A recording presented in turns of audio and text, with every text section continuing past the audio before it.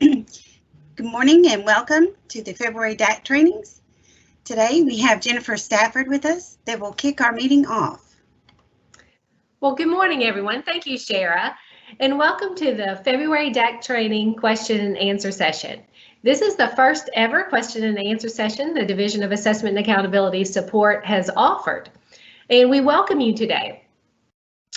These question and answer sessions are here to support the February DAC training video recordings. Because of the pandemic, we were unable to see our DACs and our BACs live in person for our February DAC trainings, and we have instead recorded and released our training videos.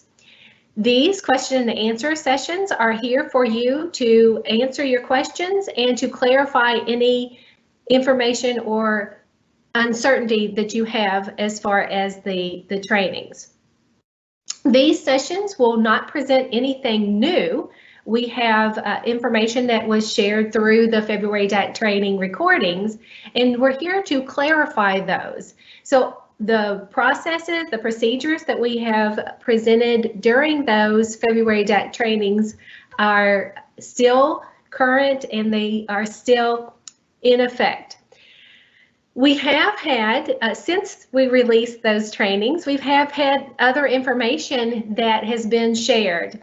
As a reflection of those trainings at the point of which they were released on February 15th, we did not have guidance from the U.S. Department of Education. On Monday of this week, just 2 days ago, the U.S. Department of Education put out guidance specifically on state assessments, on public reporting, and identification of schools for low-performing students and the targeted supports. So we've got additional guidance from the department on each of those three. Now, from that guidance, we're a little disappointed in there were not more flexibilities provided from the department, but as a state, we are well prepared for the implementation of state assessments for the spring of 2021. Along the way, since October, November of last year, we have been preparing for state assessments. We, at that time, were uncertain what the U.S. Department of Education would provide. They had indicated in September through a letter from then Secretary DeVos, Betsy DeVos, that states should be prepared for state testing. In January, the department released a fact sheet on EL testing and again reiterated the fact that states should be prepared to test the English language proficiency exam. So with those indications, Kentucky, as a state, we have been preparing for spring 21 assessments, and with the understanding that U.S. Department of Education would provide further guidance, and indeed they did. And as a state, we are well prepared for spring 2021 testing. The guidance that they gave on Monday provided some flexibilities around state testing and accountability identification. Now, in that letter, and we hope that you found the special DAC email released yesterday afternoon very helpful with providing the information from the U.S. Department of Education. In the letter from the federal government, it indicated that there were flexibilities in accountability and school identification. Specifically, it noted that we could apply for waivers from school accountability. And indeed, Kentucky has taken a few steps toward that end. Previously, a waiver for release from the identification of both CSI, Comprehensive Support and Improvement, and ATSI, Assisted Targeted or Additional Targeted Support and Improvement, has been submitted to the department. Currently, we have a waiver that has been released for public comment from the identification of targeted support and improvement, TSI. So we've taken a couple of steps toward those flexibilities that the department is providing toward accountability. Now, additional information came out on Monday about the transparency and public reporting. The department maintains that all of the local and state report card requirements for disaggregating information and student demographic groups is still in place. And they have offered some additional places of identification where the states have to identify and publicly report disaggregated information. So you can see that specifically in the letter. There are, again, more flexibilities around assessments, many of which Kentucky has already put in place. So we are, again, well positioned and aligned to some of the flexibilities that were offered that include administering a shortened version of the statewide assessments where we can. For specifically our K-Prep assessment, we've taken that step. We've shared with you on monthly DAC webcast that with the Pearson contract, we are providing and setting forth a different type of assessment that will be shorter in all of those content assessments. The other flexibilities that were offered within that letter include offering remote administration. And at this point, we've not taken that step toward remote administration. In addition, the other flexibilities that include expanding those windows for test windows where possible. And indeed, we have taken that step as well as a state. So we've postponed the test window as far as we can, and we have extended it. Now, there may be other possibilities of extending windows for some assessments, but we will work toward that end if that's needed. In the letter from the department, it mentioned even extending the window into the summer or possibly fall. And those, again, are flexibilities that we as a state will consider. We do have March coming up. It's just next week, and access testing can begin at that point. And so those are the first ones we will offer this spring, and we will, again, support all of our schools and districts in the implementation of those spring 21 assessments. Now, it will not come without some challenges, and so we are here to assist you with those challenges and answer your questions, and again, clarify information that was released in the February DAC training recordings, and ensure that you have all the information that you have and need at this point to begin spring 21 administration of state assessments. So again, we thank you for being here. We look forward to today. We have many people online and ready for your questions today. As you can see from the slide, we've got our day organized that specific topics and questions will be answered at different times. We'll start with alternate assessment here at 8:30, and we'll move to accommodations at 9:30. Sdrr questions can be submitted at 10:30, and then we'll move into K-Prep at 11:30, and then Pearson access next at 12:30, and we'll end our day with a test nav at 1:30. So we look forward to today. It's going to be a good day, one that we feel that we can answer many of your questions. Some questions we may not have all the details at this point, but we will support and provide as much information that we have at this point. To ask a question, there are directions on the screen, and you can submit those. We will have facilitators at each of the different time frames and sections, and we will ask questions until there are no questions submitted. At that point, if there are no questions, we're going to stay here with you all day until then the next session. We'll come back online and start the next session, much like that we've done here with the first section of today. So at this point, I'm going to turn it over to your facilitator, Shara Savage. And Shara, turn it over to you with any introduction. And I think you may have a couple questions for us already.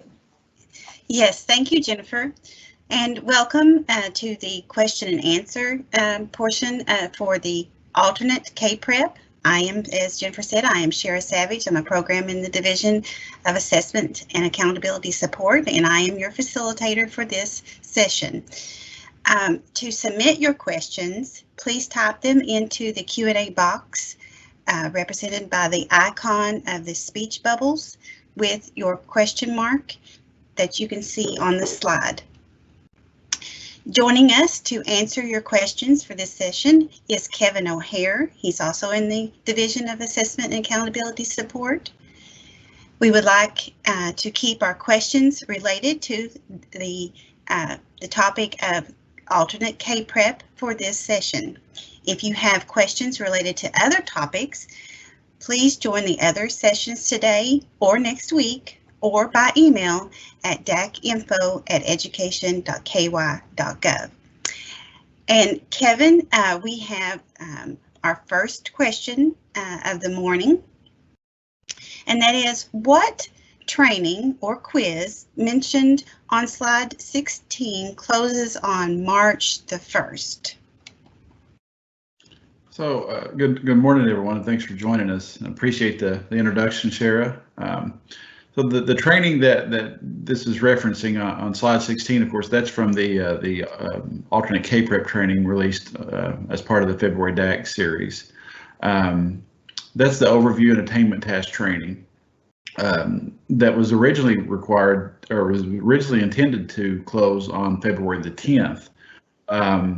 And with the postponement of the first testing window and then combining of windows 1 and 2 and pushing that release or that administration date back to March 22nd, we were able to tack on a couple of extra weeks for that training. So the overview and attainment task training that's required for any teacher who will administer those attainment tasks this spring will be open until Monday.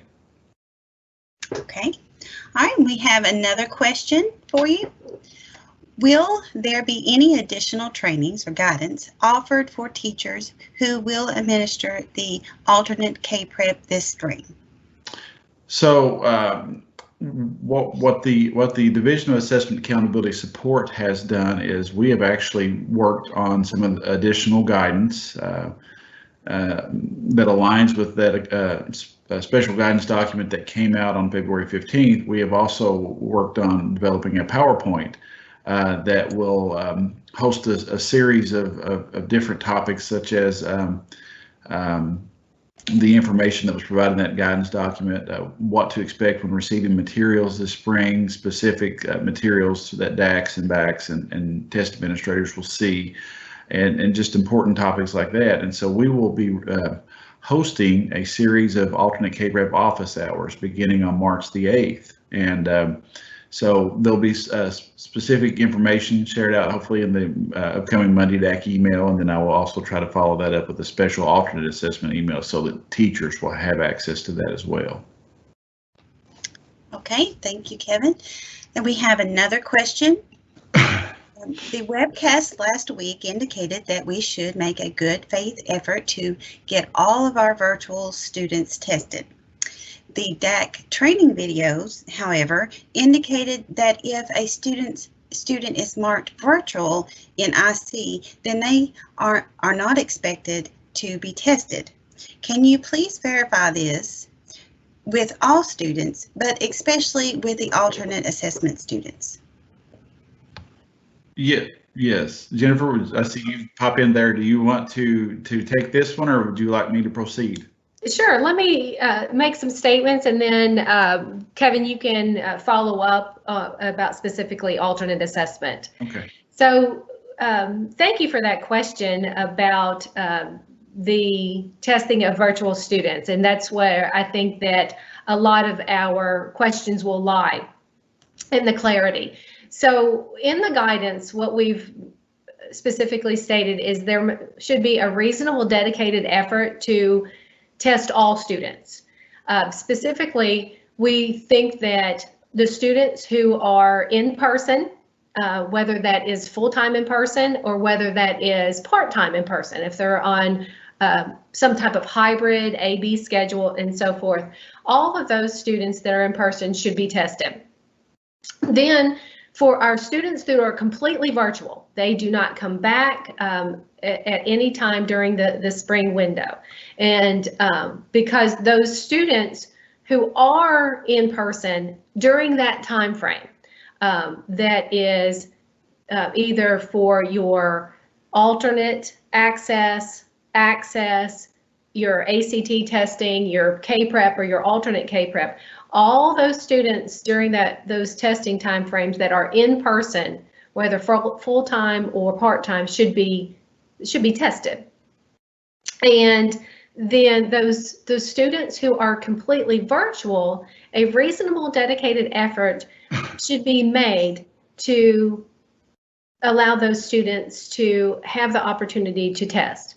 So that reasonable dedicated effort should be made as far as trying to contact the student or their parents on testing those virtual students. Now, the difference is those students who have already been contacted or that reasonable effort has been made. The training session that Pam and Chris presented in Sdrr identified how to identify those students that are completely virtual.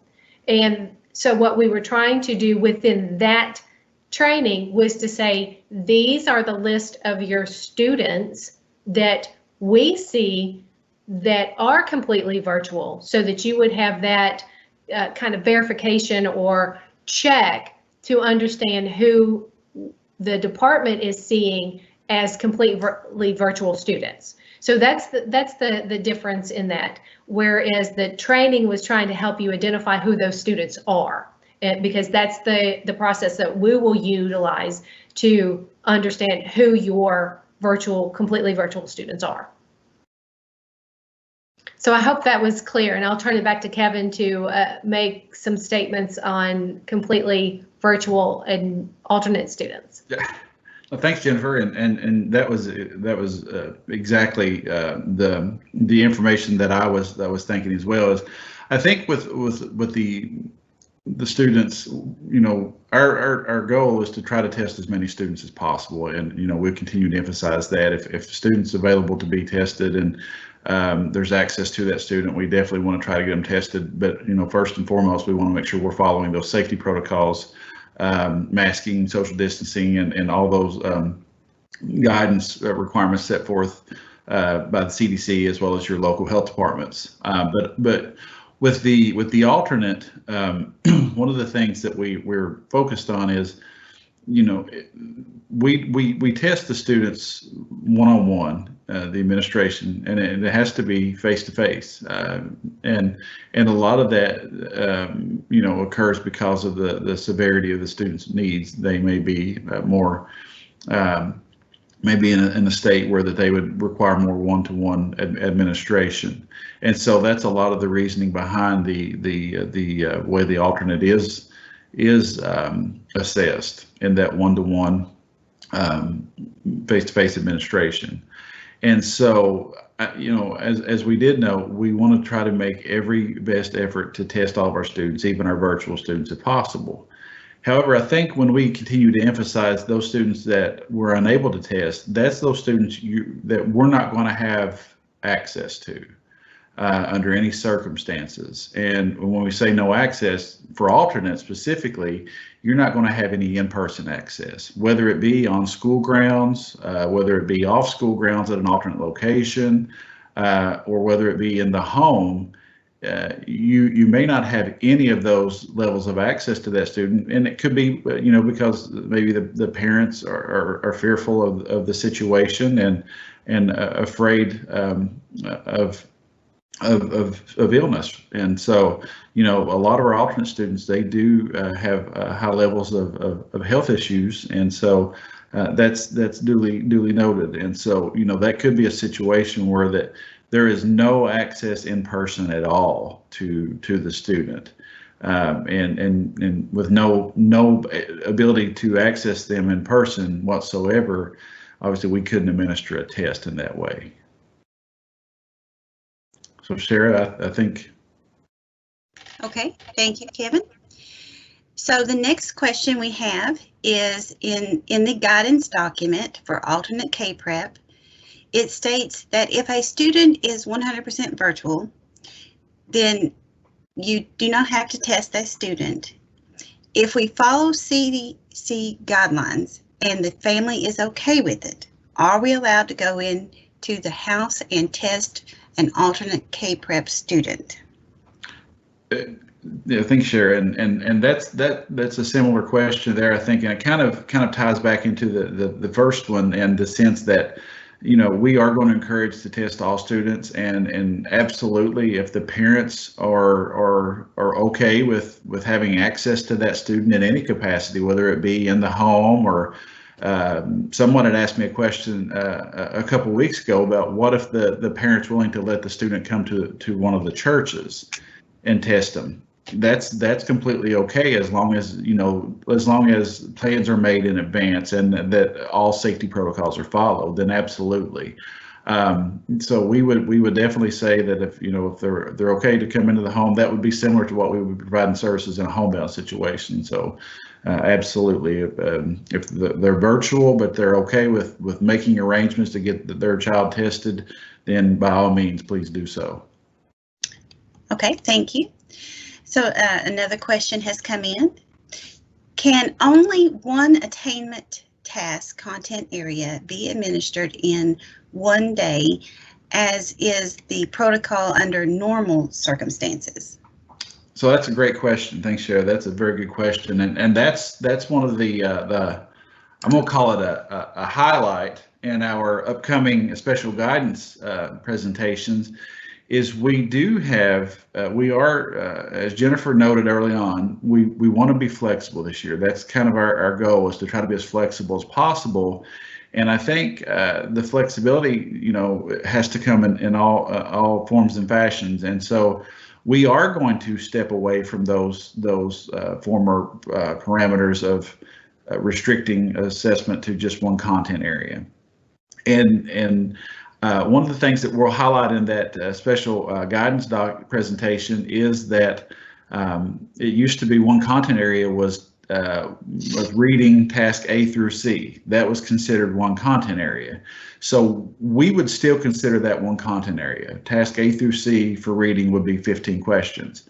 What we're saying is we're going to allow the district to determine how much they think is appropriate to administer, because we understand the challenges of trying to get students in and how long they might be there, if you're still on a hybrid schedule, all those different scenarios. We definitely are 100% understanding of those situations. So we do want to provide that level of flexibility.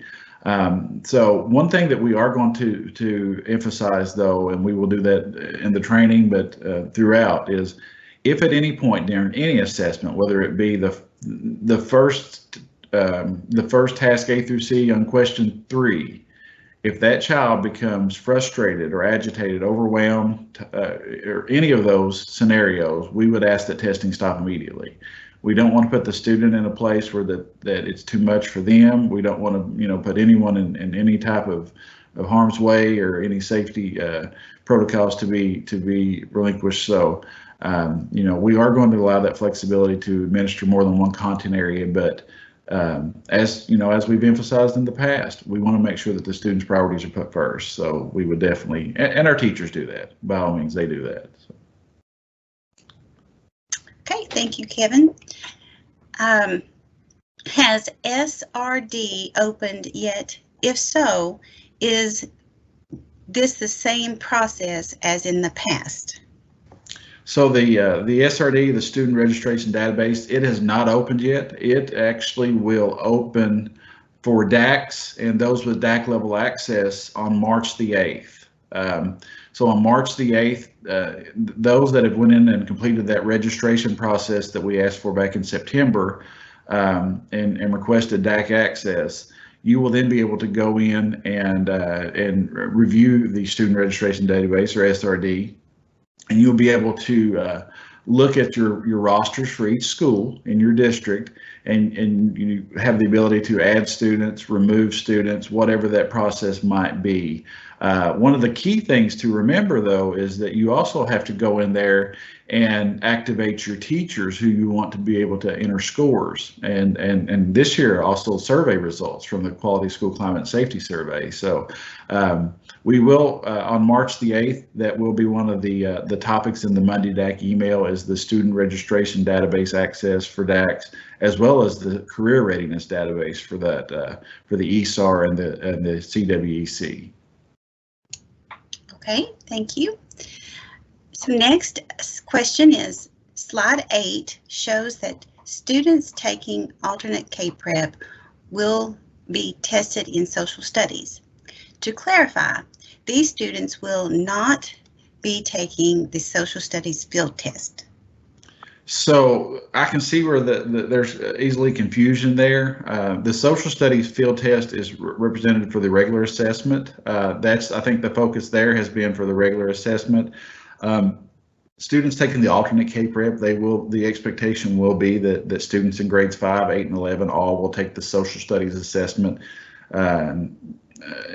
along with their other content areas required at their respective grades. So I think the field test that's being maybe the question around the field test, that's related to the regular assessment and the K-Prep administration, not the alternate K-Prep. So yes, all students taking the alternate K-Prep this year would also do social studies.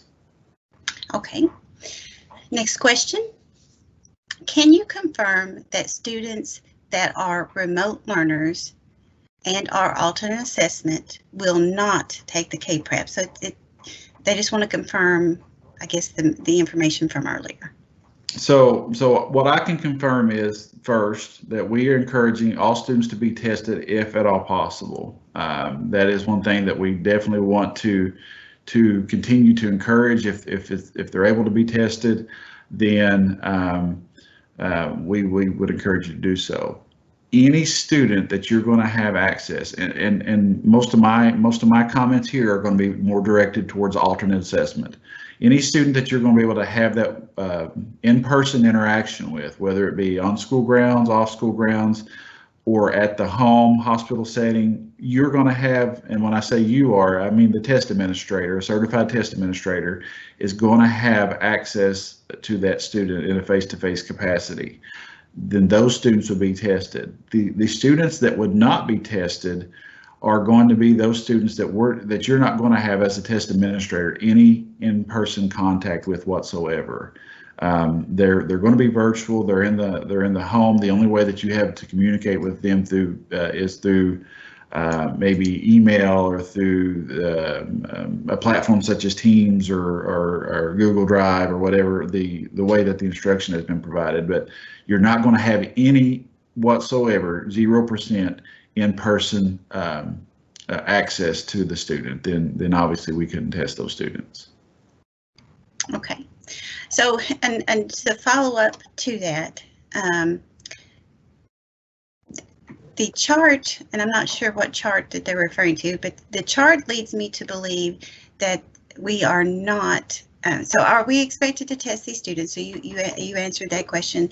So the chart leads me to believe that we are not, but how will that affect our district? So will there be any effect on the district, Kevin? So I think the chart they're probably referencing is on slide 8, Shara, I believe, or it's the slide that we shared. It may have been slide 6, I can't remember, from the training.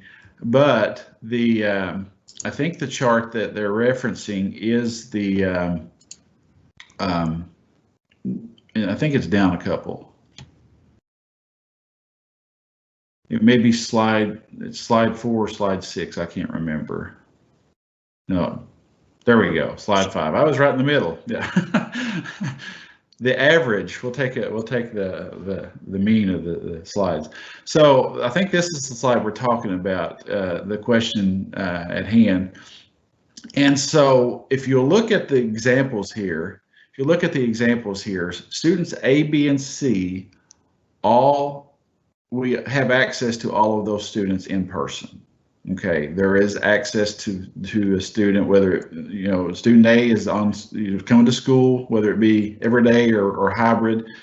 Student B is the student B is the student that's maybe testing at the public library or the church, the one we asked about earlier. Student C is homebound, but they're still receiving services in person. Student D is the student that there is no access to in person. Under any circumstances, the parent's fearful for the student's health and safety, and by all means, that's a very valid concern. And so those are the students that we would not be able to test. It's those that there is going to be no in-person contact with whatsoever. Okay.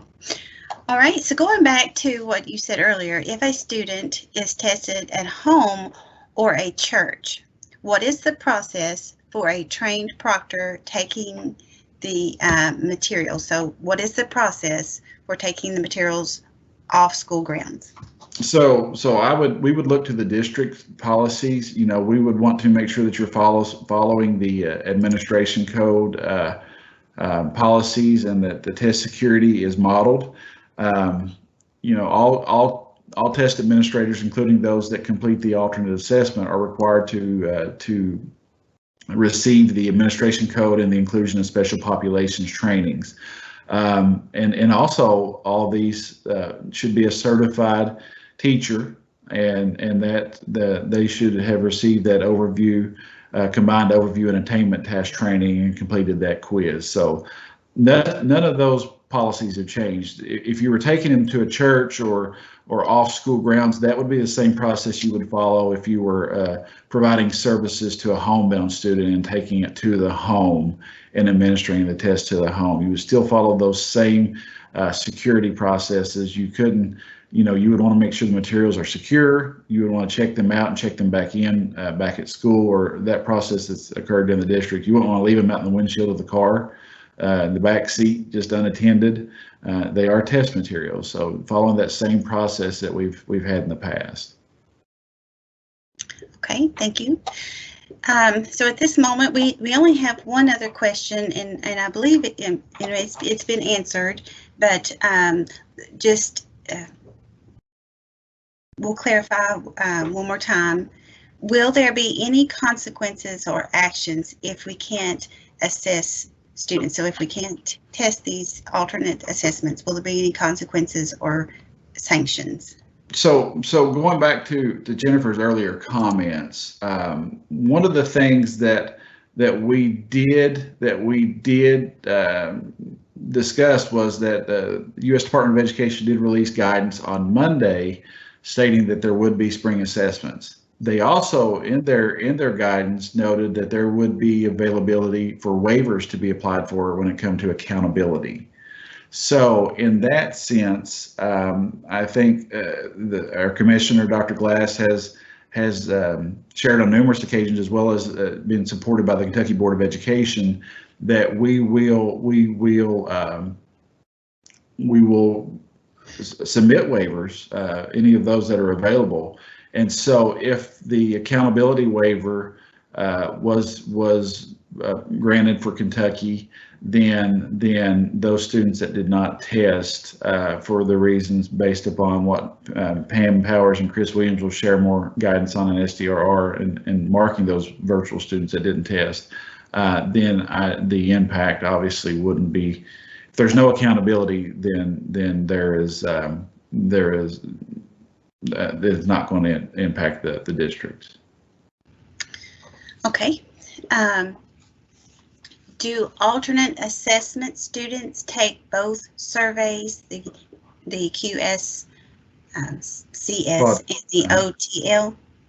So yes, the alternate assessment students are, they are included in that all students requirement in the regulation that states that they would too have to participate.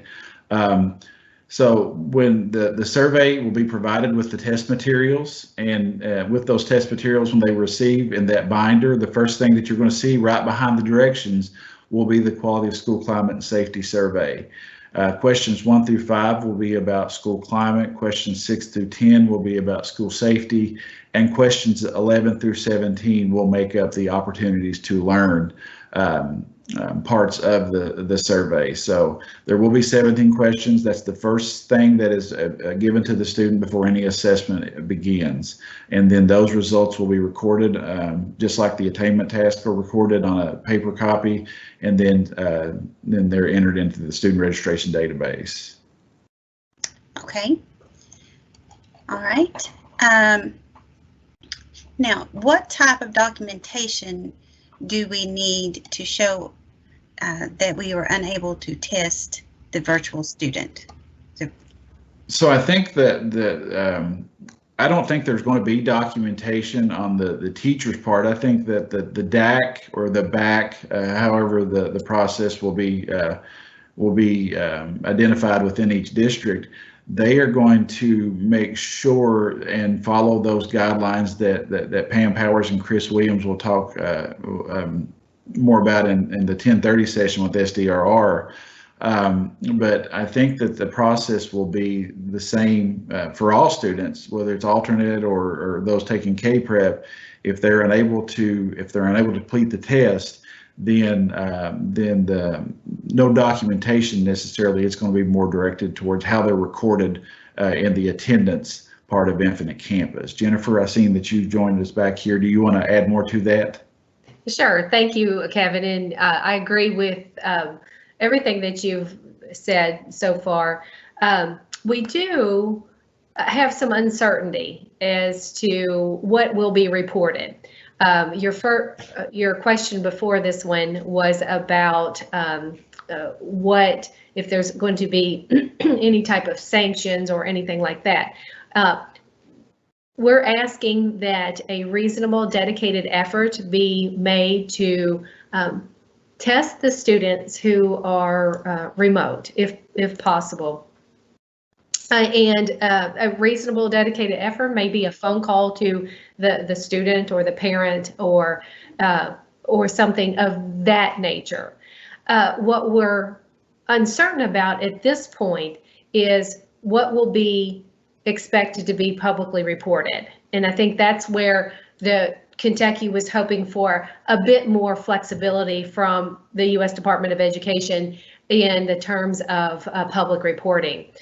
So just note that as we shared yesterday in the press release and linked to the letter that was provided to chief state school officers, that the department still is requiring that public reporting, that the department has maintained all of those requirements on our state and local school report cards. Now, what flexibilities are within that statement that they made, we're uncertain of at this point. So just know that we're going to seek all flexibilities that the U.S. Department of Education provides, but at this point we're uncertain as to what those statements mean around public reporting. So again, we just want to ensure that we're prepared and you're prepared for those circumstances, whatever they may be. So when we are saying that we're asking for a reasonable effort, it's toward that end, because in the result may be that we have to publicly report some type of information from the performance of our Spring 21 assessment. So just understand that's a little uncertain at this point what will be expected in the terms of transparency and public reporting. Thank you, Jennifer. Thank you, Shara. So Kevin, we've had another question to come in. We have a hybrid schedule. North students come Monday and Tuesdays, and South students come Thursday and Friday. When we create a schedule for those students, North students will test reading on Monday, and the South would test on Thursday. That is when they will begin testing. So is that correct? So, the schedule for alternate, we did release some test schedule examples of how maybe if they were on a hybrid session, those came out with the February DAC training materials. So when the district and the school specifically decides to start testing, that would be, that's kind of the school and district decision. The only guidance that we have said 100% is that testing can't start before March the 22nd. And it can't go past May the 28th unless approval is provided by our office to go past May the 28th. So in that sense, the first day, if that's the first time that you're going to have access to that student is on that Thursday, then obviously that's when the testing would begin. Okay, we've had a couple of questions about student D. Would student D also be considered a student on quarantine? So yeah, student D is that student that there is 0% access to whatsoever. There's no in-person, no face-to-face interaction. They are, the only way that you can communicate with them is through maybe via email, by phone. The parents are scared of allowing them to come back to school based upon their medical status, their situation. And so in that situation, that student there would be the one that would be the student that didn't have the ability to take the test. Okay, and then again with student D, these would be students who are virtual and refuse to come in due to health and safety.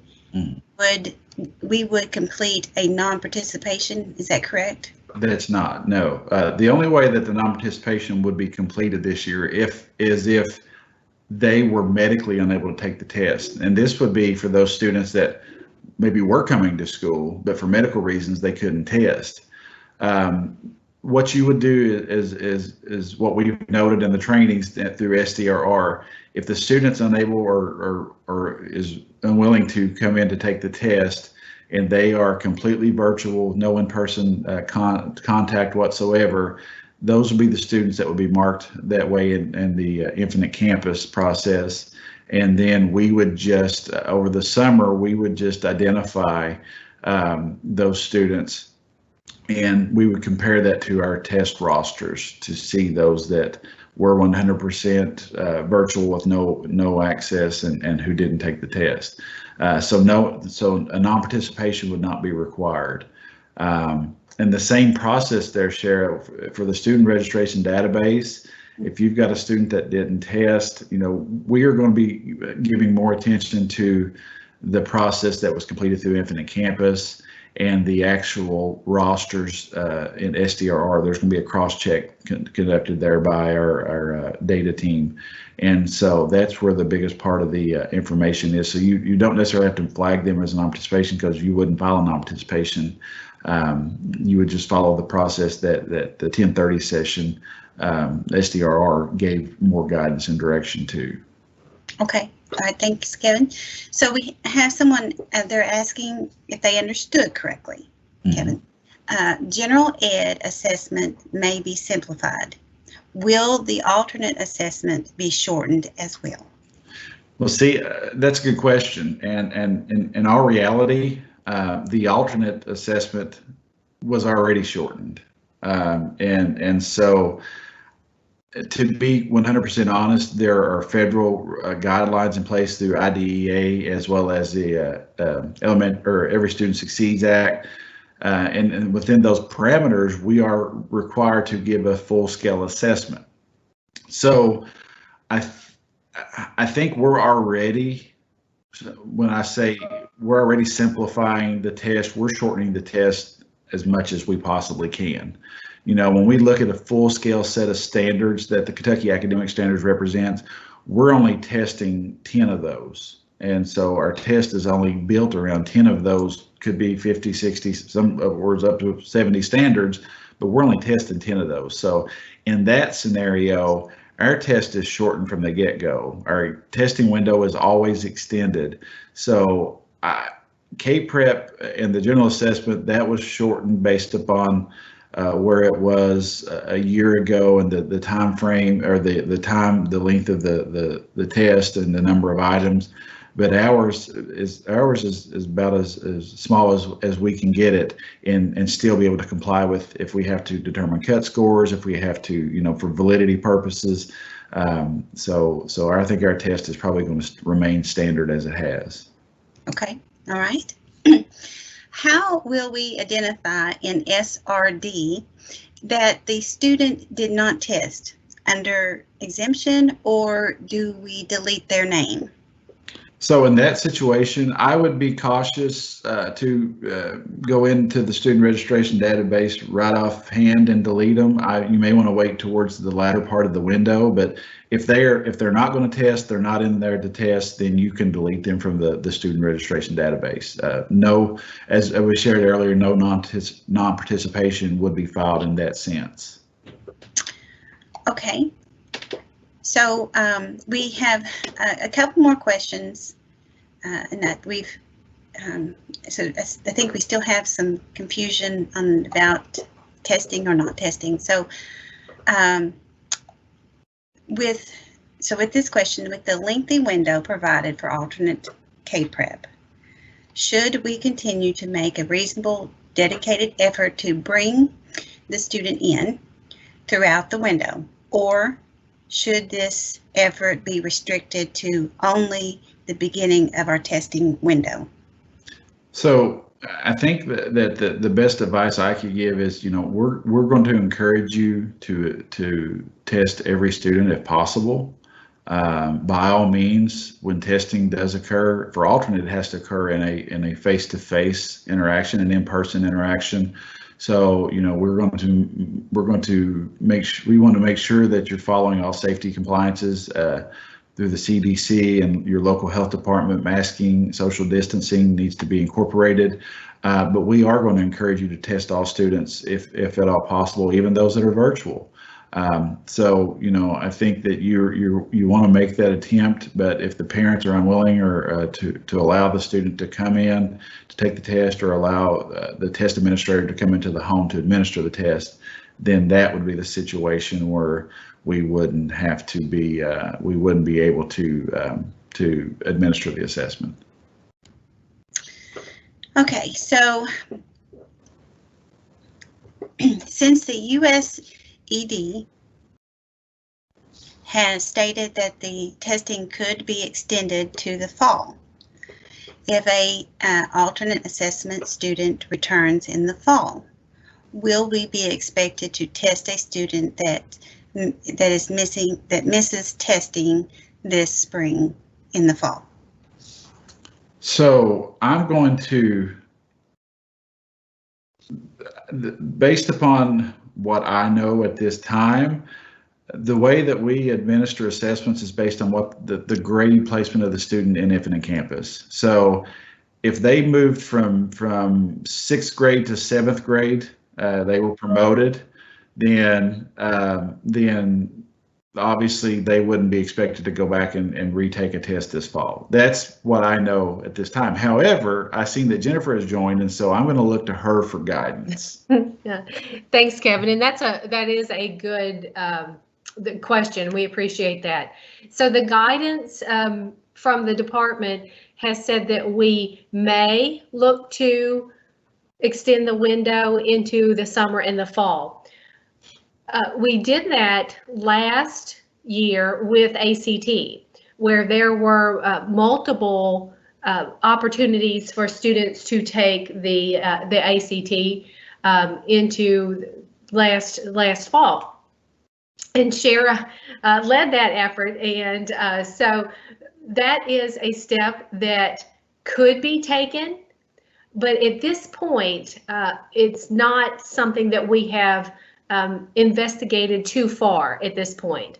There are considerations around all of our assessment programs that would be not only alternate K-Prep, but also the ACT and the access test and on. So the department has said we may look to that, we may do that. At this point today, that's not something that we have made that determination on, but that's a possibility that we do have for spring 21 assessment. So more to come on that. Thanks, Jennifer. Yes, thanks, Jennifer. So we have about 7 minutes left. And there's one question that we haven't addressed, so I'll go ahead and ask you at this time, Kevin. We've talked about it a lot, but they say one more time, if an alternate student has been virtual with no face-to-face instruction at all this year, does that mean no testing for that student? So if that student is not going to be in person at any time with no access to that student at any time during the testing window that starts March 22nd and runs through May the 28th, then obviously we couldn't test them. So that's the primary focus, is we have to focus on, there's been so many different scenarios that has occurred. Sorry, I have to talk with my hands there. But there's been so many different scenarios that has occurred throughout the past year. We've seen in-person learning to a degree. We saw hybrid learning. We saw remote learning. We saw virtual. So there's many different scenarios there. So I don't think we can say if that child hasn't been in school, then we can't test them, because the thing is, the testing window may open on March the 22nd, and on April 1st, they may come back to school. If they're in person during that testing window, then we would expect them to take the test. Okay. So at this time, we have no additional questions. We have 7 minutes remaining. So if you have a question, please submit it in the Q&A box.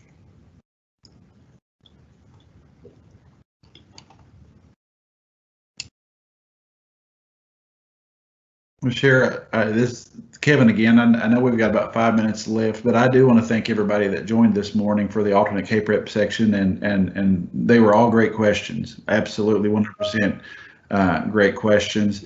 I know that there's still a lot of questions that you're going to have about who to test, and we want to try to be as open and clear as we can be. But there truly is so many different scenarios. It's obviously very difficult for us to try to pinpoint each and every one. So I have to speak primarily to alternatives. That's more the area that I focus more in. And I have to say that, continue to think about it before, when you're thinking about testing a student, you want to make sure that you're focused on, is that student going to be in person, or is a test administrator going to have any type of access to them whatsoever? I continue to emphasize, is it going to be on school grounds? Some parents aren't comfortable with them coming to school grounds because they may be around multiple people. So they may say, well, I'll bring them to an off-site location, public library, anything like that. That's okay. They're still in person. They may be doing something at home. They may be a homebound student that the parent is okay with that teacher because they know that teacher. They know that that teacher is safe, that they know that the teacher is following the mandates, the protocols. So they may say, well, yes, that teacher can come into my home and administer the test. That would be an example. Just to think about, during the testing window, if you are not going to have any access to that student whatsoever under any circumstances, and even though you try to get them to come in, they're not going to budge. Then, because they have a noted fear, and we can't penalize, we can't critique a parent for being scared, especially with our alternate students who many of their health impairments or many of their health disabilities are very severe. And so in that status, we want to make sure that under those circumstances, we just make sure that we're marking those students correctly enough in the campus and that we're doing all that we can. So very good questions. Appreciate all of you. Yes, very good question. Thank you, everyone. So we have 3 minutes remaining. If anyone has any last minute questions they would like to ask Kevin.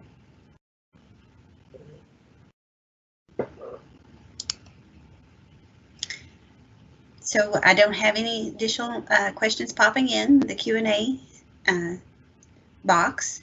So just remember, if after this session ends, you can go to DAC, you can submit your questions to dacinfo@education.ky.gov.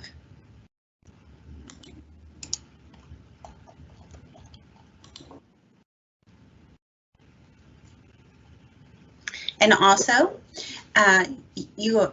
we encourage you to attend next week's alternate K-Prep session, the Q&A session, on Wednesday, March 3rd at the same time, 8:30 to 9:30 Eastern Standard Time.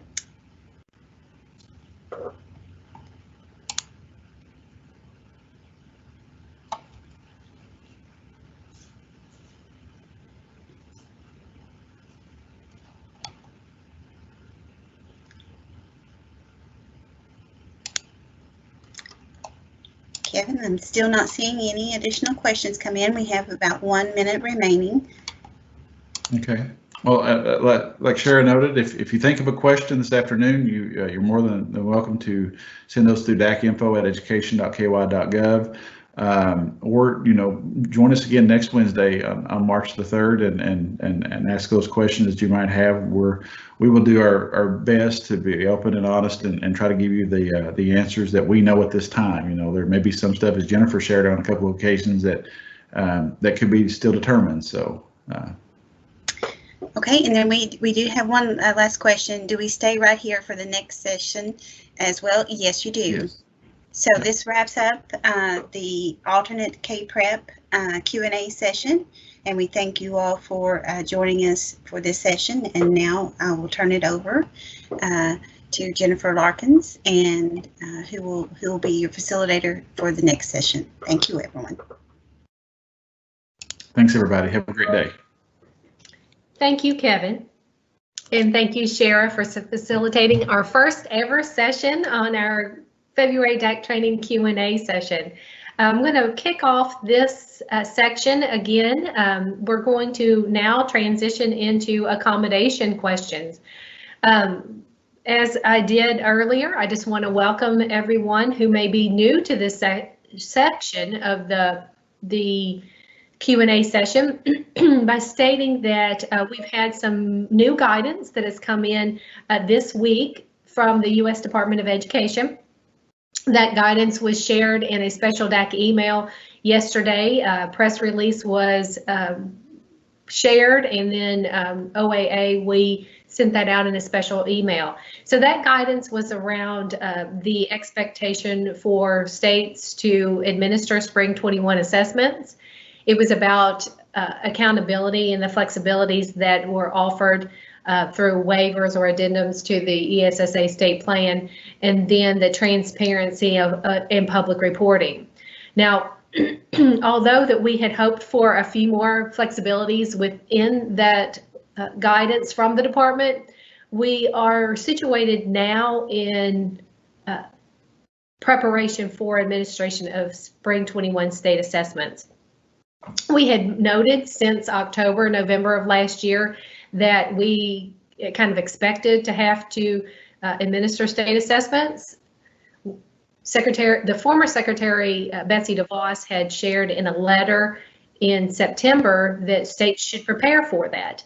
And then in January, a fact sheet on EL progress that states should prepare for the English language proficiency exam and to administer it. So along the way, we had thought that the department may require state testing, and we're well prepared and we're situated for that.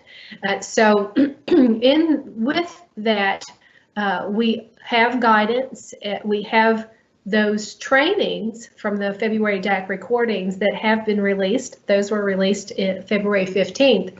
This Q&A session is meant to clarify any uncertainties or any questions that you may have about those trainings. There's not going to be any really new information shared here, but just clarity around those expectations as we sit today.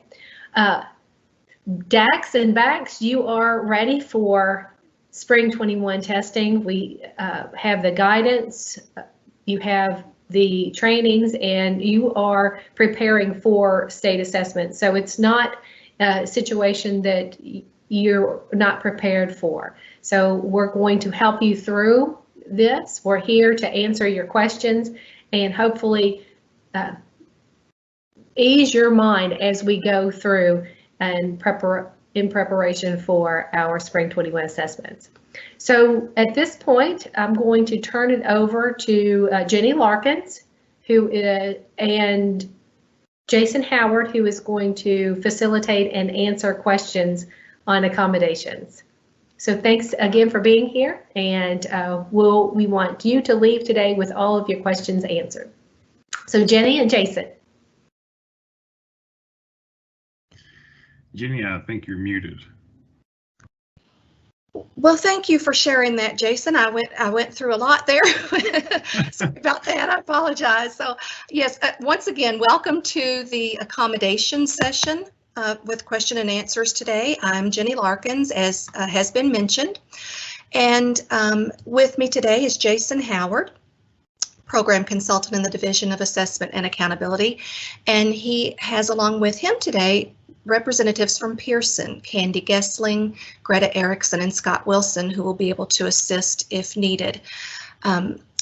If you need to submit a question, please do so by following the directions that you see here on the slide and entering those into the box where the icon is with the question marks and the speech bubbles there.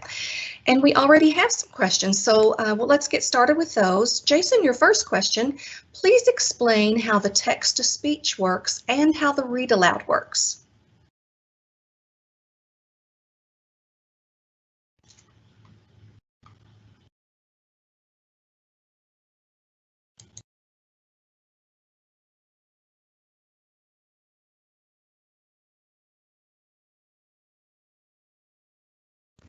And I did the same thing you did, Jimmy. I started talking with the mic muted. So I'll go through that again. All right, so the text-to-speech and the read aloud works. So we'll first start with text-to-speech. It works the same way as the Lexaflow system you worked in previous years. Those of you that have tested in the past, you're familiar with the way Lexaflow worked. It's the same. It's the same vendor that makes both of them. It's just this one is embedded within TestNav itself. It provides both a visual and an audio accommodation for kids because it highlights the words as it reads them. And so the text-to-speech would work inside of TestNav. The read aloud is basically our word for a human reader.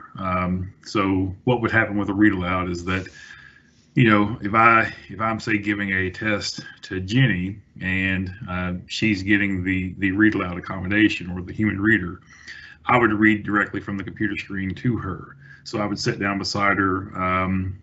with either one of the accommodations. So with a human reader, you can have up to 4 students testing together. And then with a text-to-speech, you can have a full classroom full of kids as long as they have headphones. So either one of them can be a one-on-one, or with human reader you can have a small group, or with text reader you can have a large group. I think that covers that question as far as the differences, unless they're specifically referencing our read aloud accommodation, like what we discussed in the recorded training. And so if you're referencing the read aloud as far as contacting me to get override, that is specifically reserved for districts that have too many, a large number of kids that need human readers, and they don't have enough accommodators for them. And so we do offer that. We will, because there could be multiple forms of tests, especially on social studies and science, where you may have, 4 or 5 different forms. And so you have, let's say you have 45 kids that need a human reader, and each one of them has a different form, grouping them together in groups of 4 so you can, whittle down the amount of accommodators you need to provide human readers. You can't do that on your own. So you would have to contact me. I'd have to approve it, and then Pearson would help you set it up, where they basically give you the access rights to be able to set up yourself with instructions on how to do that, and you could group them together. So I was unclear on the read aloud if they were asking specifically what it was, which is a human reader, or if it's the what we referenced in the recorded training. And if that's the case, then that's reserved only for specific situations where you do not have enough accommodators for the amount of human readers you need. All right, thank you, Jason. We have a couple of questions on the same topic. If a child has a reader on their IEP, can we use the text reader? I have several that have human reader, and under other, we have noted that the child will be trained on text-to-speech, and when the child develops skills needed, they will need to use text-to-speech software. And the question related is that, can we use text-to-speech if it's on a student's 504 as well as IEP? Okay, so I know that Kevin O'Hare and I worked with OSIL to redesign the IEP this year, so that you had to select the assessment accommodations, whether a kid received a text reader or a human reader on the test. And so our guidance, OSIL's guidance has been consistent, and ours has been as well, is whatever is marked in that box is what the student would get on the test day. And the reasoning for that is that they have to basically, something can't just be a test accommodation. So if the student is receiving a human reader all year long, you can't convert them over to a text reader the day of the test. I understand that there's that transition period, but OSIL has trained on that. They actually made that announcement in 2019. It was December 16th, 2019 on a webcast with both Kevin and myself, and then they have trained on it. So last year we didn't enforce it because it was a new policy, but this year we are enforcing that because they've trained on it now for over a year. Is that whatever is marked in that box on the assessment accommodations is what has to be provided. So if the checkbox on the assessment accommodation says the student gets a human reader, then they have to get a human reader on the test. If it's checked that they get a text reader, they have to get a text reader on the test. That's where we've landed on that. All right, thank you, Jason. Let's return back to the read aloud for just a moment. Could you clarify if the read aloud is a human reader or it's a computer? So the read aloud is a human. It would be a human reader that basically provides a human. So basically, it's like the example I gave. If I was giving the test to Jenny and she got a read aloud accommodation, I would just sit next to her and read the test from the screen for her. All right, thank you. And then we had a question about the audio. Does the audio sound like it has sounded in the past? And I'm assuming for text to speech, but that wasn't specified. Yeah, so for text to speech is the exact same. We actually do not have an audio version of the test this year. As far as like what you've experienced in the past, like the CDs, we don't have those this year. It's either a human reader or it's a text reader. The text reader sounds the exact same. I mean, it's like I said, it's the same vendor. It's just a different platform. It looks a little bit different, but not a lot. So, I mean, it'll be very familiar to both you and your students. Okay, and a technical type question for the text-to-speech, just making sure that we understand that the read and write for Google is embedded in the text-to-speech for us. There is usually a cost for this extension. Could you clarify, please? Could you repeat that question real quick? Sure. We understand that the read and write for Google is embedded in the text-to-speech for us, because there's usually a cost for this. And so they're, I think, wanting to make sure that this is not going to be an extra cost for them to add that extension, that it is part of the embedded into text-to-speech in the system. Yeah, it's embedded into text-to-speech. I mean, it's embedded in everything that is required for the test is provided within TestNav. So there's no extra cost for any of the additions or anything like that. Okay, then we have a couple of questions about the reader role. Is there a way for the reader to have their own document or computer to read from in order to maintain healthy at school guidelines? And that goes in line with the next question. If we're using a human reader for our students, how will the proctor remain 6 feet apart without having a paper book, as the student also needs to be seeing the screen while they are reading? So we currently do not have paper books for the proctors. Now we do have,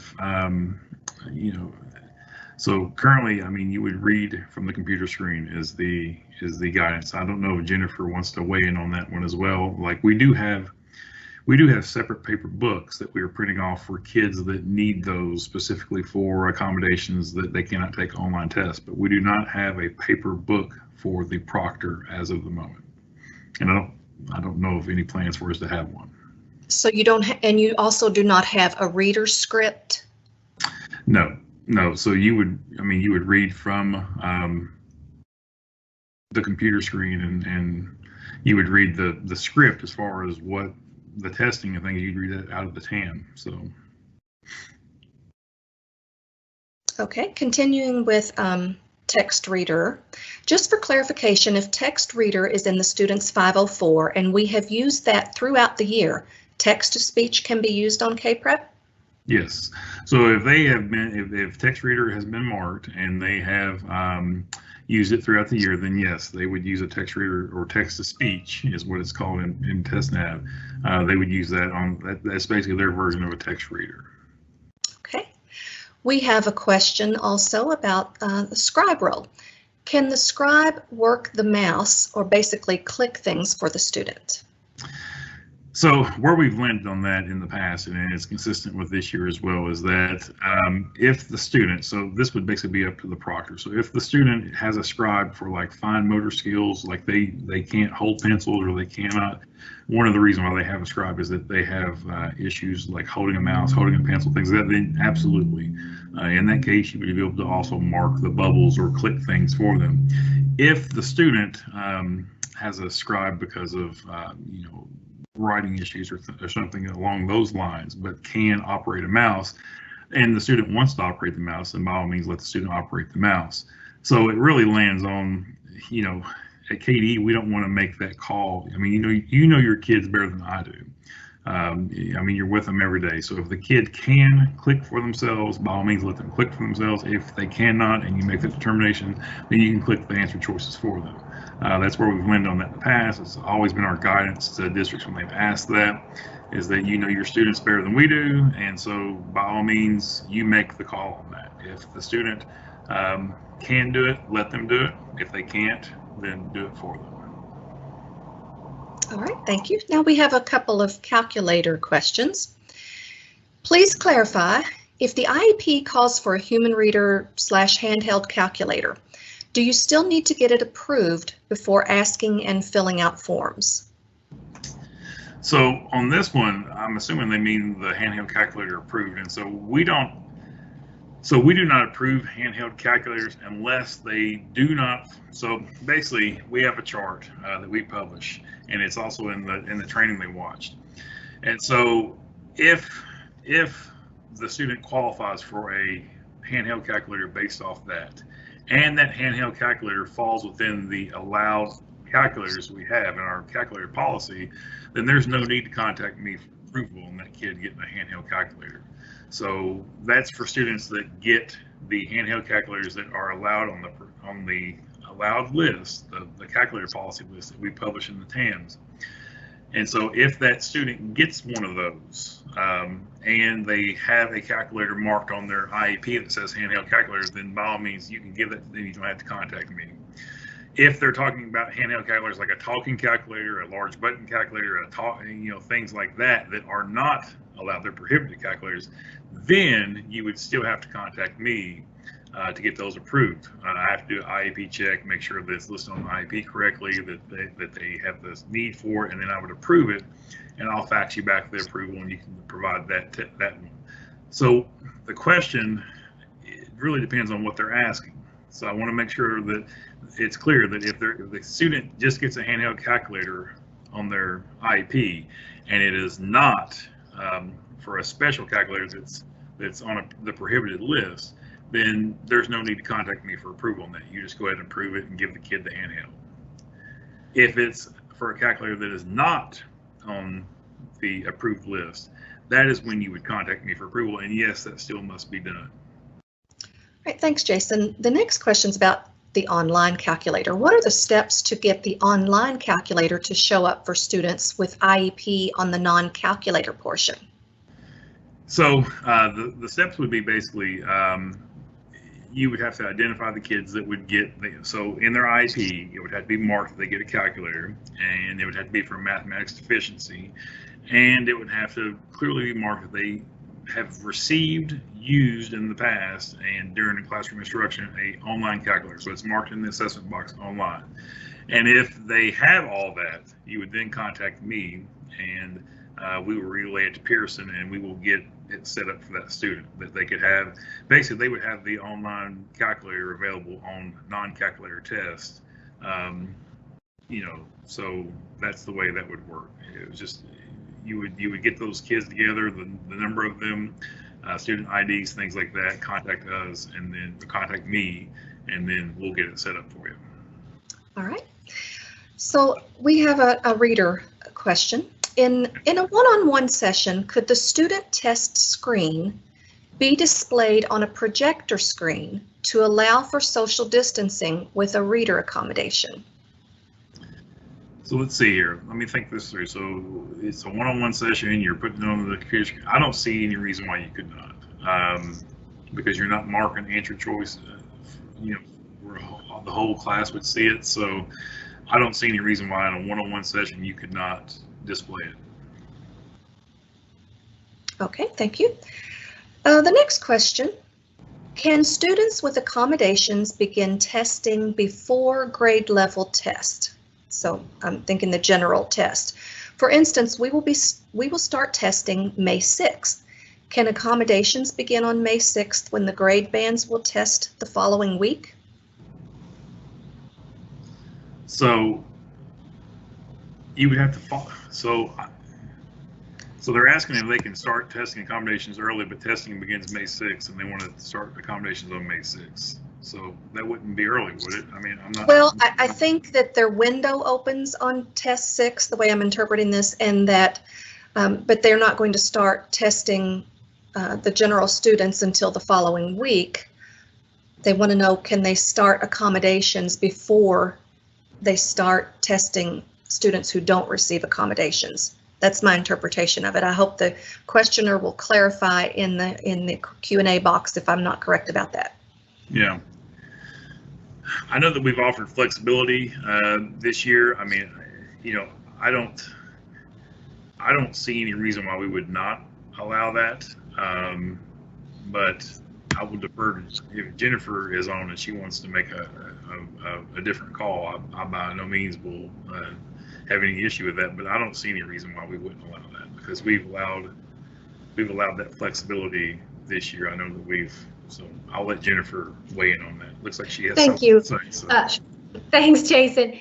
Jenny, would you just clarify that question just a little bit for us? Well, I'll read it again, and Okay. I can give you my interpretation. Can students with accommodations begin testing before grade level test. For instance, we will start testing on May 6th.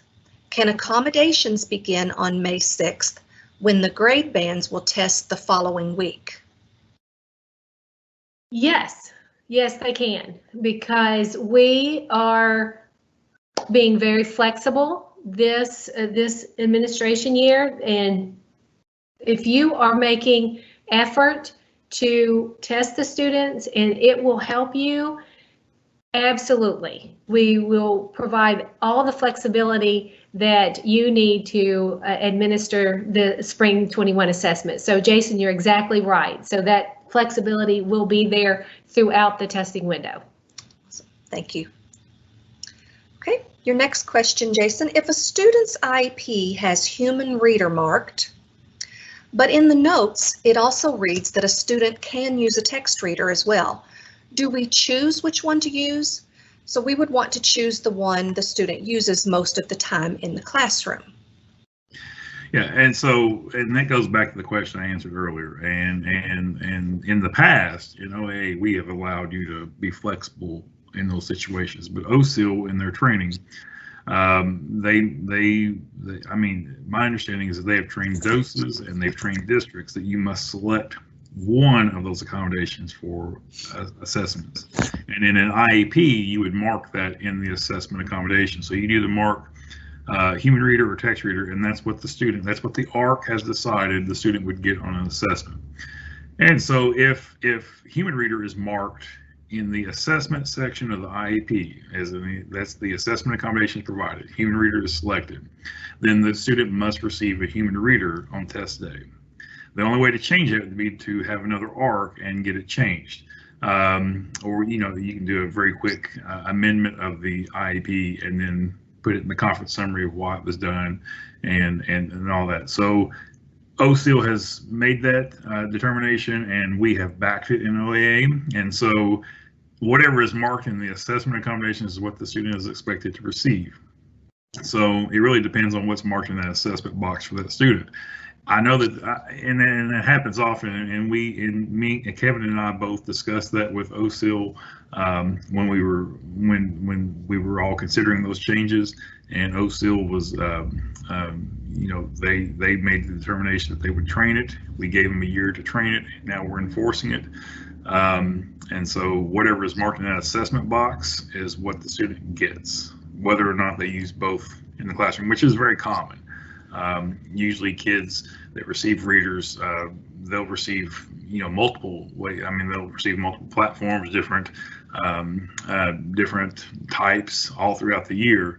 But when it comes to assessment, we're back in the play on the IEP that whatever is selected in an assessment box is what they get.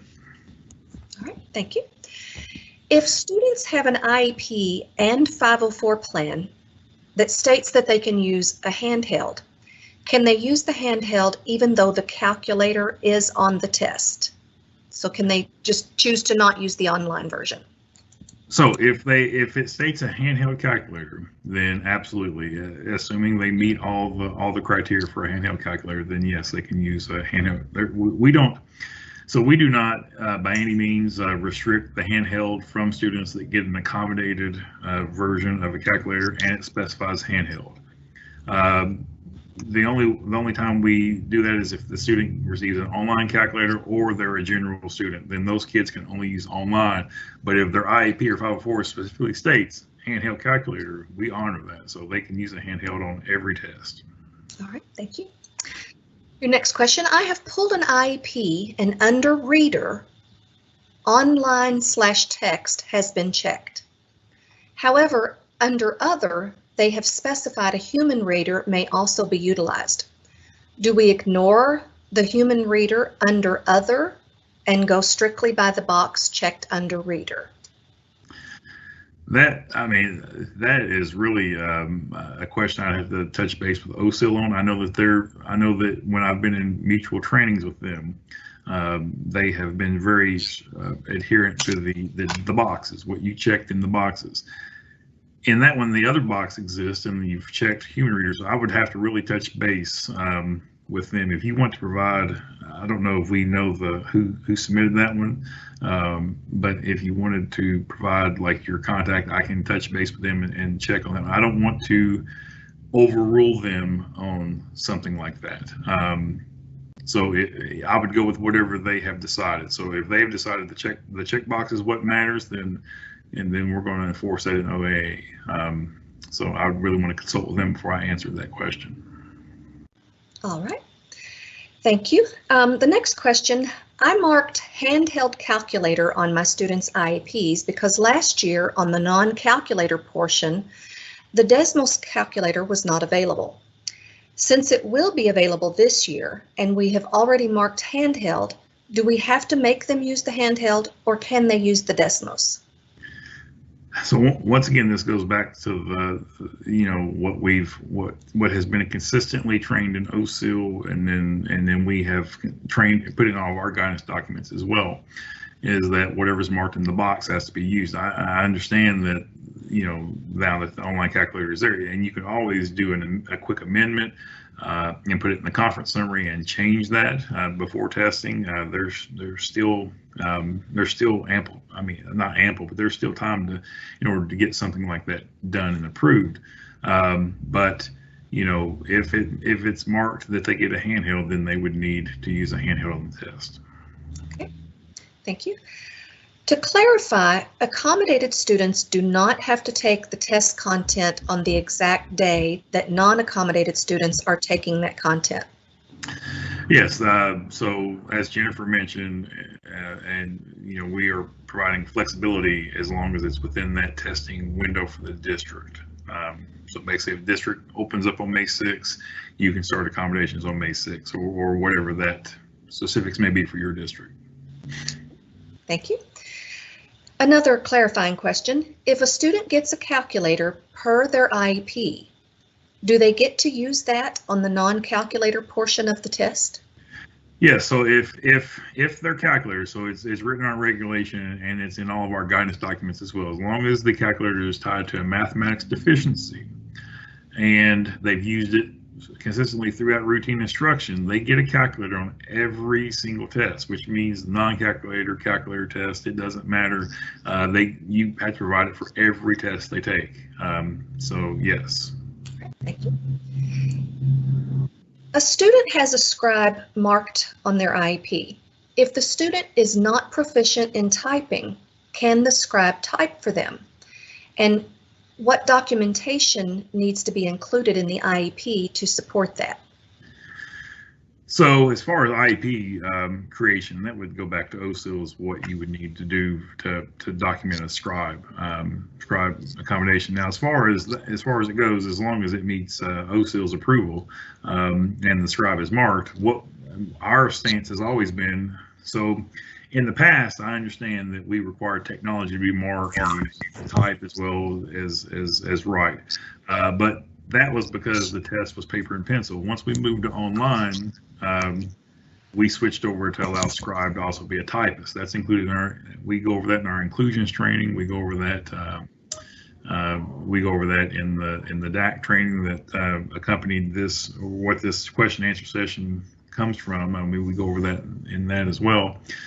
So if a student gets a scribe on an online test, that scribe can type for them. There's no other documentation needed, as long as the scribe accommodation meets OSIL's approval and it's an approved accommodation on the IEP and the student has it, then we allow you to type as well.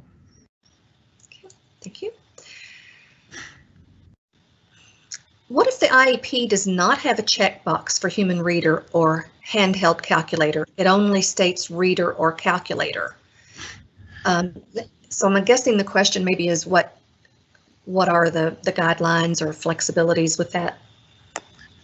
So my understanding was OSIL rolled out a new IEP form and it's in Infinite Campus that has those boxes. I'm assuming this IEP may have been created prior to that.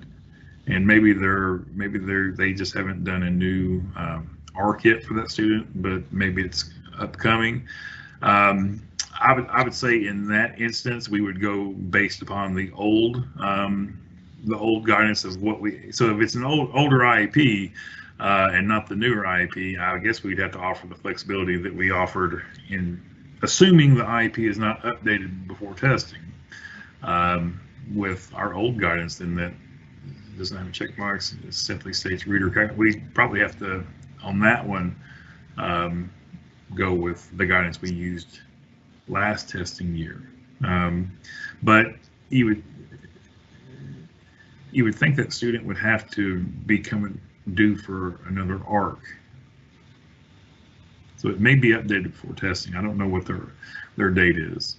But if that IEP is still in play once testing begins, I think we'd have to go based upon the old rules, which was basically they would be qualified for a handheld or an online, and they'd be qualified for a whatever reader they received during the testing or during the routine instructions. It'd be opening up for both text and human reading, which is the way we used to do it. But we have now since moved to the more strict, you have to pick the accommodation. Okay. Can you clarify non-participation students, whether they will or will not test? On the check sheet, it states remote only, no access to trained administration during the test window. Who does this apply to? All remote students, or only the remote learners who will not be allowed by guardians to attend testing? Now, is that a question that Jennifer wants to field, or is that one that, I mean, because that doesn't really have anything to do with accommodations? Well, right, it's not accommodations specifically, you're right, I didn't notice that, but maybe they're referring just to non-participation students with or without accommodations. We can come back to that if we want to, if we have time at the end. Would you prefer to do that? Yes, I'd prefer to do that. Okay. All right. Once Jason has an answer from OSEAL, I apologize, that was kind of a private question. In terms of the IEP human versus text reader question regarding one marked on the assessment box, but the other noted in notes, please provide that follow-up to all and not just to the person that asked the question. So you are going to respond to that person, but everyone would like to know that. So is there a way that you can do that? So we are currently developing the online toolbox that we had last year, and I'll make sure that that is put into that as well as TAMS as well. And I'll make a note for myself and make sure that's included in those documents so that you'll have access to those and everybody will have access to that answer. Great, thank you. The next question, we have a few students with a new referral and evaluation for special education. These evaluations should be completed prior to our testing window. If on their IEP they are given accommodations such as human reader, extended time, etc., can they utilize these accommodations for testing this year? Just want to clarify this, as these students would not have technically been using accommodations all year, but the IEP and accommodations would be new for these students. Yeah, once that IEP is codified and made part of that student's record, they are entitled to those accommodations. So you would start giving those kids those accommodations immediately. That even goes, I mean, we go over that in our inclusions training as well. That even goes if, say, a kid doesn't get an accommodation, or let's say they get an accommodation. Let's say they have a scribe. Say they have a scribe marked on day 1 of testing, and then you have an ARC on day 2, and that scribe's taken away. It works the same way, vice versa, right? So they would get a scribe on day 1, but day 2 and beyond, they wouldn't get a scribe.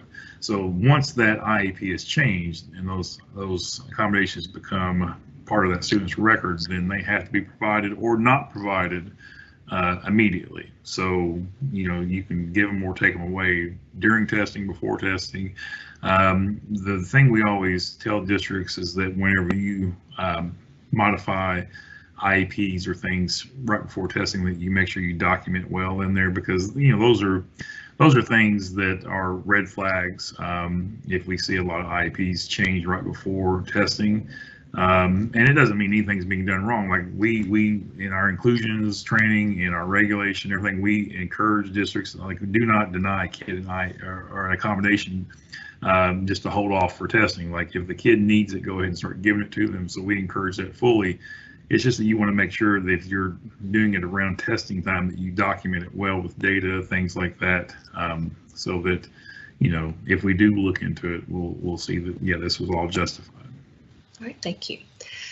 With the information you just shared about accommodated students being able to be tested at different times to give us flexibility, do the students have to be kept separated from the other students as we have in the past? And I'm assuming the sequestering. Yeah. I mean, once again, that's I mean, I'll let Jennifer overrule me if she wants, but I mean, I would think that, you know, that would be, I mean, that would potentially be a long sequestering. So I mean, I'll defer to Jennifer. I would say, well, I'll just let her answer. Thanks, Jason, and they're asking really good questions. I think that sequestering for that amount of time would be quite difficult. I think that the students could be encouraged not to share information or questions or even answers with their peers during that time. I think explanation that, you know, it's quite unusual for testing this year, and that students are being given flexibilities in all types of ways, including the time frame in which they can test. And so I think what I would encourage our test administrators to do is to share with the students that they shouldn't provide information to their other students who have not tested yet, and then do the best that you can as far as encouraging that, keeping them separated, but to sequester for long periods of time, which would be unreasonable to ask. Thank you.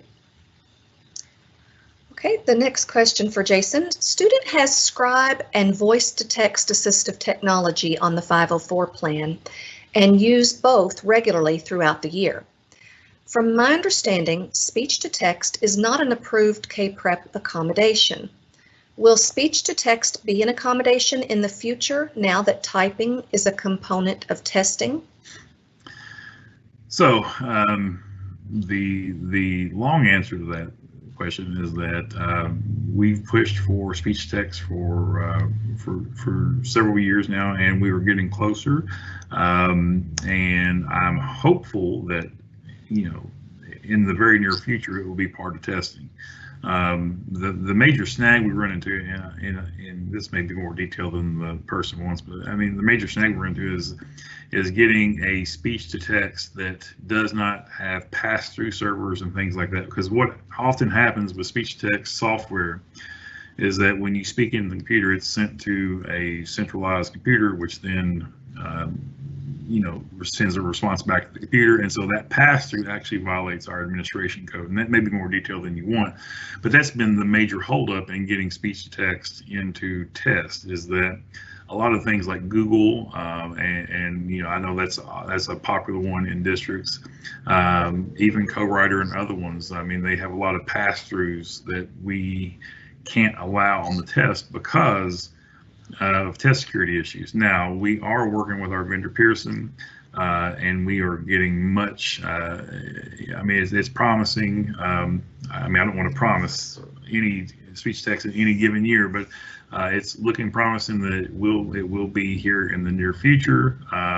But as far as this year, there will not be any speech text offered. And once again, it's because of test security issues. We can't violate our own regulation. Right. Thank you, Jason. Would you be able to explain a little bit about how to place orders for accommodations? So orders for accommodations this year, so I'm assuming they mean accommodated materials, which would be Braille and large print. That's yes, all yes. Yeah. So so for Braille and large print, the way you'd place orders would be in PAN, and it would be additional orders only. So you would go in and you would select the number of kits you need, and you can do that at a district or a school level. And Candy can overrule me. I mean, my understanding is you can do that at a district level for the whole district, or you can do it at a school level with each BAC ordering it. But you would basically make your additional order. You would say, I need X amount of Braille kits. I will need X amount of large print kits. The only difference really with additional orders versus the way we've ordered in the past when we had the shipping windows is that Pearson will not be calling you to verify if you want Nemeth or UEB Braille. And it looks like Candy just answered that it's district only. So only districts. So unlike in years past, you can only order additional orders at district level. So the DAC would be responsible for all orders. So I'll retract that one. It's the DACs only will be ordering additional orders. But going back to what I was saying, the major difference with an additional order versus our shipping order windows is you don't just put the number of Braille kits in, you have to actually specify if you want UEB or Nemeth. And so Pearson won't be calling you to verify that. You have to put that in when you actually order. But beyond that, it's pretty much the same. You say, I want X amount of kits, and X amount of kits will show up. And if they don't, you'll contact Pearson and they'll ship you, let's say you're missing the large print kit, they'll ship you one out overnight. So. All right. Thank you, Jason. We have answered the last accommodations related question. We can go back to that other now if you'd like, and Jennifer may weigh in. I know this was discussed quite a bit more in the previous session, but yeah. Could you clarify non-participations for students who will not test?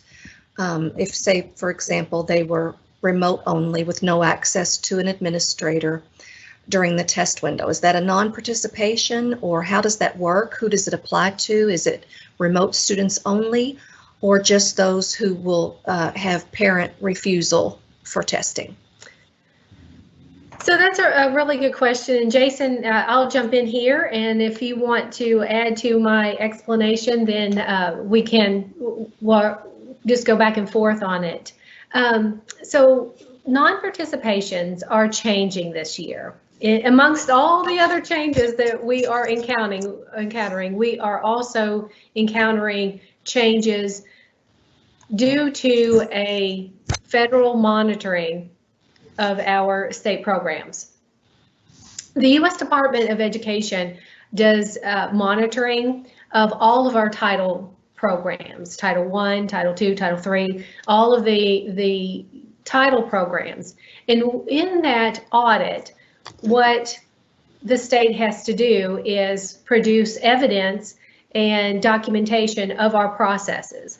So this is a routine, regular monitoring that we have encountered several times over the course of the years. And this past summer, we had a federal monitoring visit from our department, U.S. Department of Education officials. It was virtual. It was a situation that they reviewed all of our documentation.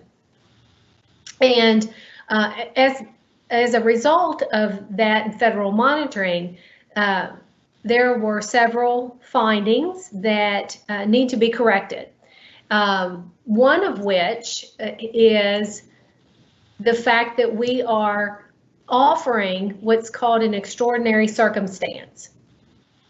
The extraordinary circumstance has been used for many years in Kentucky as a way to exempt students from the assessment when there are circumstances that prohibit the student or impact the student negatively from taking the assessments.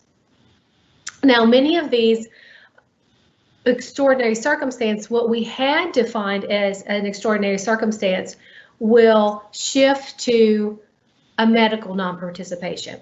Because with the extraordinary circumstance, we tried to really get really detailed in our program, and as the assessment system and our process has matured over the years, we've really tried to get fine-grained in categorizing non-participations between medical and extraordinary circumstances. So with the fact that the U.S. Department of Education has identified that we were doing these extraordinary circumstances, they are requiring us to remove that now. And due to that removal, all of our non-participations that we are able to provide has to be medical. So those medical definitions include physical, mental, emotional health that are going to be medical. A lot of those, like emotional pieces, we had categorized under the extraordinary circumstance. So a lot of those activities or exemptions, non-participations that we had given under non-participation for extraordinary circumstance will shift over to the medical non-participation. So with that, then the non-participation will be specifically for students who have those physical, mental, emotional situations that they are encountering during the test window. So those medical non-participations are for those students who are possibly sick or possibly going through emotional stress and beyond the control of the student and their families, that they are facing very severe situations that would impact them negatively. So those are going to be medical non-participations. The question is about those students who are on virtual and virtual only. That's not a medical non-participation unless that student is sick. So it's those students and their parents who have chosen to not come to school in an in-person setting will have this other type of process for the removal from them from that process. What Pam and Chris have done, and we're getting ready to go into our Sdrr explanation and question and answer session, is there is this process over in Infinite Campus that allows our students to be identified as only virtual, all virtual in session. And those students will need to be identified. And so that is a situation where those students, then we will look at those students on that that list to see if they have been tested or not in the summer. So that is the process that is set up in order to have those students identified as being completely virtual. So those are two different things, a medical non-participation and then this totally virtual setting that the student is in. So I hope that clarifies those two different categories of students. Thank you, Jennifer. We have about 10 minutes left. We have no additional accommodations related questions coming in, but we'll be here for 10 minutes waiting for your questions. The slide that you saw earlier and that about how to ask questions will be up whenever we don't have questions, and we we'll be happy to take those until 10:30. So we'll be here. All right, we have another accommodations question, Jason, if you're available there still. To clarify, now one of this has to do with ACT, but also the students taking the ACT and K-Prep under standard conditions. No accommodations will be permitted to use the embedded calculator? So the students taking with no accommodations, the embedded calculator is available on all tests except non-calculator tests. So I'm not sure I understand the question. So I think maybe if I try to clarify the question a little, I think that they're asking if a student's taking the K-Prep under standard conditions, they don't have accommodations, no IEP, basically, will they be allowed to use the embedded calculator? So yeah, I mean, the answer to that one is yes. On all calculator-enabled tests. So they would have the online calculator. It'd be specific upon their grade band. So, you know, at elementary level, which is 3 through 5, they would have the 4 function. At middle school, they would have the scientific, and at high school, they would have the graphing, other than science. Science, even at high schools, is scientific calculator only. But for all other subjects at the high school, it's the graphing. So that's available to all students. Every student that tests online, those calculators are available to them on all calculator-enabled tests, which is every test except like math. I think it's part A is the non-calculator. Don't quote me on that. It's one of the math tests that's non-calculator. So if a test is tagged non-calculator, that would not be available to any student without an accommodation. As long as the calculator test is not non-calculator portion, that calculator would be available to every student that tests. I think that answers it. I think so. Thank you, Jason. We have about 4 minutes left in this session, and we could take 1 or 2 more on accommodations related topics. If time has not allowed for your question to be answered, or if we just haven't answered your question because it's of a different topic, we do encourage you to watch the remaining sessions, particularly the next upcoming SDRR session. I think a lot of your questions about non-participation and virtual students and so forth will be answered in the next session, so we would encourage you to stick around for that. We will also be repeating these sections next week at the same times that they were today, next Wednesday, so we encourage you to watch those also. We do have another question, Jason, and I think it's maybe follow up to the one you just answered. Only the embedded calculator? Can they use a handheld? Make sure I take off mute real quick. All right, so no, they cannot use a handheld. So any student without an accommodation is only allowed the online Desmos calculator. That's been consistent for the last, so we've done online testing. This will now be our 3rd year of it.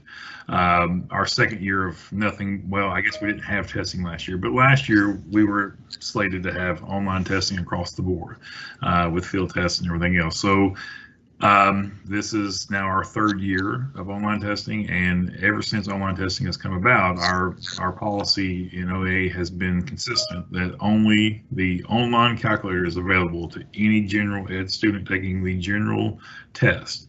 They cannot have handhelds unless, now there is always caveats to things.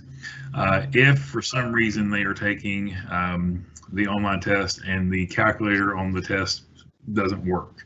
Let's say that something happens with their test nav thing and they click the calculator box and it doesn't open for some reason. Only in that instance would you be able to give that kid a handheld calculator. Short of something like that, which is very rare, I don't know of it happening in all of our testing. I've not heard of it. It doesn't mean it hasn't happened here or there, but I've not heard of it. But if something like rare like that did happen, you could give that kid a handheld, but short of that, that kid is expected to use an online calculator like everybody else, assuming they don't have an accommodation. So only students with accommodations would be allowed to have a handheld. All right, thank you, Jason.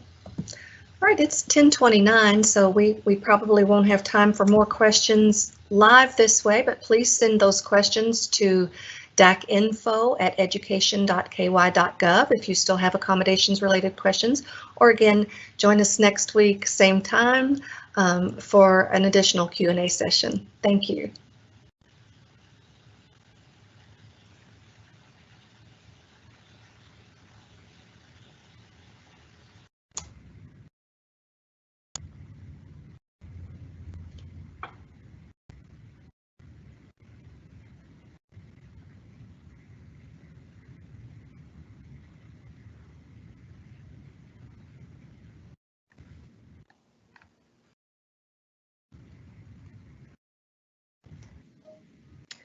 Well, good morning, everyone. It is 10:30, and I'm Jennifer Stafford, the Director in the Division of Assessment and Accountability Support, and I welcome you to the question and answer session for our February DAC trainings, follow-up to our recordings that were released on February 15th.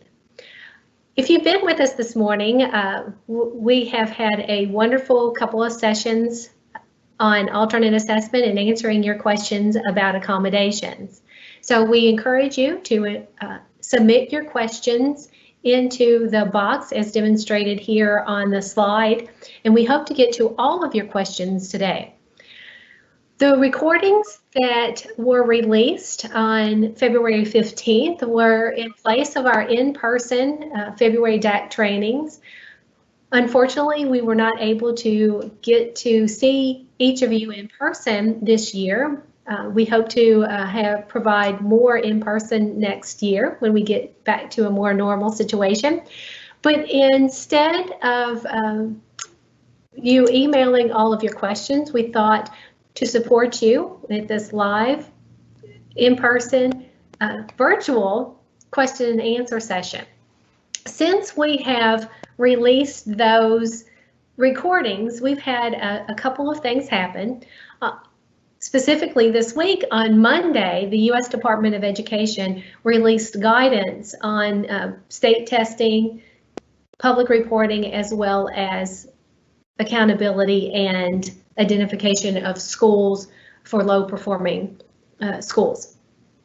And that guidance that came out on Monday, although we wish that there was a bit more flexibility that were given during that letter, we have prepared for this moment in the fact that we have been preparing for state assessments this spring. In October, November, during our DAC webcast, we shared with you that Secretary DeVos had submitted a letter and released that to chief state school officers that states should prepare for testing. In January, the department came out with a fact sheet on English language proficiency exam and indicated that our ELs should be tested this spring. So along the way, we have been preparing for spring 21 assessments. We do know that at this point, there is more flexibility on waiving accountability and school identifications. As we've shared in previous DAC monthly webcasts, that the Kentucky Department of Education has submitted a request to not identify comprehensive support and improvement schools as well as targeted support and improvement schools. So that has been submitted from Kentucky to the U.S. Department of Education, that waiver. Currently, the waiver from identification of targeted support and improvement, which is TSI, has been submitted as well, or it has actually gone out for public comment and will be submitted soon to the U.S. Department of Education. So Kentucky is taking advantage of all of the flexibilities the department is offering. On Monday, in the letter from the U.S. Department of Education, they did indicate that states would be expected to publicly report. So that transparency and public reporting, all the requirements for our state and local report cards are still there. So as far as disaggregation by student group and the accountability or the assessment requirements are there. So we've got a bit of uncertainty as to how much public reporting that the states are going to be required from the U.S. Department of Education. So we are, as a department and as a state, going to apply for as many of those flexibilities as that we possibly can. So again, we're well situated now with our preparations for assessments. In that letter, and you'll note that that letter was shared yesterday as part of the special DAC email. There was a press release, and the information from the letter from the U.S. Department of Education can be found in that special email if you haven't received that yet. During that, within that letter, they emphasized that flexibilities in administration of statewide assessments, and we are taking advantage of those where we can. For example, administering a shortened version of state assessments. Now that is for the K-Prep. As we mentioned previously, some of the principles that we took forward into Spring 21 assessment is to develop a shorter form of the assessment where we could. Now, with areas of assessment programs such as the ACT, the alternate assessment, as well as the access testing, those areas are not able to be reduced any farther than they are. So specifically, the administration of shortened versions is particular to that custom product that we develop with Pearson. We're offering remote administration. That was another flexibility. We haven't taken advantage of that as of yet, but that's something that could still be considered, as well as extending the testing window to the greatest extent possible. And we have done that as well. So we have postponed as much as we can the state administration of our state assessments. They start with access testing next week, and there are possibilities that we could take into consideration more flexibilities with expanding those test windows. As we did last year with the cancellation of Spring 20 assessments, we offered some ACT testing that was in addition to our Spring 21 ACT assessments. So those type of considerations may still be a possibility for us. But again, those things are not determined at this point. So we are going to look toward those and kind of see how the pandemic evolves with state administration of our assessments. Now, today, in this question and answer session, there's not any new information going to be shared other than the fact that we have more guidance at this point. All of the information that was shared during those recordings are in place because, again, we were well prepared. DACs and BACs, you all have been thinking about state testing that we have prepared for. And we are well situated now to administer spring assessments. So we are here to clarify any sections of those recordings that were unclear or that you're a little uncertain about at this point. So just want to reiterate the fact that we're here to support you in this live session with understanding the processes that we have put in place at this point. Now, with the fact that we have students both in person and virtual, I think there's a lot of questions about that. So in our Spring 21 COVID-19 participation in state testing guidance, we've tried to portray how and what the expectations are for administration of state assessments this spring. And that is specifically that if the student is in person in any capacity, then the student is expected to have a test. So if the student is fully in person, if that 4 days, 5 days a week, or if the student is hybrid, they're in person at some point and in remote at some point, those students would be expected to test as well. For our students who are completely virtual, those students that are completely virtual, that we don't see them in the school building at all, a reasonable, dedicated attempt to test that person or those students is what we're expected to do. And that means that if a student can be administered the assessment, that it can be done safely following the safety at school guidelines and those good policies or those good safety practices can be implemented, then that should be in place.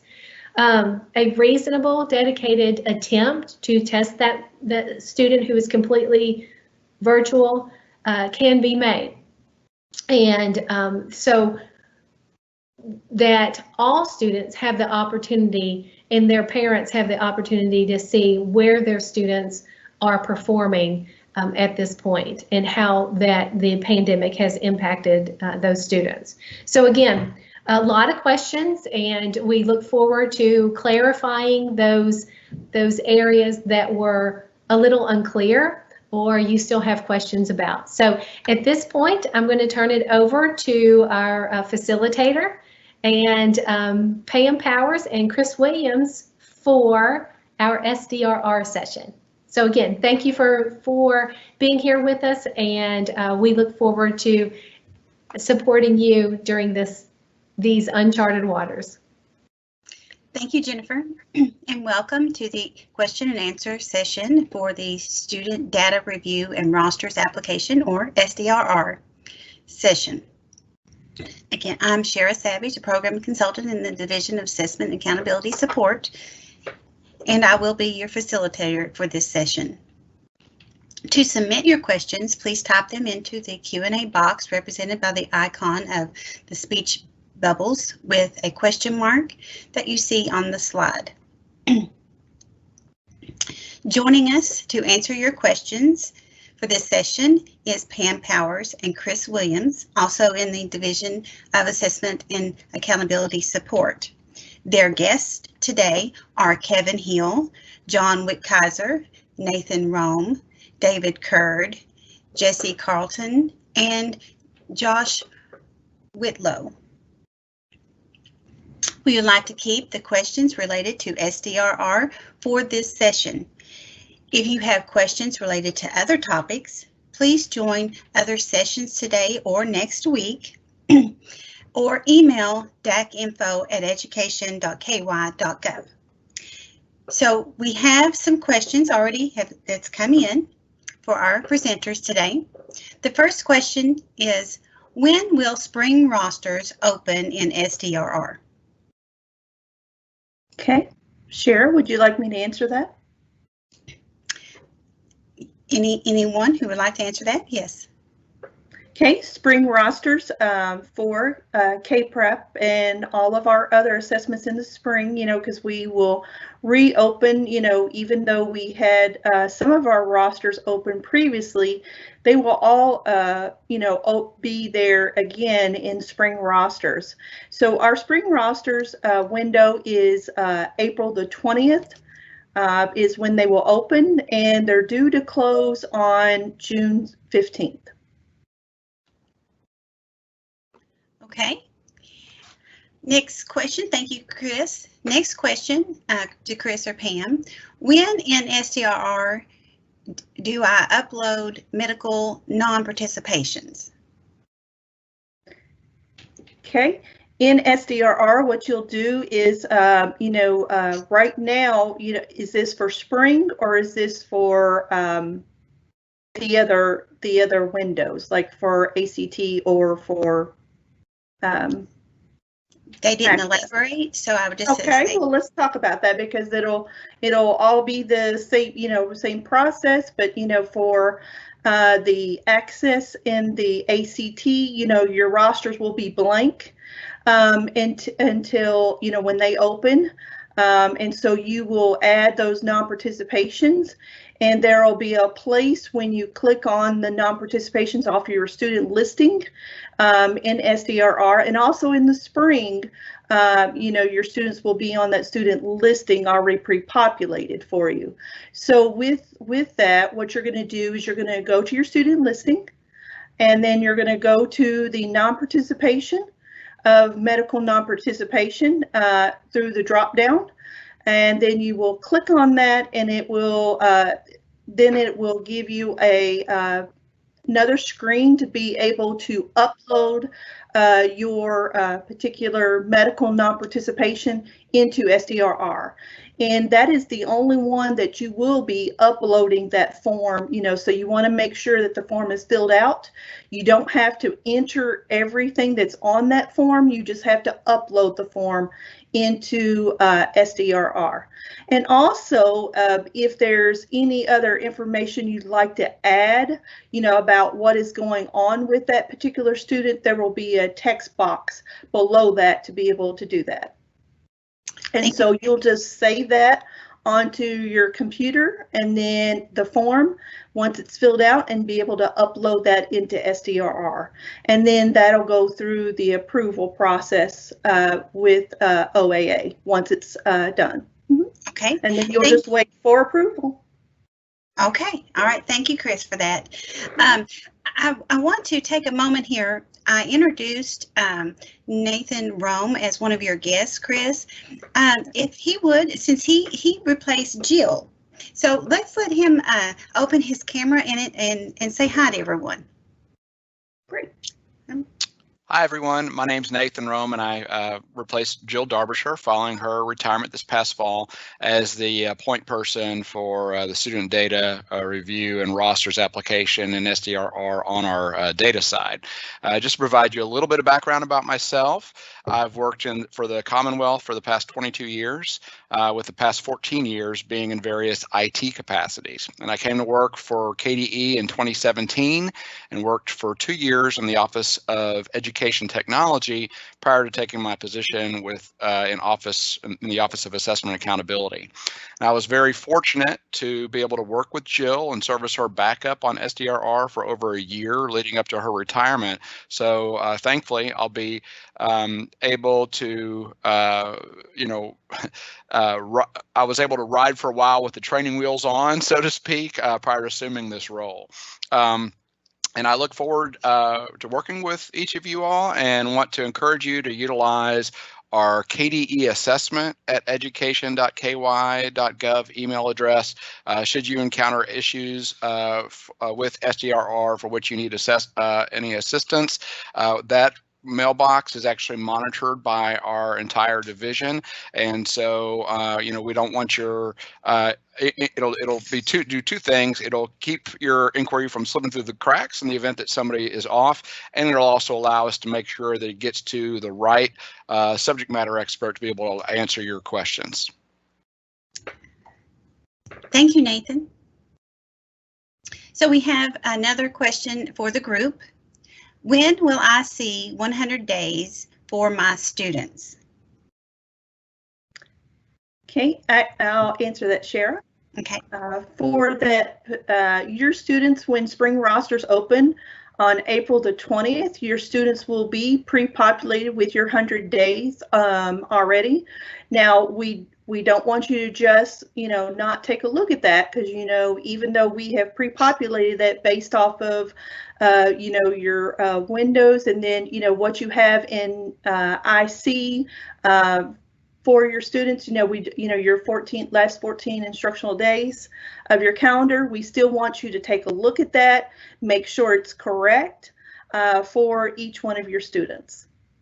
Okay, thank you, Chris. Next question for the group. How do I change something for a student for cohort?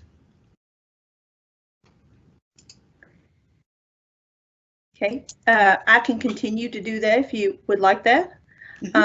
For cohort, what you want to do is, now and through, the spring rosters, you want to make sure any updates are in Infinite Campus. Because cohort, you will be able to see cohort, but you will not be able to make any changes. So those changes have to be done, not in the spring. You will just make sure you update that information in Infinite Campus during those spring rosters, and at any time in Infinite Campus. And then what we will do is this summer, cohort will open up again for you to be able to make any changes to that. Okay, thank you, Chris. I just quick addition there. Sorry, just a quick addition, and that's that data. Once you make those updates in Infinite Campus, that data actually gets refreshed on a weekly basis. So you will see it populate over to Sdrr, but it won't be immediate. Okay, thank you, Nathan. Shara, hold on just a second. Sam. David Kerr handles our cohort. David, is there anything you would like to add? Absolutely. Anything our folks need to know?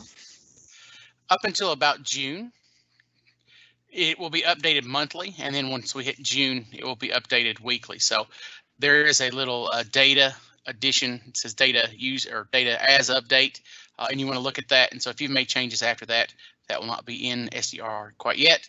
But if you look at that date, it will be as of that date. So just make sure and look at those dates. It's in red, data as of, and data next refresh date, so that you'll do that. And again, I look forward to working with you all when it comes to cohort. That's a very clear example of our subject matter experts know best. So I often refer to David as Mr. Cohort. In addition to being Mr. Dropout, but that's another story. Thank you to everyone who gave part of that answer. Thank you. The next question for the group is, where do I put my 504 students in Sdrr? You want me to answer that, Shara? Yes. We don't collect the data for 504 students, only for those students.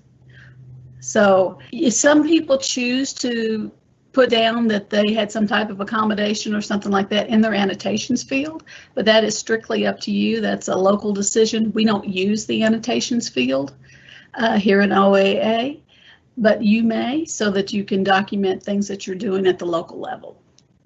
Okay. Anyone else have anything to add?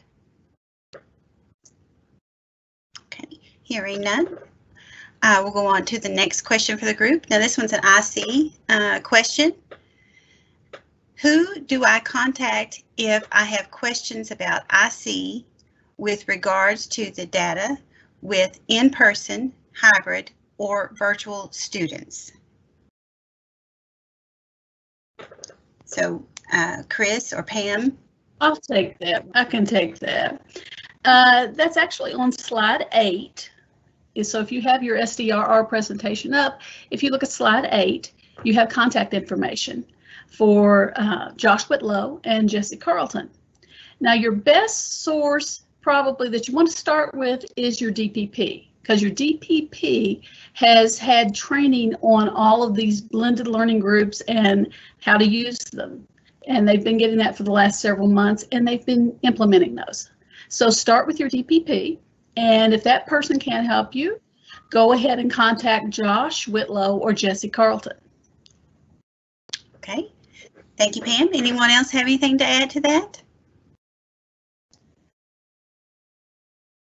Okay, this may be a good question for Nathan. What do I do if I have made changes to my students in Sdrr and it isn't showing up in Sdrr the next day?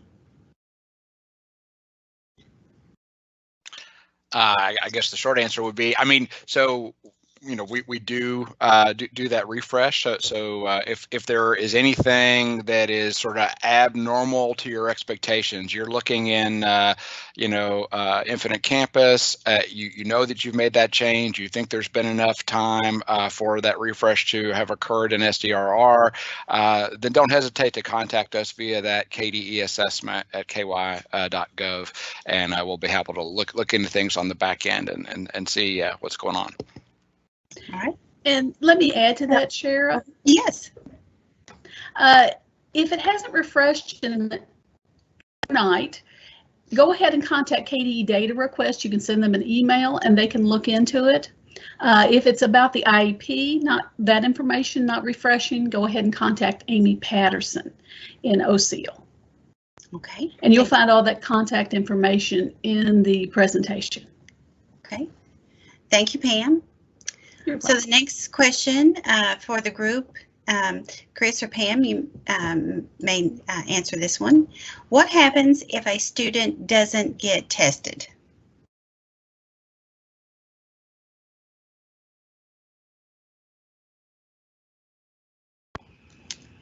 So Chris or Pam? Are we talking about a student that is virtual or a student that was in person and just didn't get tested? Do we know? They didn't elaborate. So let's say if they were virtual and their parents wouldn't let them come in. Okay, I see Jennifer's joined us. Jennifer, do you want to take this one? Sure. So in my opening comments, I made some statements about public reporting. And so at this point, we don't know specifically what will, as a state, be required to publicly report. There are many unknowns about what will have to be publicly reported from the U.S. Department of Education. The question about what will happen is still a bit up in the air right now, because we know that first, there will likely be no accountability. So the fact that where previously there had been a novice or the lowest score put into the system, there will not be that type of accountability score going in if a student does not get tested. So that's not a consideration of at this point, because accountability will in all likelihood be waived. So please don't be concerned about that lowest score being attributed to something. What is a bit more uncertain is the public reporting aspect. And this is the area in which we were hoping that more flexibilities would be included in, or one of the areas we had hoped that more flexibilities would be provided. And we're going to continue to discuss with our representatives from the U.S. Department of Education and try to come to a better understanding of what public reporting will look like in our state and local report cards. Because as I mentioned at the beginning of this section, that in that letter, it does state that all state and local report card requirements will still be there. We're hoping that they can provide a bit more clarity on what type of reporting will have to be made through our report cards. So again, just to be clear, for accountability, don't worry about any considerations about state accountability, because we do believe that those will be waived. Reporting, though, is a different aspect, and we are looking toward the federal government again for more clarity on that part. So I hope that helps. I hope that helps with the answer. Yeah, thank you, Jennifer. We've had another question come in for the group.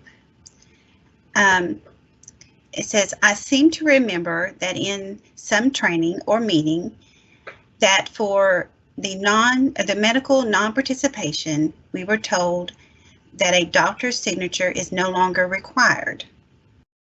as long as we had an adequate documentation. Is that correct or not? And if not, when would a doctor's signature be expected? Thank you. So, so that anyone in the group who feels comfortable answering that question. Well, let me start it, and feel free to jump in, folks, Jennifer included.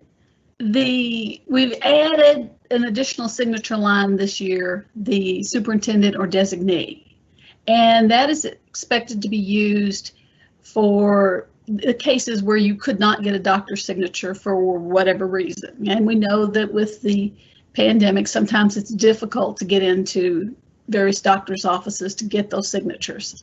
So we will accept the superintendent or who they designate as their signee to sign on that form for us.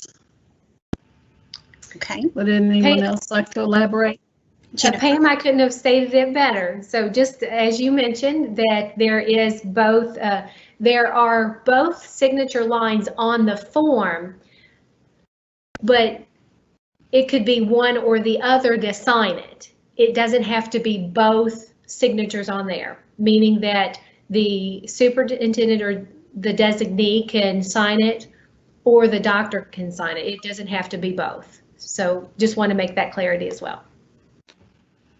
Yeah, and I would just add, you know, so what we're still having some, you know, internal conversations, because the other part of this training talked about the removal of extraordinary circumstances, and there were some medical scenarios, you know, really sort of acute conditions, be it like mental health or things like this, that where you may not have it. So there's that added flexibility of having the ability to have a superintendent or the designee sign, but we're still talking about, you know, medical conditions that impact a particular student that have to do with, you know, a particular point in time. So the form actually specifically excludes handicapping, you know, conditions, and so we're going to be looking to see, just as we have in the past, as to what is going on with that student at the time in terms of, you know, making a determination. So really the only difference, and again, it's added flexibility, is that you don't have to, you know, go through the extra hoop of getting a doctor's signature if the superintendent, you know, or designee signs off on it. But we're still going to be a review and approval, you know, process just like there has been in the past. Okay, thank you, Nathan. Anyone else want to elaborate? Okay, hearing none, we'll go to our next question, and this one would be for Josh or Jesse. Is the purpose of running the BLG report to track students' participation during testing? So, would we run the report for the first day of the testing window? Is that the purpose of running the report? Will districts need to do anything with the BLG report other than to retain with our record for testing?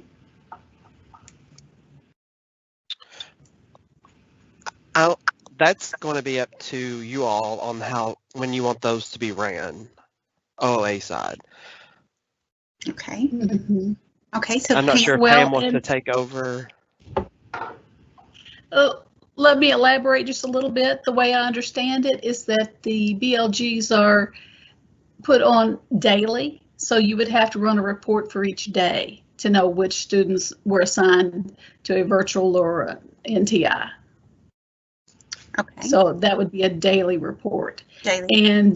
And depending on if everyone has gotten their attendance records in or not will depend on if you get the correct information. Okay. Pam, the next questions come in. If a student is virtually attending school in person and should test, but becomes quarantined during the last 14 days of school, will we need to do anything to document this non-participation, or will it be KDE to see that from IC? Like, will any virtual student be able to, are we unable to get them tested? I believe that's the question. Well, and that is under discussion with leadership, what to do if we have partial tests this year because of something like the quarantine. So they are still discussing it. In the past, it has been that you would do a medical non-participation and then all the test results would go away, even if they'd taken everything but the very last test. This year, we have not put out that particular guidance yet.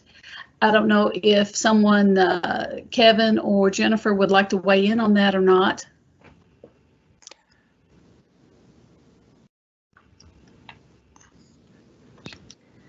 Sure, Pam, I can try. So we're in this circumstance in that we're looking at participation. In the past, if we've had a non-participation or exemption, we've exempted all of the assessments. At this point where we are, because we know that not all of our students are going to be tested. We're certain of that. That 95% participation rate that's generally required, we're not anticipating meeting that threshold. Where we are is if students that do have the opportunity to take, for example, reading and math, particularly if they have the opportunity to take those assessments, but then get quarantined or get sick and can't take the rest of them, for example, the science or the on-demand writing, then we're in a situation that we would like to be able to utilize those reading and math scores as part of any participation that we can get and not have that blanket non-participation. So this is a little bit different than we've had in the past, but changes that we feel may be necessary for this year because of the lack of ability to get 95% of our students tested. So we're in this situation that we want to be able to utilize all the scores and attempts that the students make toward those. So again, as Pam mentioned, this is something that we're trying to work toward and be inclusive of all the students and their content area assessments that have been able to be administered this year. So a little bit different process possibly on our end, but that doesn't impact what you're doing on your end. So again, as Pam has mentioned, those and Nathan's mentioned, those medical non-participations should be requested if needed, if the students are encountering physical, mental, and emotional stress.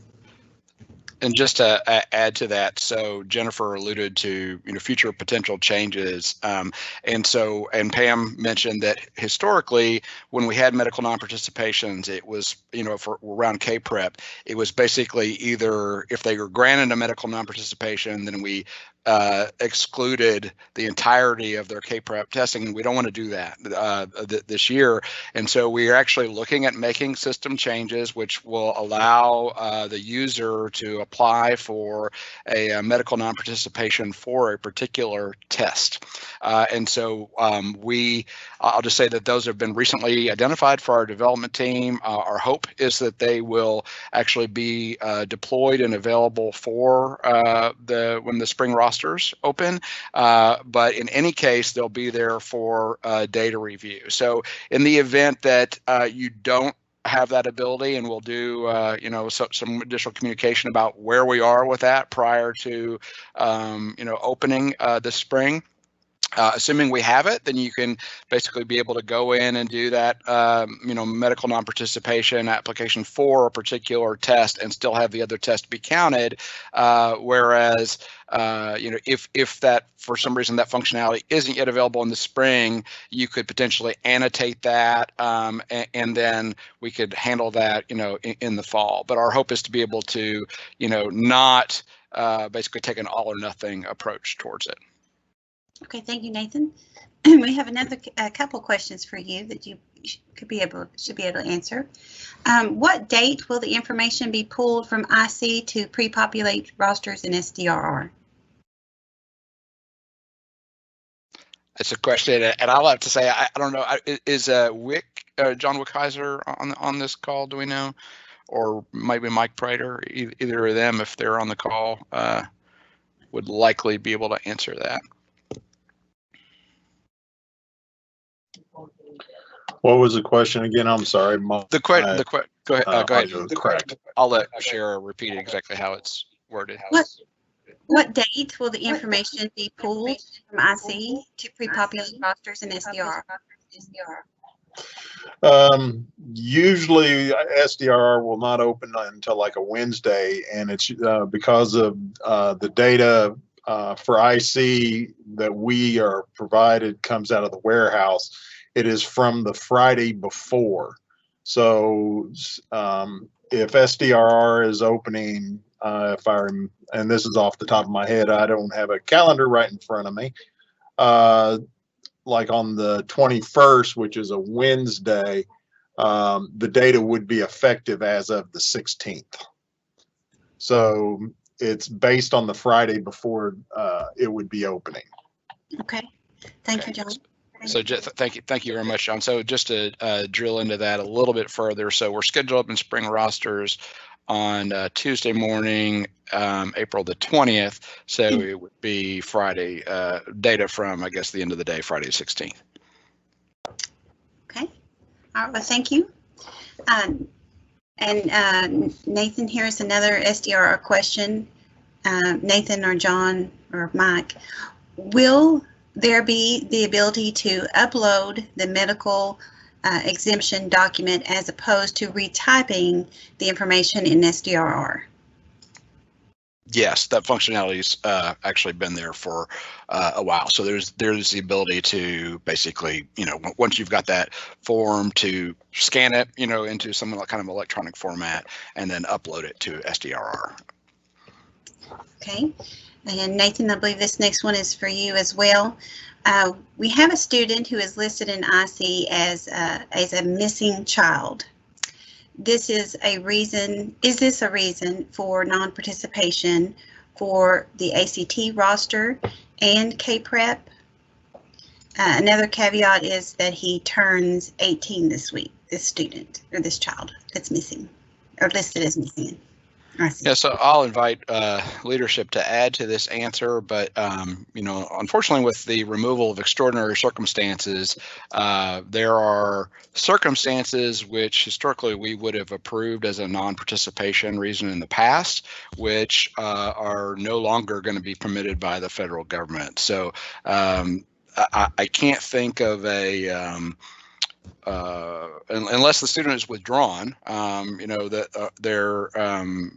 I can't think of a reason why the federal government wouldn't have expectation for us to make an attempt to test that student, and I'll invite leadership to add to that. Sure, Nathan, I think that I would add that we are at this point trying to work out and develop processes on the data review side that happens in the fall that could address these types of situations. We may not have approaches and processes for the spring rosters to be able to remove that student, because again, the non-participation, we're being required to eliminate that extraordinary circumstance. So all of our non-participations have to be medical, but on that back end during data review, we're trying to work toward processes to be able to remove students such as you've mentioned from that category. So look for more information and additional processes. As Nathan has mentioned, we're trying to update the processes and within Sdrr to be able to address those situations. Yeah, and I'll just add, thank you, Jennifer, and I'll just add that it really places a lot more importance, even more so. It's always been important that the data be correct in Infinite Campus, but even more so now, because we're going to be looking towards Infinite Campus as the system of record around their, attendance for that data, and I think it underscores even more so than ever before that, that students be accurately reflected or potentially, withdrawn if they're, and what we'll be able to account for through, Sdrr is things like where people were not, something wasn't cleaned up or they were left on a roster in error, but ultimately we're going to need records in IC to validate that against, unless there's this medical non-participation. So Nathan, will the option to delete a student from rosters be available for those virtual students who do not come into the school for testing? The functionality exists in Sdrr, but, and it's a pretty big but, my understanding of the department's expectation is that a reasonable effort be made to test every student, including our virtual students. And so I don't think, at this point, our advice is if it's students 100% virtual is to make sure that they're coded appropriately in Infinite Campus, and there's really not a need to remove them from the roster. And in fact, if and when there is a determination, that those students, or that were not reported, I mean, this is all kind of speaks to Jennifer's earlier point of we don't know exactly what the federal, expectations around reporting are going to be at this point in time. So removing them doesn't, from the roster doesn't mean that they go away, from sort of appearing on the list again come data review. It's going to be, we're going to be looking to those virtual codings and from, guidance from the federal government as to what has to be included and what doesn't. Okay, thank you, Nathan. And how will the IC rosters be affected when our high school students are listed in IC as virtual only because we have virtual hubs and remote learners? Most students are not in the classroom with teachers.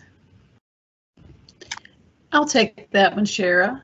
Okay. That comes back down to your blended learning groups, and just make certain that you have the correct students listed in those blended learning groups and that marks them as being virtual.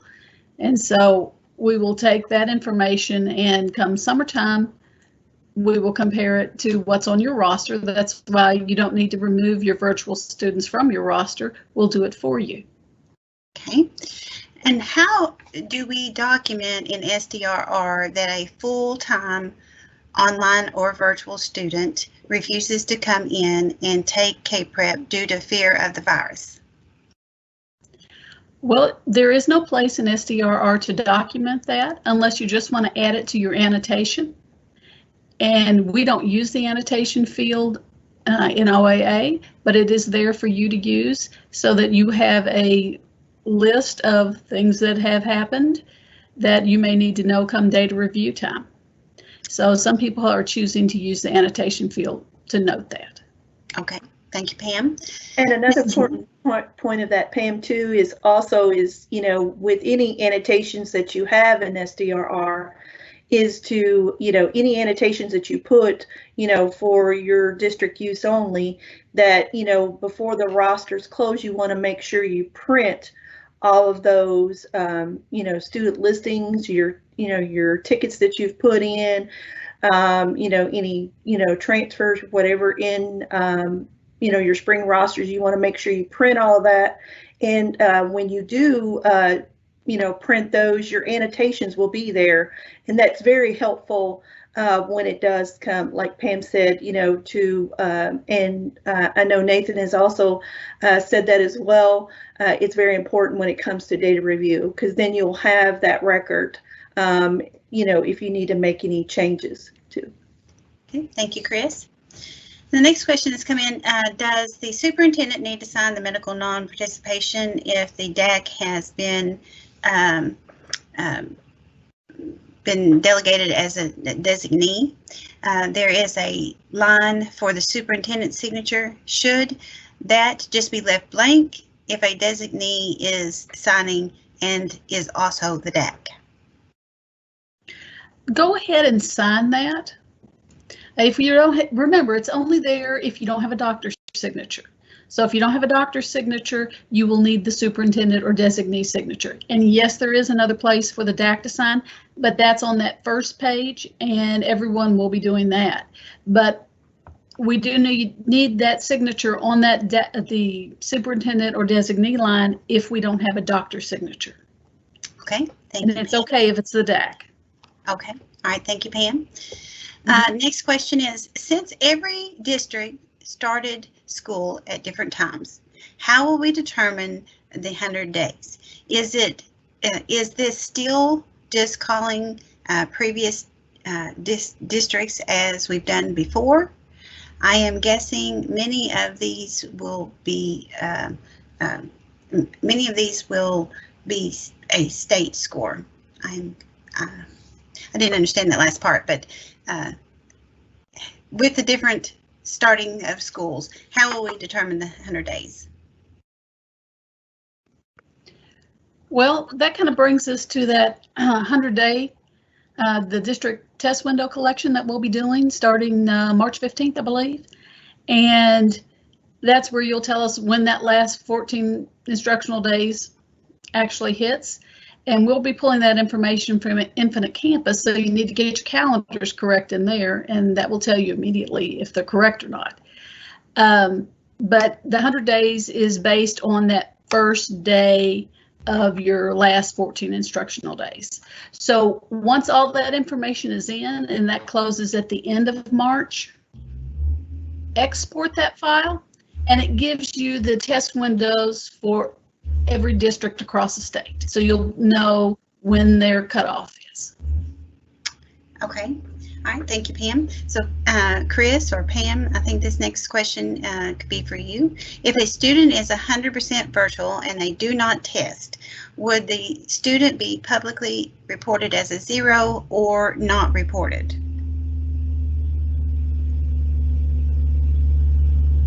Well, from what Jennifer has said, and Jennifer's joining us again, we don't know exactly what we'll be reporting, but that is one of the students that we would be taking out if they've been virtual all year and they were virtual during the entire test window. Jennifer, would you like to add anything? Yes. So again, the guidance that was shared from the U.S. Department of Education on Monday indicated that all of the state and local requirements for the school report card would still be intact. And we were uncertain about what types of information that the department will expect states to present. We do know that we are looking for all the flexibilities that we possibly can have from the department, and we're going to take advantage of all of those. So looking at and speculating about what will be in the school report card in the fall, we're just uncertain at this point. And we as a department, we have contacts with U.S. Department of Education representatives, and we are involved with several networks that have contacts with department representatives. So we're really looking forward to those representatives and those discussions with the department representatives to understand and get a better clarity of what will be expected to be publicly reported in the fall. And as I've mentioned a couple of times, there are areas that we were hoping to have more flexibilities on from the department, and this again is one area that we are going to push on as much flexibility from reporting as possible. So we'll have more information as they provide us guidance to the states. Thank you, Jennifer. Chris, this one's next one's for you, but it really could apply to any of the assessments. What is sufficient documentation for access or ACT or K-Prep if a student declines to bring a full virtual student into a safe location for the assessment? Well, I'll start that since you addressed it to me. For access, for students, you want to make sure, that you have documented, all the, different attempts, because sometimes, it depends on the district. Some of them, have emailed, have had communications with them. They've also had face-to-face communications with the parents.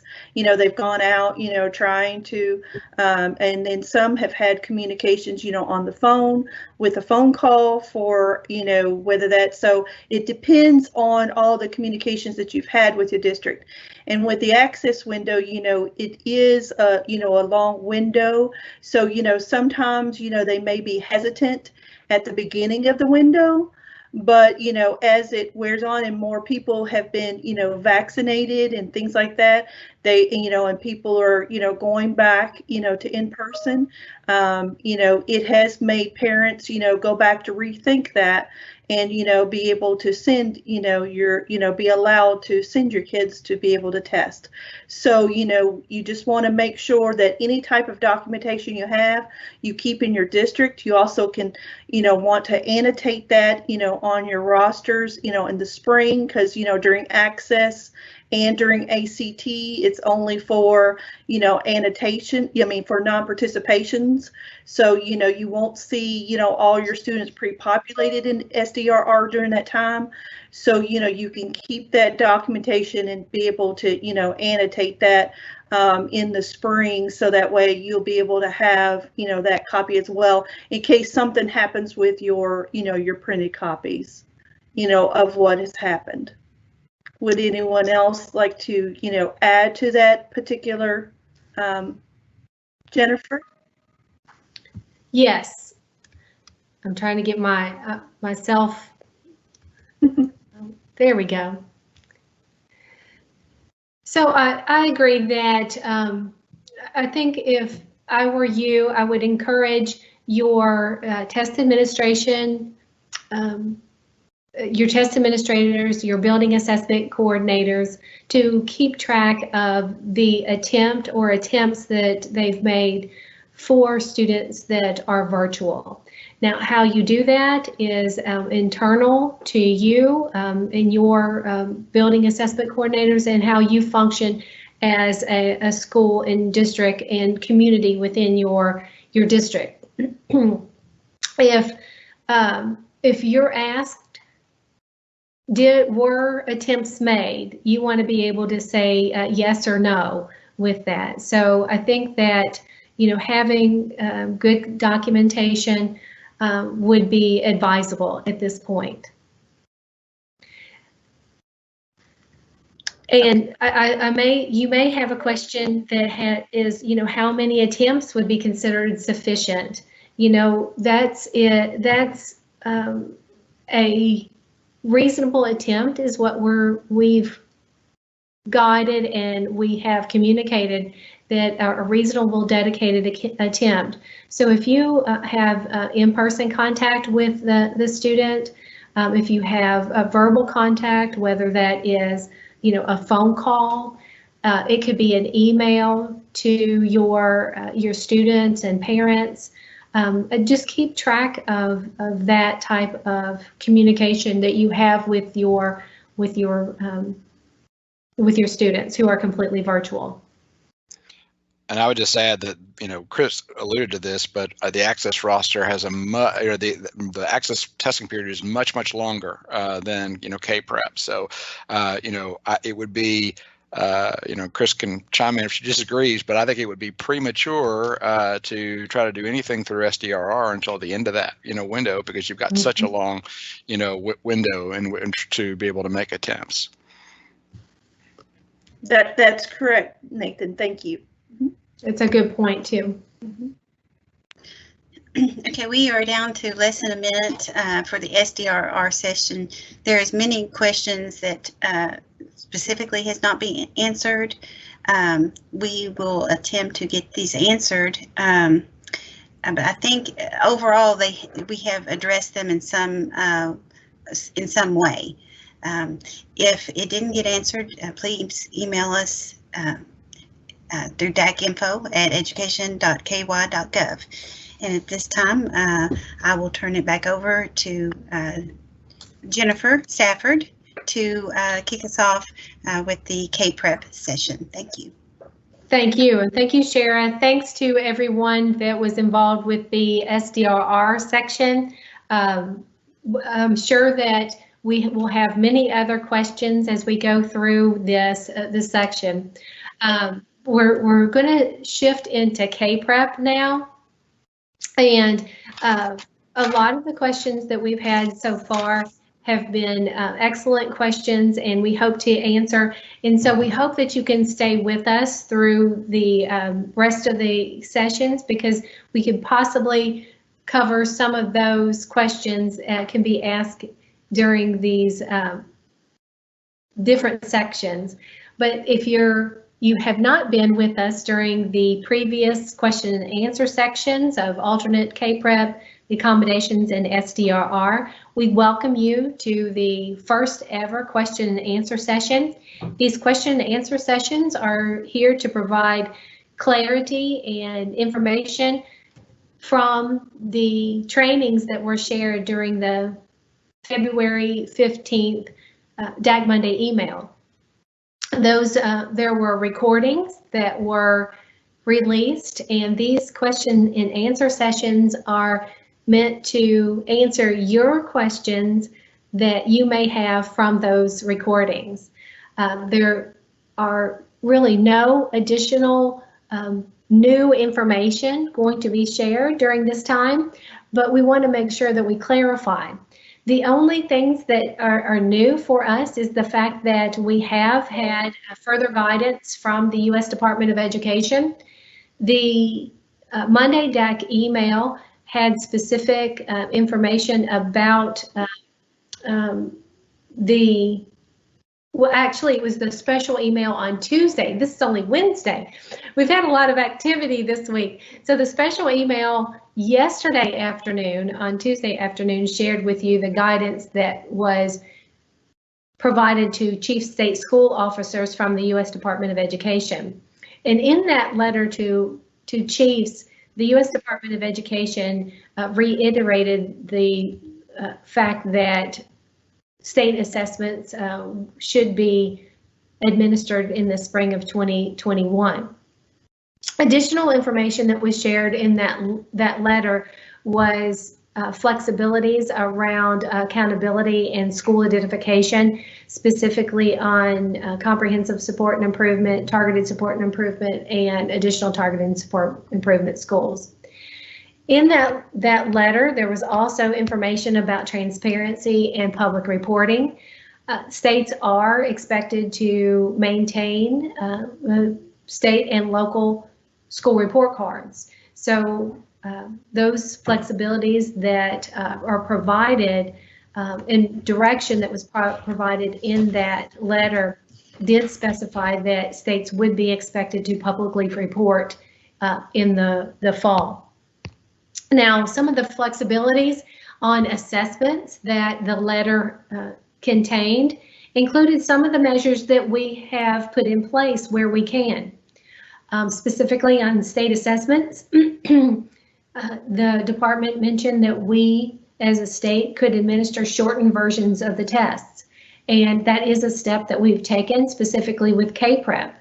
Other assessments were not able to modify, include the ACT, the alternate assessment, and the access testing programs. So where we could, we have taken the approach that we are reducing the amount of time in the shortened version of the test.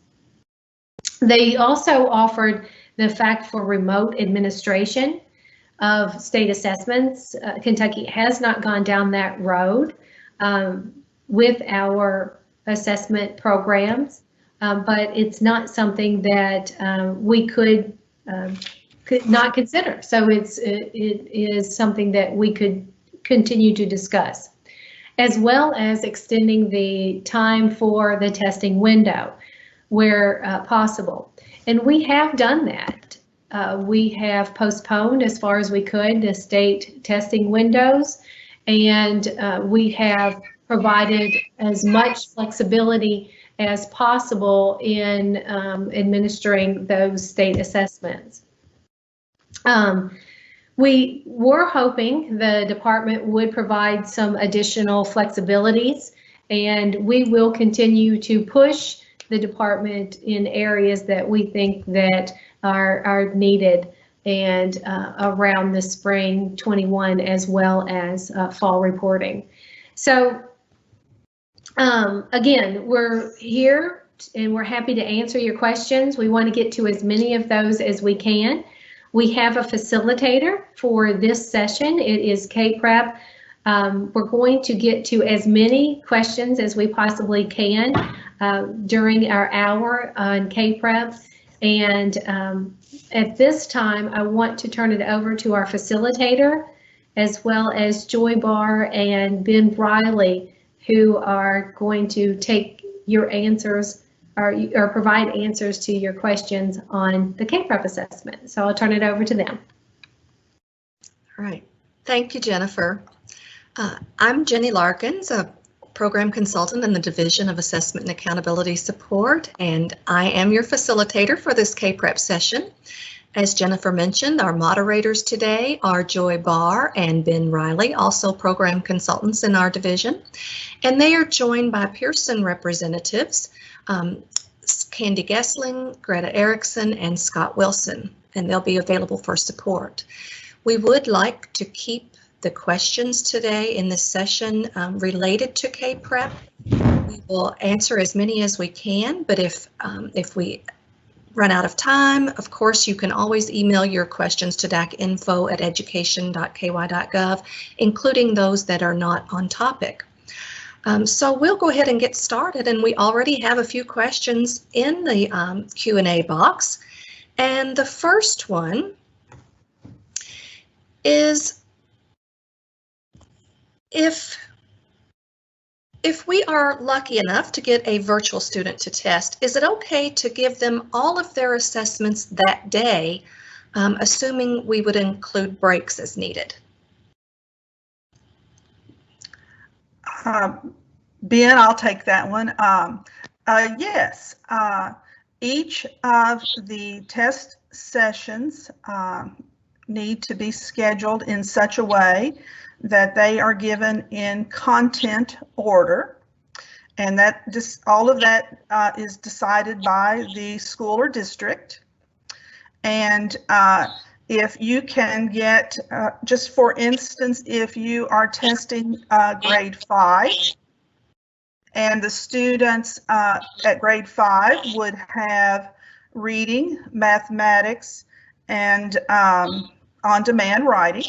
And so if you can schedule 3 60-minute sessions plus the quality of school climate and safety survey, providing breaks and all of the things that go in with the regular school day, then by all means, you could schedule that back-to-back in one day. You also want to take into some consideration of, if that would be tiring time consuming for the students. So all of those things need to be taken into consideration when developing your test schedule, but it could be done in one day. Yes. Thank you, Joy. You mentioned testing during the school day, but the next question is, can we bring in remote learners on a Saturday or after school hours to test due to parents not being able to bring them in during the school day or the school hours, or due to limited testing space for students and social distancing? It seems to me that I recall from the last time we administered K-Prep that that was possible by working with Pearson to set up possibly an evening session or something like that. So I would say that yes, you can do that. I would work closely with Pearson in developing those sessions. Okay, thank you. Do we need to order manuals or do we just print them? Ben, you want to do that one or do you want me to do it as well? If you could do that one, that would be great. All right, Ben. The manuals this year for the operational test for K-Prep are all online. And this year they will be a little different, but not really. We are looking at doing a test administration manual, combining the DAC manual and the test administrator manual, or the TAM. We're combining those into a test administration manual. The scripts will be completed by grade and be separate from the test administration manual. So a person could request a grade 3 script, and all of those, the manual as well as the scripts, will be available online for you to print out or use in however that you need to use them in your schools, but they will all be available to you online. All right, thank you, Joy. Back to a scheduling question. May schools in the same district, same grade spans, all elementary schools, for example, follow a different test schedule as long as the tests are administered in order, or must all the same grade span schools follow the same administration schedule? So, okay, go ahead. I think what they're asking, maybe all elementaries in one district, can they follow a different test schedule as long as they're administered in order, or do all elementary schools in that district need to follow the same schedule? If you remember from Jennifer's early comments, flexibility is the key. And so you have 14 days to schedule all of your testing sessions. Those can be done, different schools in the district can be on different testing schedules. We do ask that you follow that content area testing for the grade. So again, if it's grade 5, you would want to give the test in reading, math, and on-demand writing in that order. But the grade 5, if you have more than one grade 5 in a school, they do not have to be on the same schedule. Okay, thank you, Joy. Go ahead. Sure, I'd like to add to what Joy said too.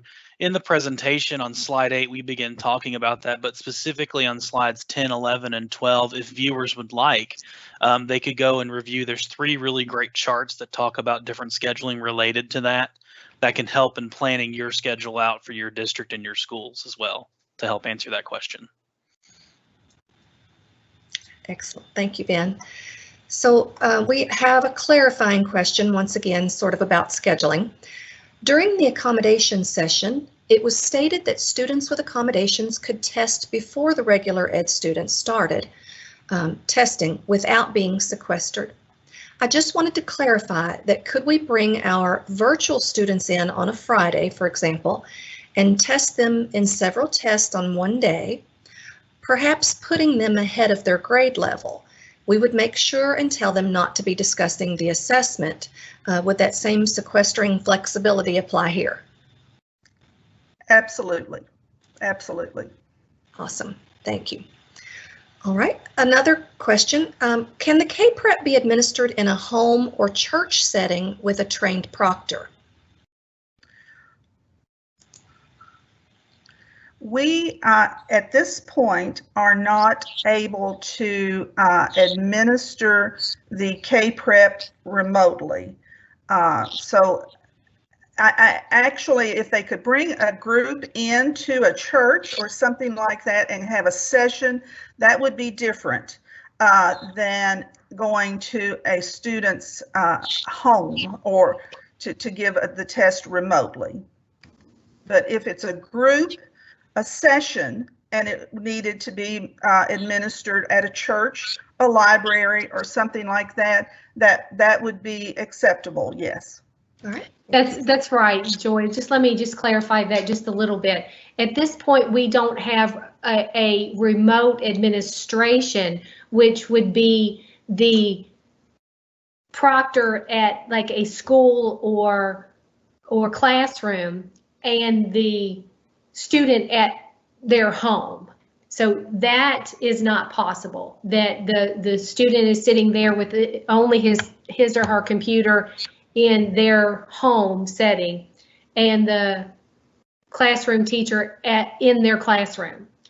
So that's not an option. What is an option, as Joy mentioned, is that a teacher or trained proctor could literally take their computers to the student and administer the student online at a different location. So yes, that's a possibility. That remote administration, however, is not. So I hopefully that's two different categories, and those two different categories are clear. Thank you, Jennifer. So if a district decides to use one of these flexible scheduling approaches that we've talked about, how detailed does that test schedule need to be?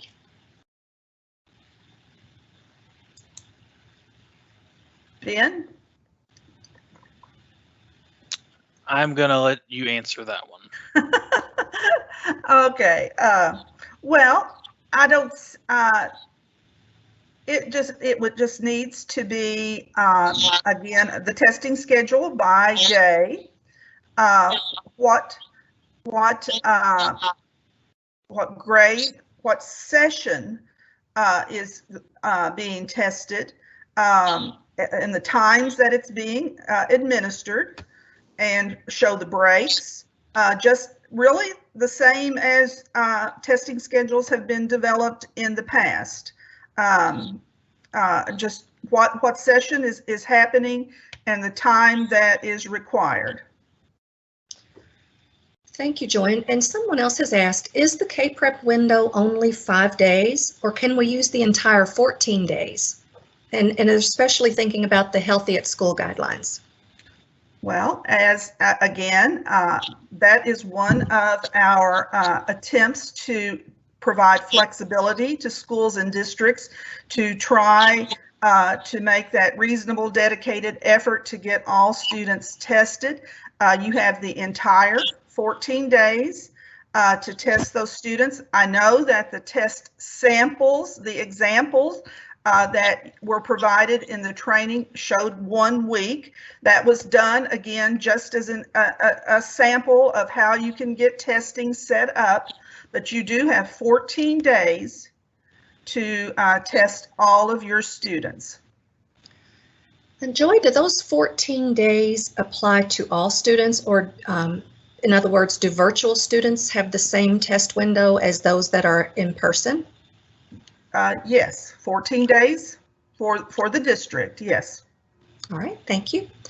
And we have a couple of score report type of questions. The first one is, when can we expect K-Prep test results? Will that still be in the fall?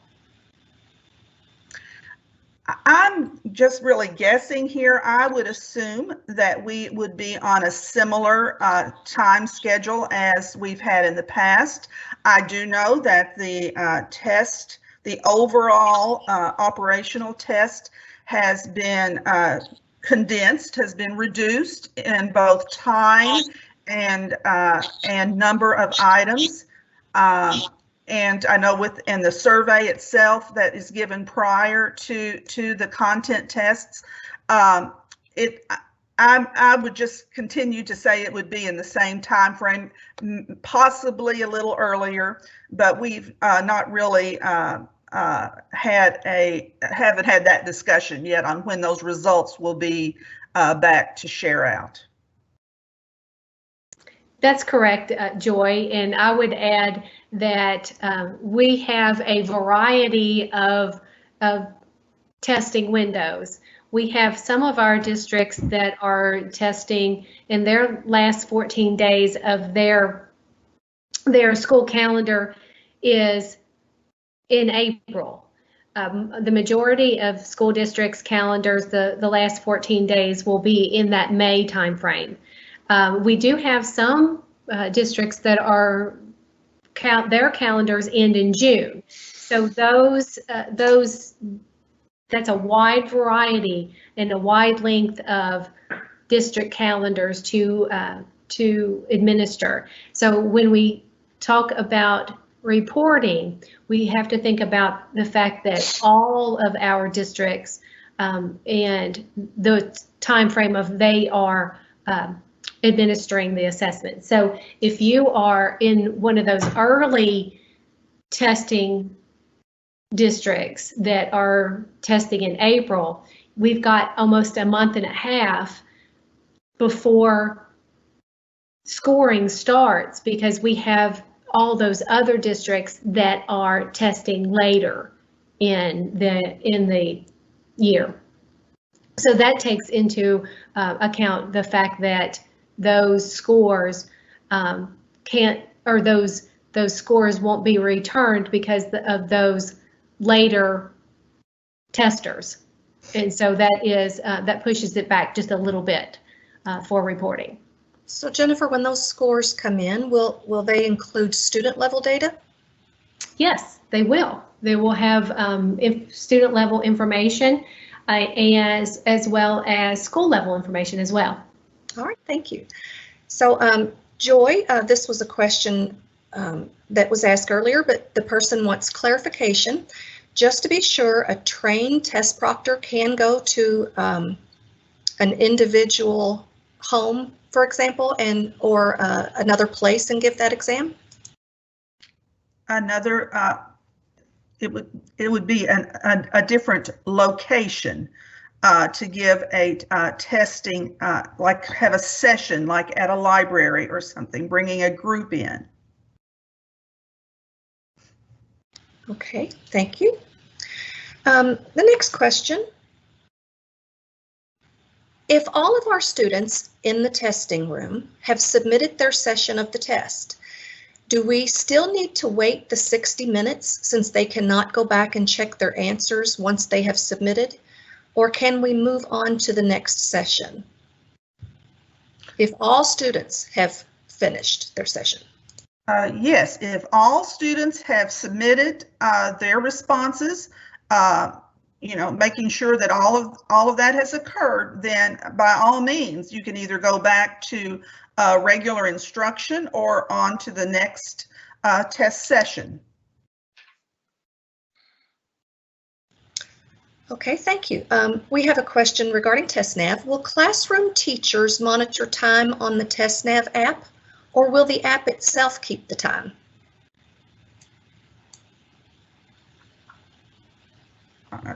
Candy, I'm going to call on you here with Pearson.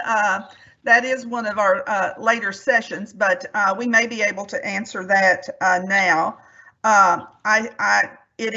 TestNav does record the time, but KPrep, and it does not shut off at the end of that testing session. But remember that the KPrep is a timed assessment, And so it's up to that test administrator to monitor that it is for instance, that 60 minutes time frame, so that they would know to tell the students when to stop and submit. Thank you for that clarification. On to a different topic. Can you tell us the status of the social studies field test?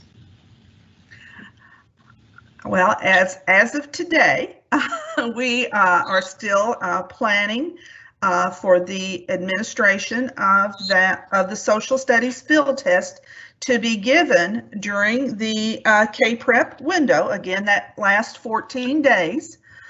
We ask that field test be given after the K-Prep is completed, especially at those grades where social studies is given at 5, 8, and 11.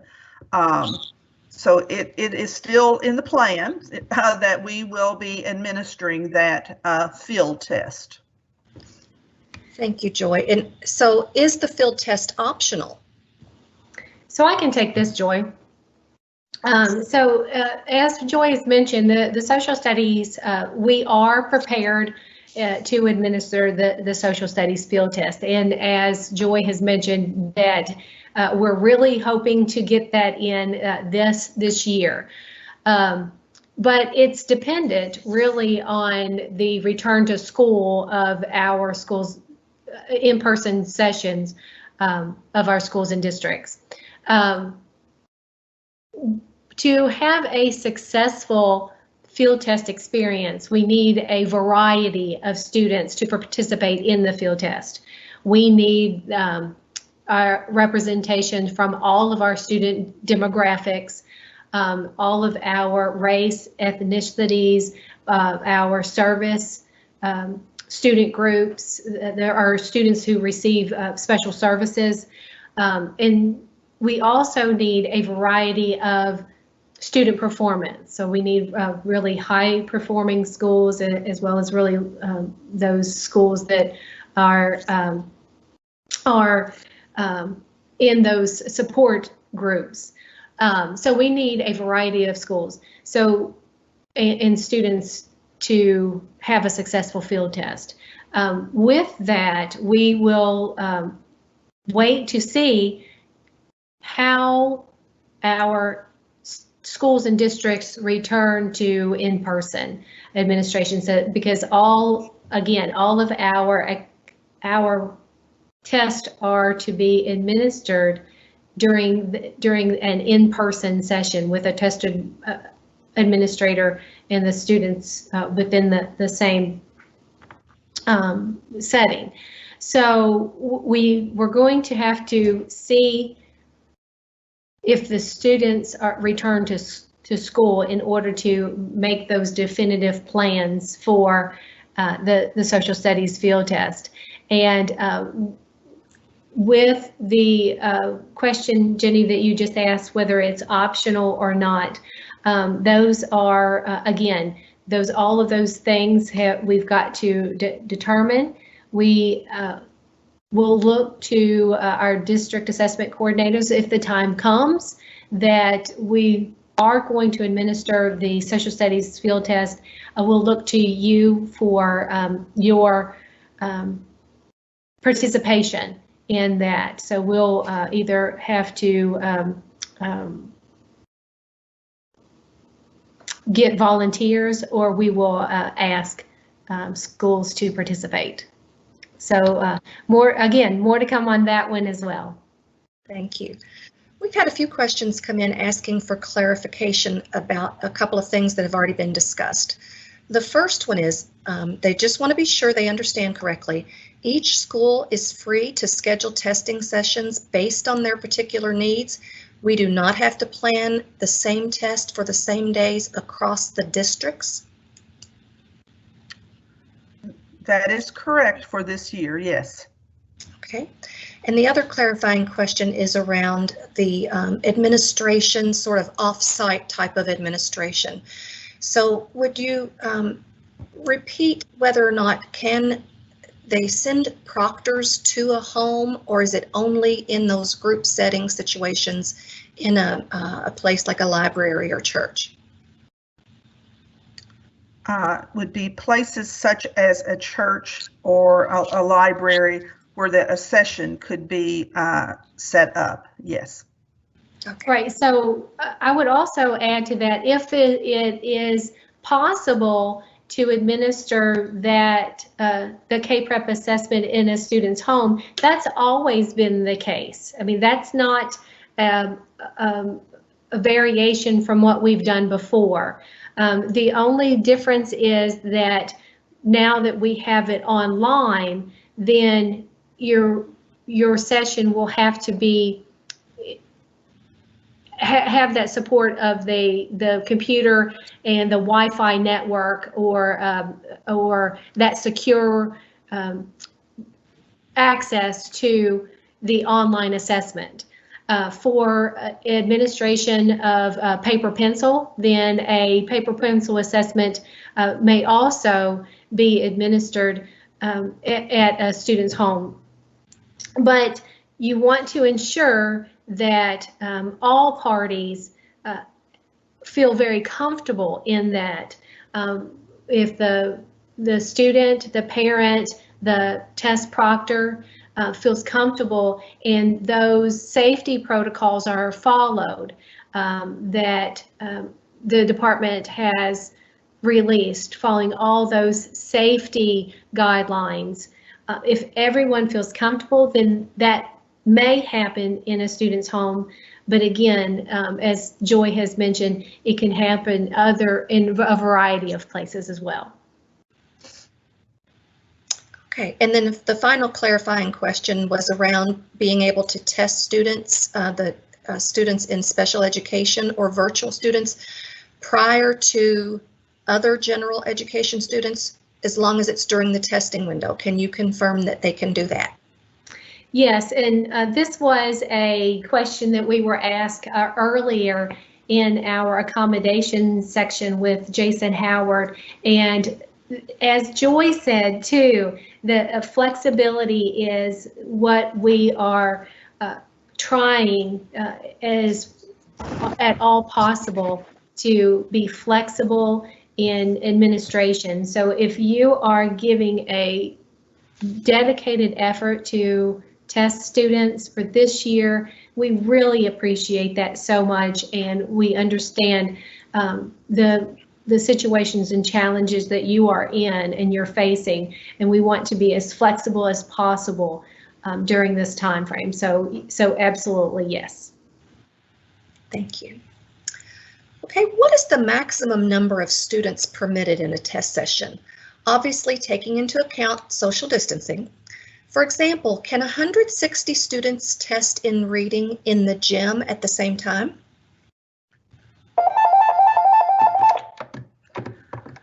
That would be dependent upon if you have adequate monitors, if your technology is set up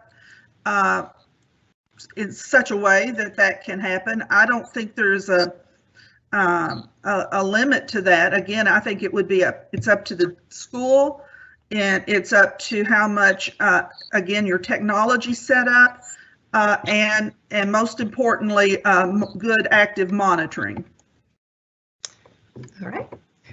With the math test having 2 sections for Part A and Part B, but listed on the K-Prep schedule as 1 test time of 60 minutes, do kids just move on to Part B themselves? And would 3rd graders be able to do this independently?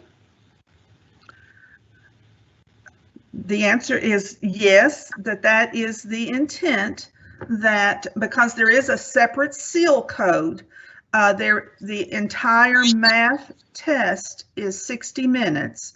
However, there is not a time set up for Part A or a time for Part B. And I'm getting a lot of echoing. I don't know what's going on with my system, but I would just, in my directions, prior to that test beginning, remind them that once they have completed Part A, then they need to continue by entering in the second seal code and proceed with the test. Thank you. The next question is about calculators. In math, can students without accommodations, without an IEP, use an approved handheld calculator as they practice in class on that section that allows calculators, or do they have to use the calculator that's in TestNav? Unless the student has an IEP listing the use of a handheld calculator, general ed students do not use a handheld calculator. They use the online calculators available in Desmos. Okay, this is well, let me come back to that one. That might take a minute. Sorry.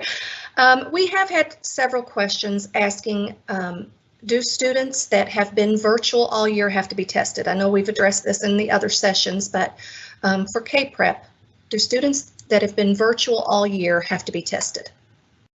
Ben, you want to do that one? Sure. So students that are in virtual, the districts are asked to make a good faith effort in doing the testing for them. The specifics of what a good faith effort is, I'm going to let Joy define more specifically, but a district must make a good faith effort in attempting to assess virtual students. Hey, Joy, you want me to jump in there? Go ahead. I was just giving Ben an opportunity to respond to some. Well, thank you. We've provided guidance in the COVID-19 participation in state testing. So we really hope that those two pieces of documentation really support your understanding of the expectations at this point. So with our students, we have a few different scenarios for our students that are going to be instructed this year. The first of which are students who are completely in person or almost completely in person. Those students that are in 4 days a week and 5 days a week are expected to be assessed. The students that are in a hybrid model that they go part in person and then part remote, those may be an A-B schedule or something like that, then those students are as well expected to be assessed this spring. The students who are completely virtual, those students are expected to test if they can and if it's possible. So in the guidance, we've said to make a reasonable, dedicated effort to test those students, and that would mean that the student is contacted, possibly the parent is contacted, and with a phone call or email, a teacher may contact your student, a building assessment coordinator may contact the student, and make a reasonable attempt and offer to the student and their parents for the assessments. If that is able to happen, then Joy's mentioned a variety of ways that could happen, whether it's in the student's home, whether it's in a community location, or whether the student comes into the school in a secure location. But we do understand that there are real fears that of the students coming into and attracting the virus. And so as long as a reasonable attempt is made for our virtual students, then that's what we would expect, that the student is at least contacted and about coming in or taking the assessments.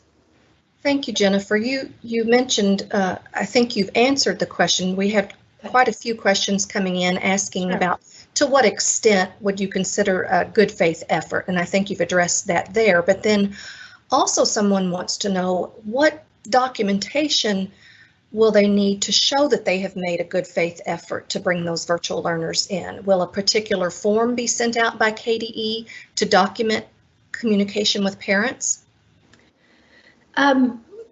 No, we're really not requiring specific type of documentation because DACs and BACs in different districts work differently. And so, you know, what works for a small independent district may not work for a county district.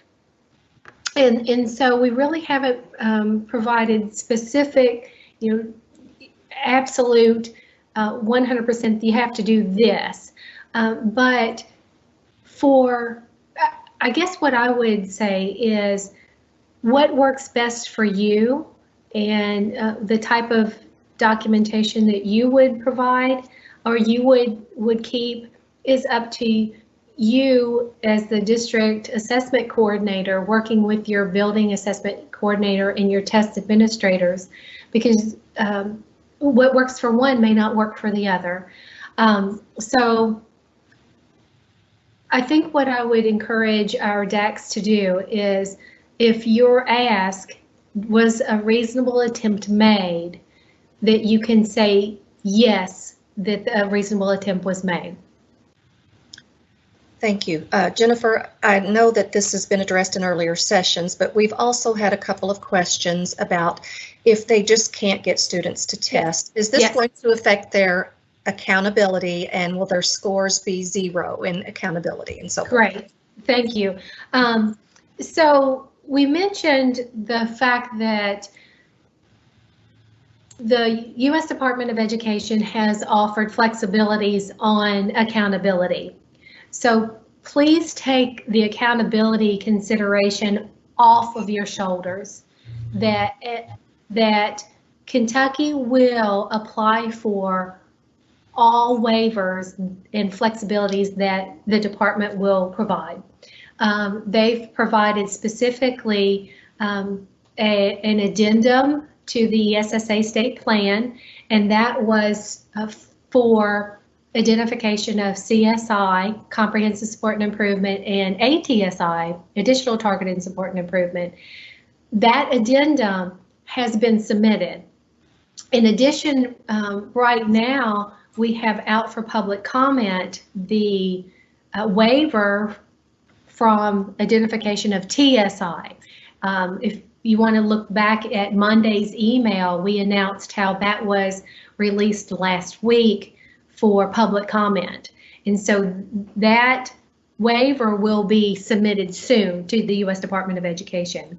So we feel like that accountability will be waived. So we're working toward that end. So any questions that you have, will a 0 be applied, or will, you know, there be some of novice or that lowest performing score be applied to accountability? The answer is no. So please take that off of your shoulders. So accountability in the sense of, you know, there's going to be, you know, stars or colors or identifications of low performing schools. What we're a little less uncertain about is public reporting, because in the letter from the department that was released on Monday, that they specified that all requirements of state and local report cards are still in place. And so we're a little uncertain about what the states are going to be required to report publicly. So at this point, we are in conversations with our U.S. representatives, the people that we have contact with, and also we have networks of states that we come together with, and we're working those networks and pushing toward additional flexibilities in areas where we feel like that can be further waived. So at this point, we really can't determine or specify what will be publicly reported in the fall, but we do know that something will be publicly reported. Thank you, Jennifer. And I think we can return the next questions to Joy or Ben. If a student is quarantined during the testing window, do we need to file a medical non-participation? At this point, I don't think that you would need to file a medical non-participation unless the student actually contracts the virus. If the student were to contract the virus, then by all means. But I think I would leave that as where you just leave them on the roster now as a student that does not test. Okay, thank you. Can you test students in different grade levels together if they are taking the same content area? For example, can you test a 6th grader and a 7th grader together? Personally, I think that should be discouraged just because of the differences possibly in the scripts.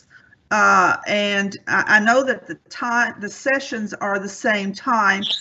I really don't think that would be a best practice. However, in this environment, it might be workable.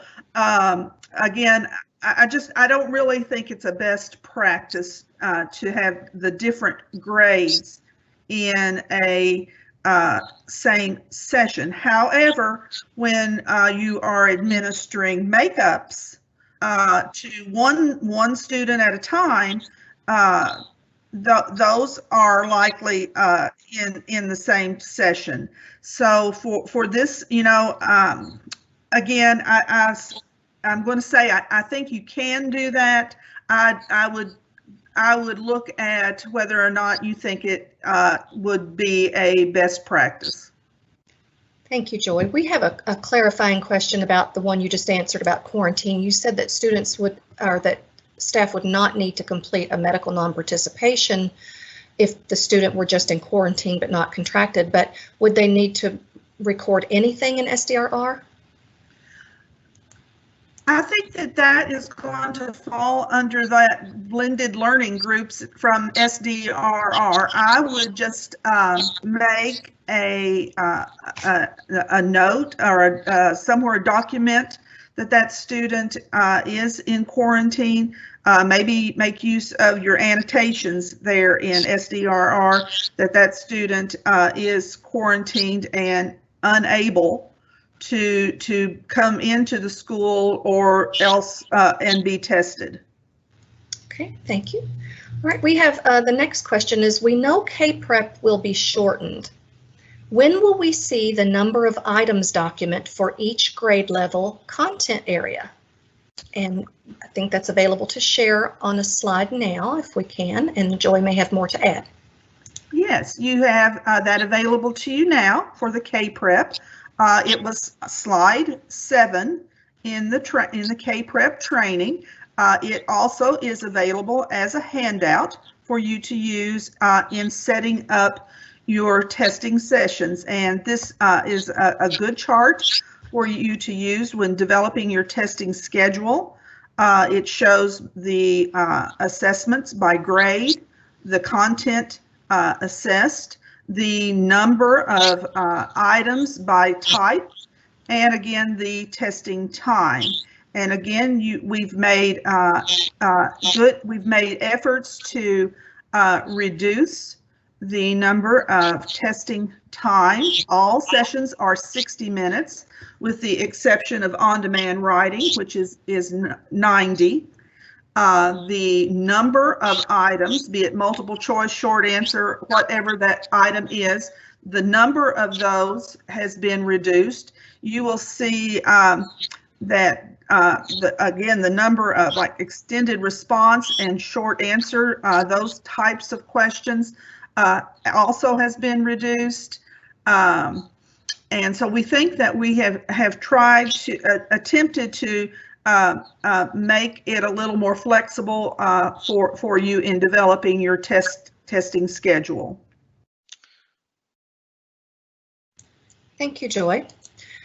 In addition to, I'd like to add, like on slide number 27, you can begin looking through those operational test details in a little, like we have the chart on slide 7, but later on in the presentation on slide 27, we start talking about those operational test details as well for districts and DACs who are looking for more information. Thank you. Last year during the field test, now we're talking about the operational this year, but one of the things that would happen during the field test was that students were given the ability to continue working beyond their scheduled time, provided they had been on task during the initial period due to typing skills and so on. And this was included in the scripts with the TAMs. Will that be allowable this year for the operational K-Prep test? No, the operational test, you recall, is a timed test, and only those students that have the use of extended time listed on their IEP would get additional time. That was a feature, if you will, for the field test that we had last spring, and would be a part of the social studies field test should that occur, that the student working diligently on the field test would be able to go past that 60-minute time. And that is partly to see if the test is a good length, and that type of thing, and we would record that. But the operational test itself is a timed test, and so the test administrator will need to call time at the end of that 60-minute or 90-minute session. All right, thank you. Thank you, Joy. We do have a question, I think data related. Will this year be used as a baseline? That there's no more detail than that, so I'm assuming they mean with data, but I'm not sure if Jennifer. Yes, I can take it. No, this will not be any type of baseline year. What we're viewing this is kind of a one-off year that is kind of a standalone.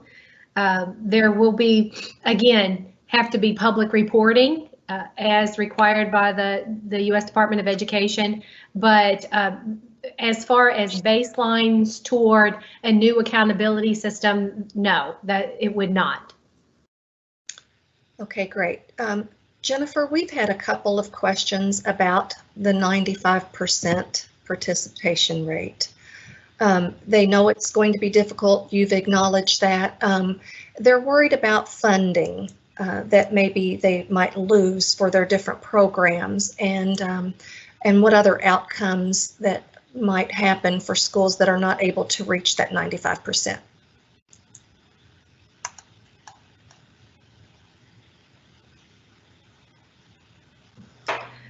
And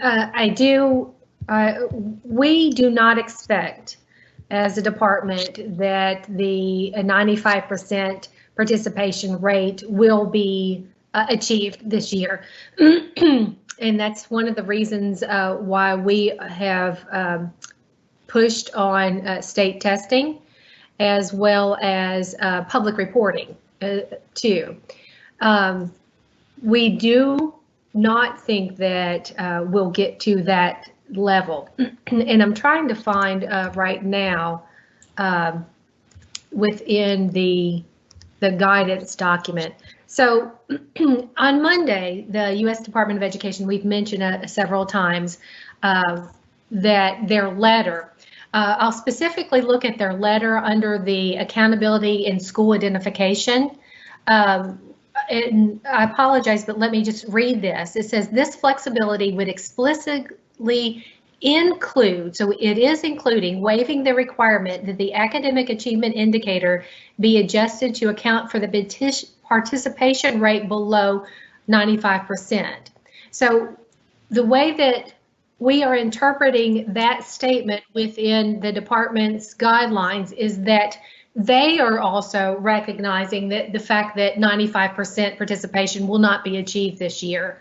And so therefore we do not expect that it will impact funding or things like that. However, we are uncertain as to what they are going to require for public reporting. And so again, that's more to be determined, but with the strong statement within the department's guidance from Monday, it seems that they are acknowledging as well that the 95% participation rate will not be achieved. Thank you, Jennifer. This might be a question for our Pearson representatives. Is there a program that you are aware of that will mimic Pearson symbols for math? Math can be hard to enter into a computer-generated test.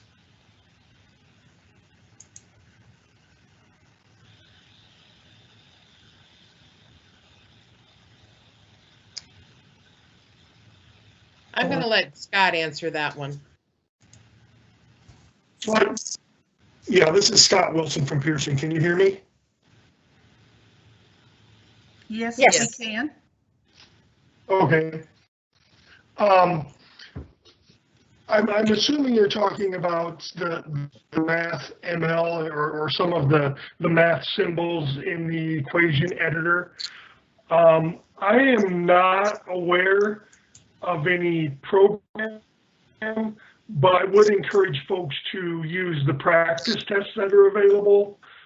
Students can make themselves familiar with the math equation editor, both on the practice tests and also on the tutorials that are available.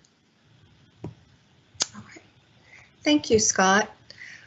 I will note at this time that we do have about 4 minutes left. Please continue to send your questions.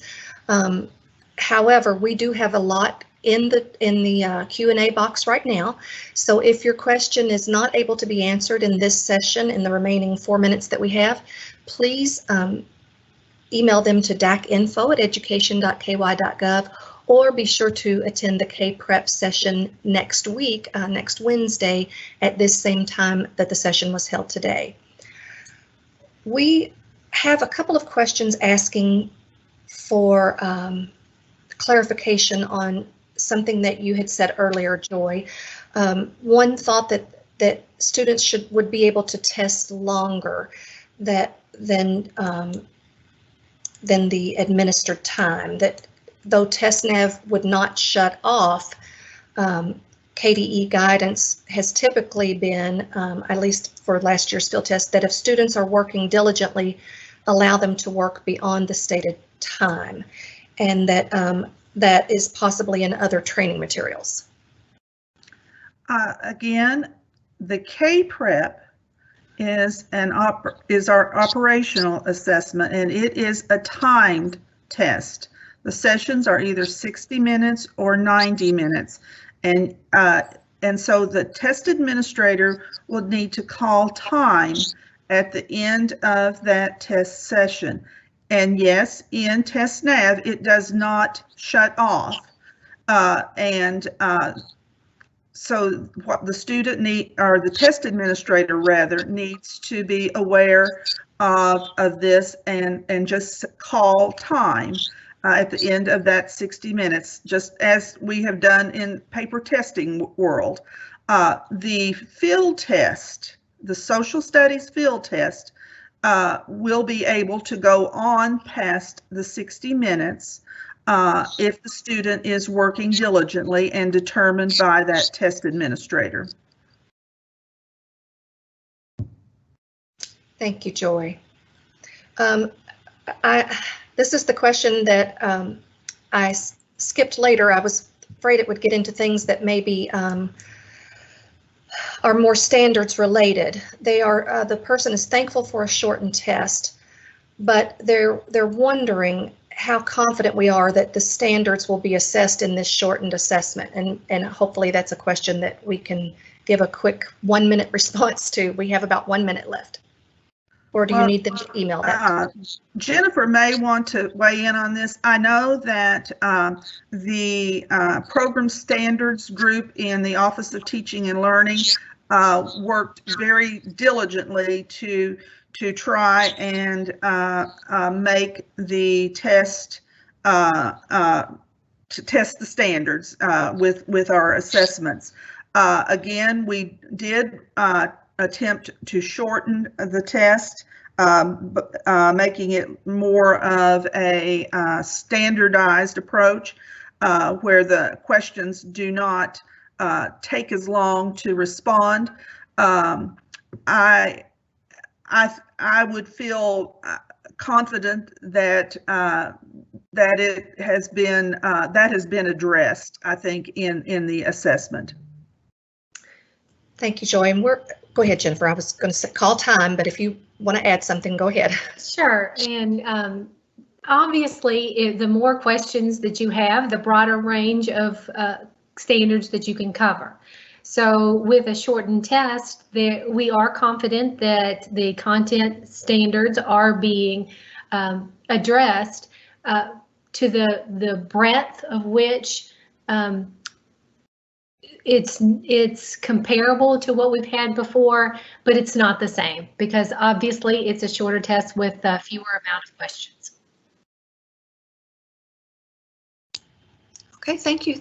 Thank you, Jennifer. And thank you everyone for joining the K-Prep session. We'll see you at the next session.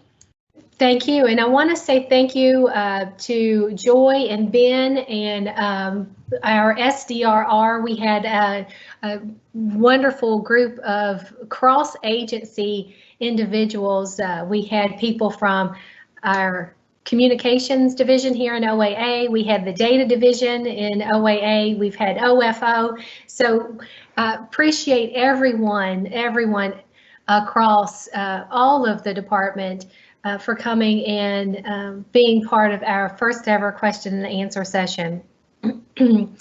As we transition here, we're going to go into the Pearson Access Next session. We have with us today individuals from Pearson as well as a facilitator. So let me just first, again, if you haven't been here with us in our previous 4 sessions, we welcome you to the first ever question and answer session for our district assessment coordinators and building assessment coordinators in support of our release of trainings. We couldn't be with you in person this year. We've missed you so much, and we look forward to providing more in-person sessions when we're back to a normal situation. But in lieu of being in person, we thought that we could support you in clarifying information that has been shared in our February DAC trainings recordings.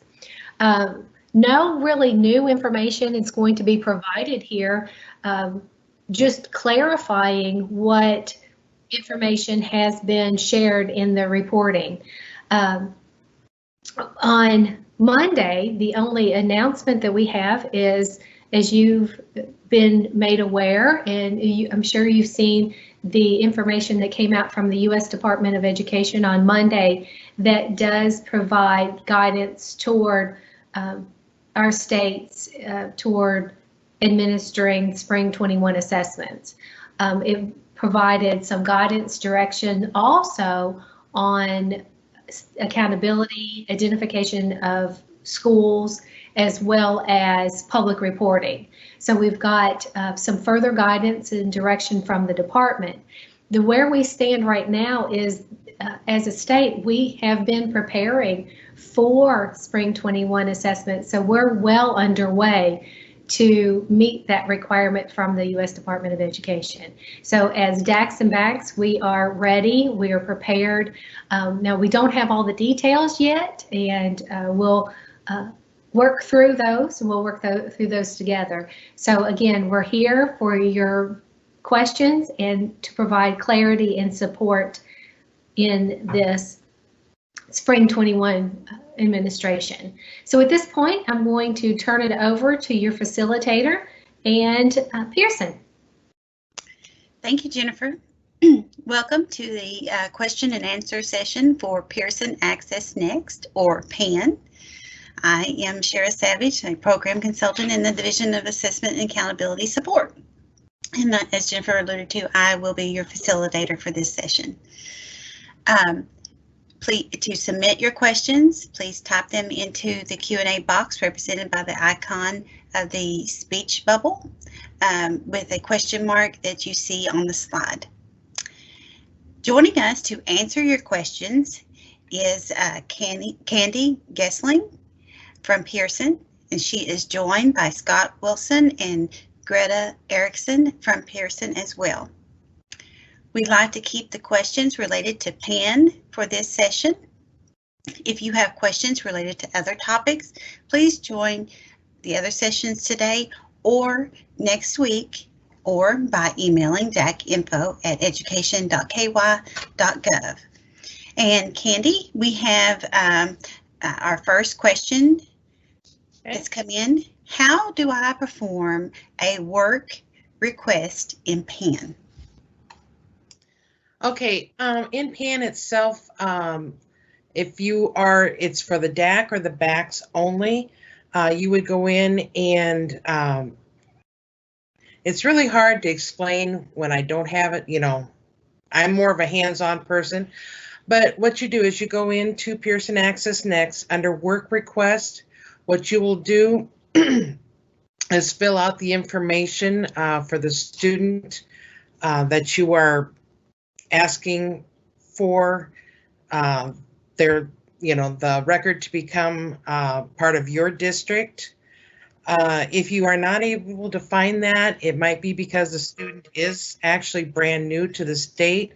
So then what you would do is create the student in Pearson Access Next and assign it the SSID, and then, you know, assign it to the school that the student is attending.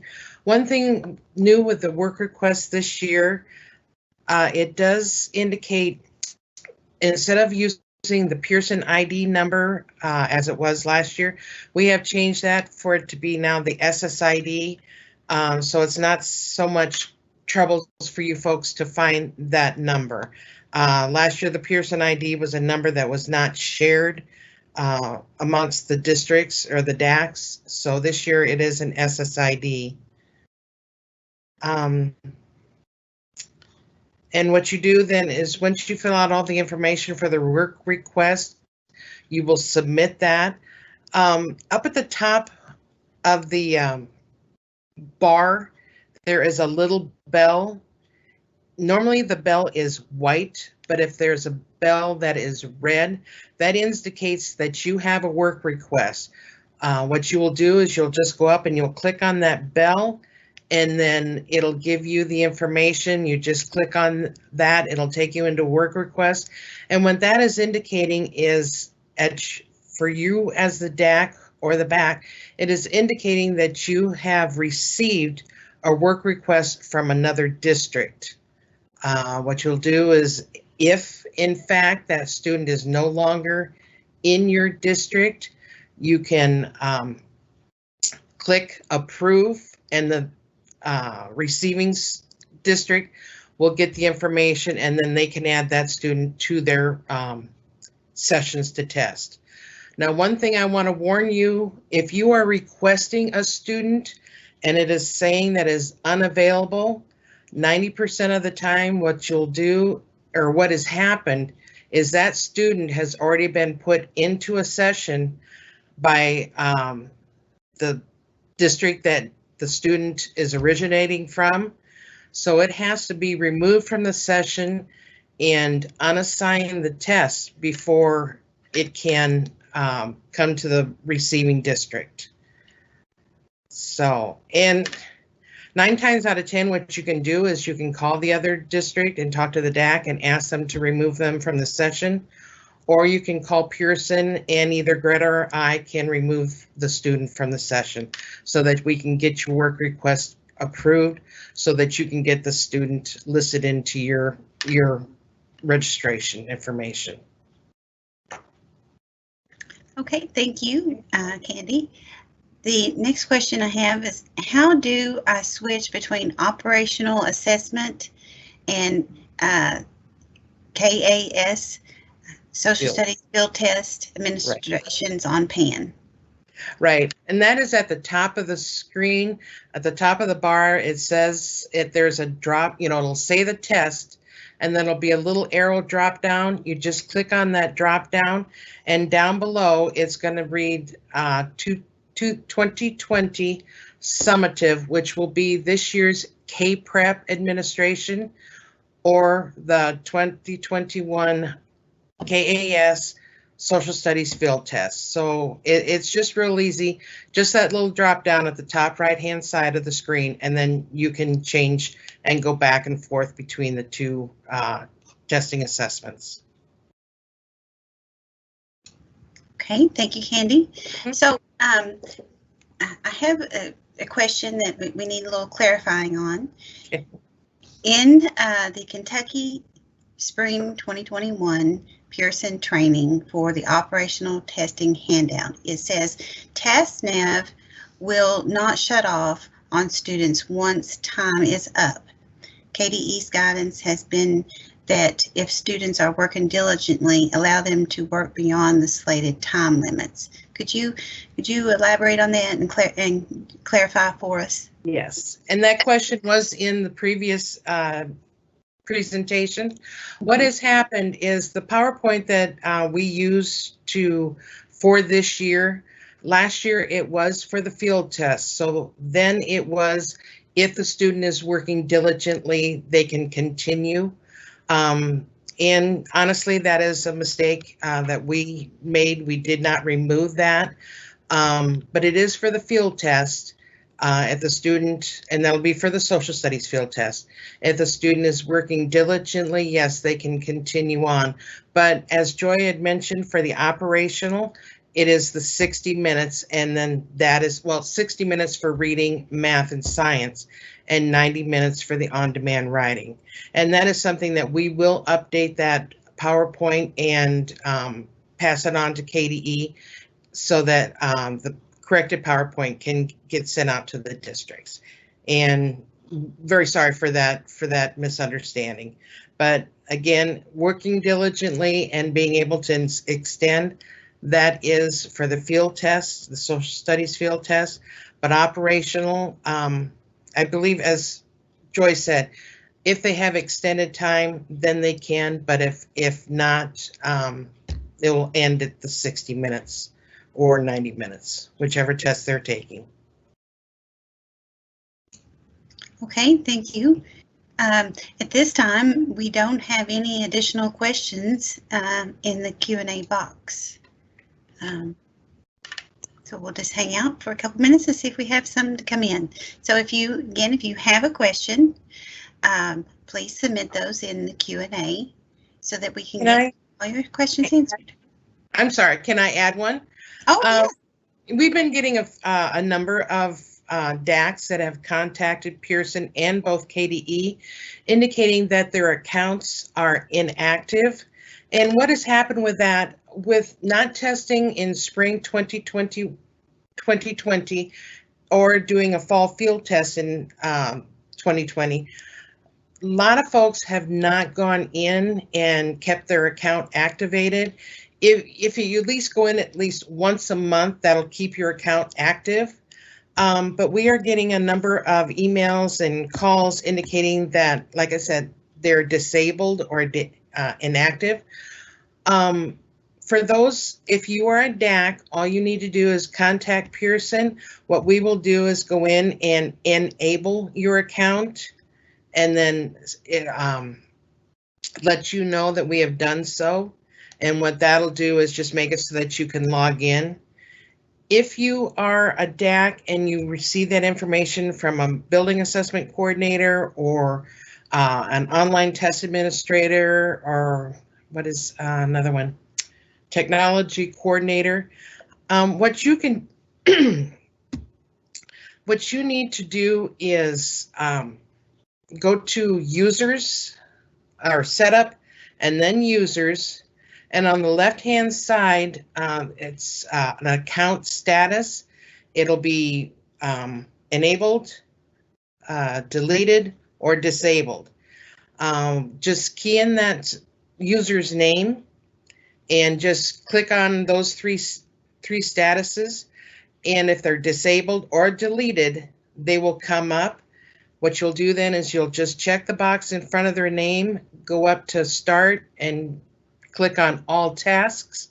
What that does is it brings the user's name up, and then in that area you could do, this is for disabled. You can click disabled and make it enabled and then save. But if this user is also deleted, you will have to go over to the delete or restore tab and then go in and just restore that person and then save it. And then that way they will be enabled so that they can log into Pearson Access Next. But you as a DAC, you will have to contact Pearson and and we will enable your account. Thanks, Shara. Thank you, Candy. We've had a question come in. Says, did I hear correctly that the test session will end after 60 minutes and the conclusion of the testing session? TestNav does not automatically end at the 60 minutes. There's no timing on the TestNav. What it is up to the test administrator to monitor that and make sure that they end at 60 minutes. I'm sorry, Jennifer. Oh, hi. Thanks, Candy. I just wanted to jump in here about the conclusion of the 60 minutes. There seems to be a lot of confusion on that. So let's clarify the fact and take it into two separate things. So the first of which is that the system of TestNav will not shut off. It will not shut off, as Candy and Joy have both mentioned. It's not designed to do that. So we had some opportunities and the option of completely shutting it off or continuing to let it allow the students to continue on. So with that option, Kentucky chose to leave the session open so that it didn't automatically shut the student out of Pearson Access Next. The other side of that question is whether we should allow students to continue on past that 60 minutes, specifically for students, regular ed students who are diligently working. And as Joy noted, that our students with special needs who have extended time, that would just allow them to continue to work.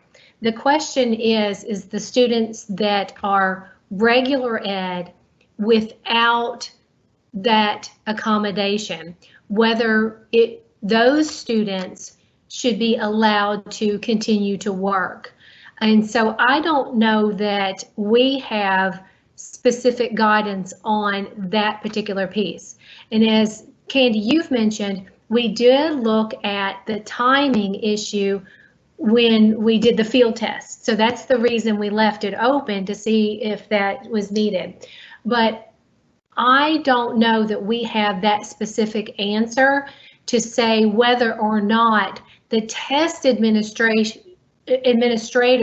may allow the student who is a regular ed student without extended time to continue on. So let's take that back and as a question, and we will provide further guidance on that particular piece. Okay. Thanks, Jennifer. So I appreciate everyone who has caught that, and we'll take that back and we'll clarify that as well. We have just a follow-up to that, Jennifer. Yes, however, if there are people, if there are people who listened to the Pearson presentation and viewed the materials without joining the Q&A, there could be issues during testing. All of my BACs will be informed. So the way it was trained is that the system, and this is a question, Candy, the system will not shut off, and that the students can continue to work if they are progressing in attempting, right? Right, yeah. Yes. Okay. Okay. So and what I was mentioning, it was in the Pearson Access Next PowerPoint incorrect, and we'll get that fixed today and get it back to you folks so it can be sent out. okay. Okay. So what I'm suggesting is the fact that we need to consider whether or not that's an incorrect statement or not. Right. Right. Okay. All right. Okay. So yes, let us take that back. Okay. All right. Thank you, Jennifer. Yes. At this time, Candy or Jennifer, we do not have any additional questions in the Q&A box. So Candy, do you just have any information you'd like to share, or we can just hang out and wait for another question? I'm trying to think of any questions that we have been getting lately. The biggest one that we've seen is just the inactive accounts, seeing that. One thing I think I remember from the last presentation, someone was asking about the type of items in the social studies test, and I wanted to let, there are TE items as well as the multiple choice, multiple select. I want to make sure I say this right, and I believe as short answer. I'm trying to remember if there are extended responses, but yes, there will be the TE items that you were asking about. And I'm sorry, I don't remember who that question was from.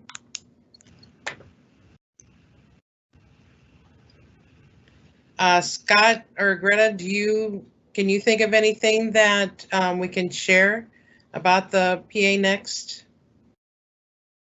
presentation?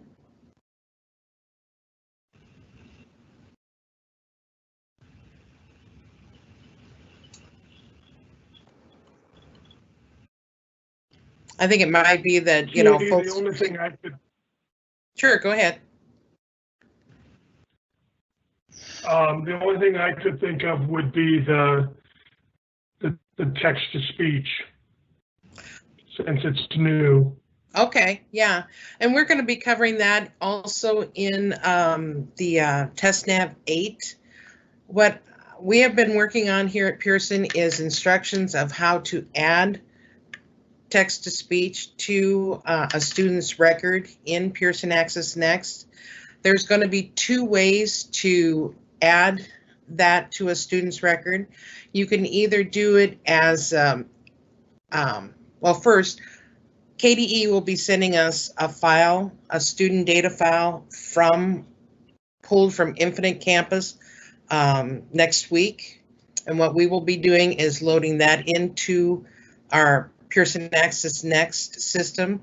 So when you folks, when Pearson Access Next opens officially on March 16th and you folks want to start doing your administrative work, the data that KDE has provided us, you can pull an export, and this is if you have several students that need the text-to-speech added to their student record.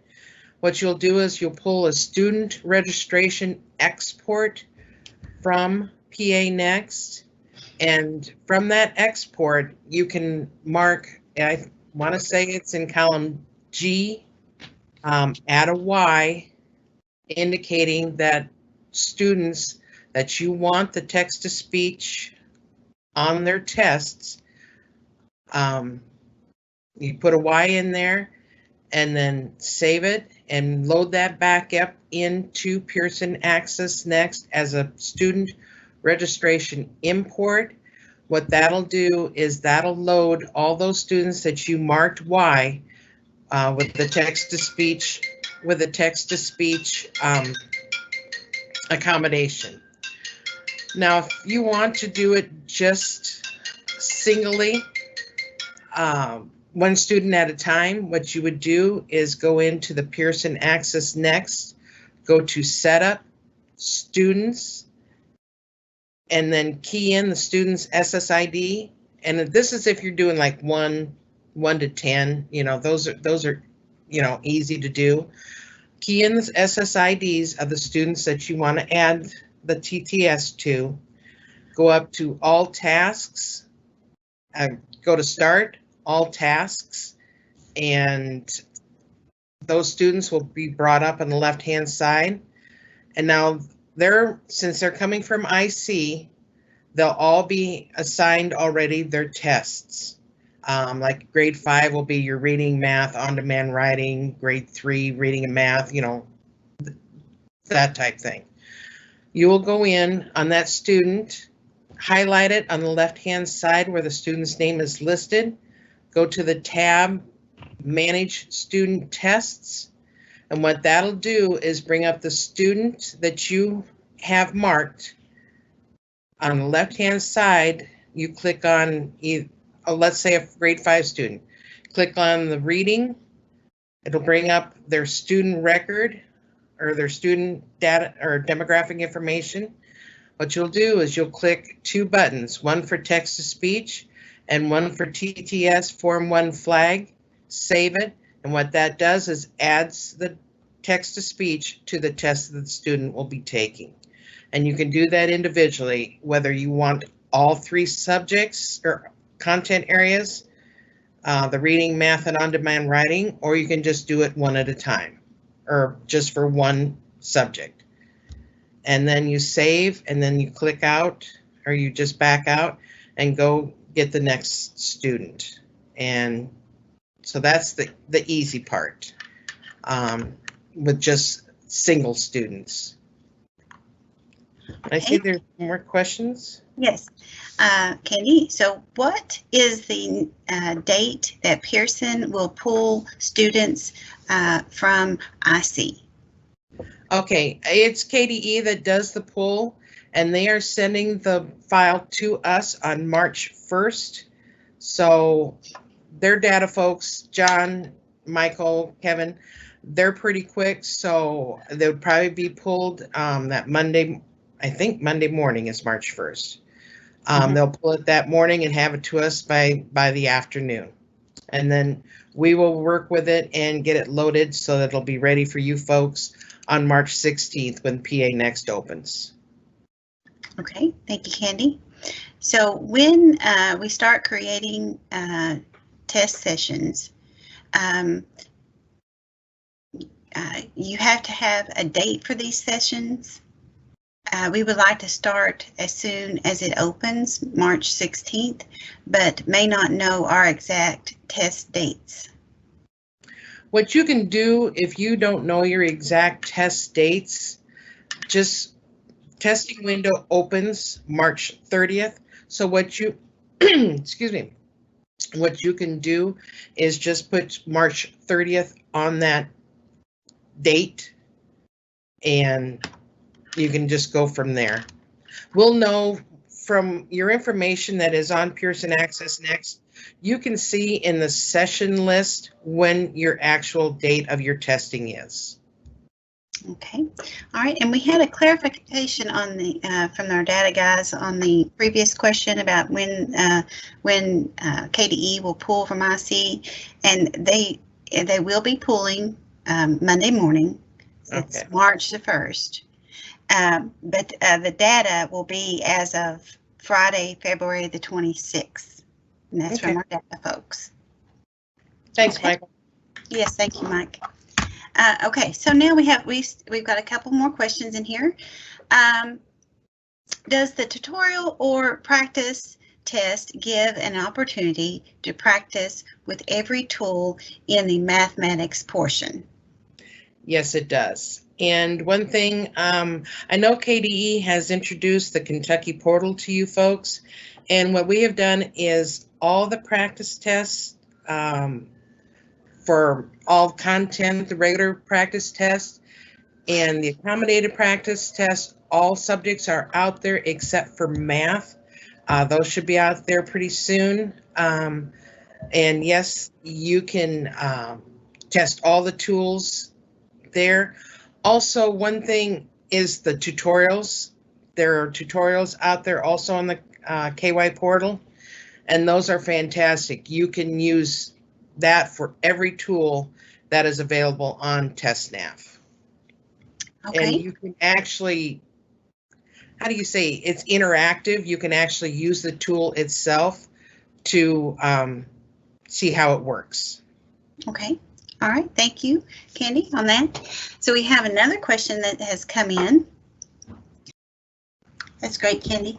And at this time, we're down to 25 minutes and that we still do not have any questions. So just a reminder, if you have an issue, just like this issue with the PAN account, place that in there and we'll work on getting it fixed. And or if you have questions, please place those in the box as well.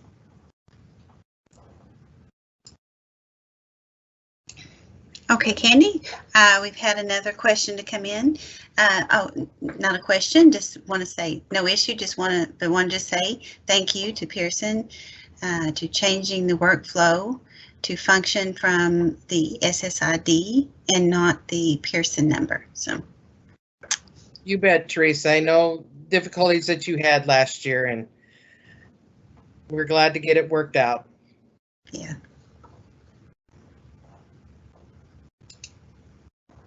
So at this time, we are getting down to about the 20-minute remaining mark. So if you have any questions, please feel free to place those in the Q&A box so we can get those questions or issues addressed. Thank you.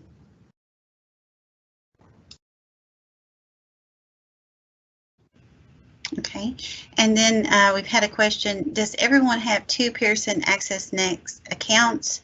One is for K-Prep and one is for ACT. I get confused when I get the "it's time to update your password" email. Right, and I understand. And I only know about the K-Prep or the Kentucky Academic Standards Social Studies. I'm not sure about ACT, but on the email that you get from Pearson Access Next for K-Prep, it'll indicate down below the username that the account is for.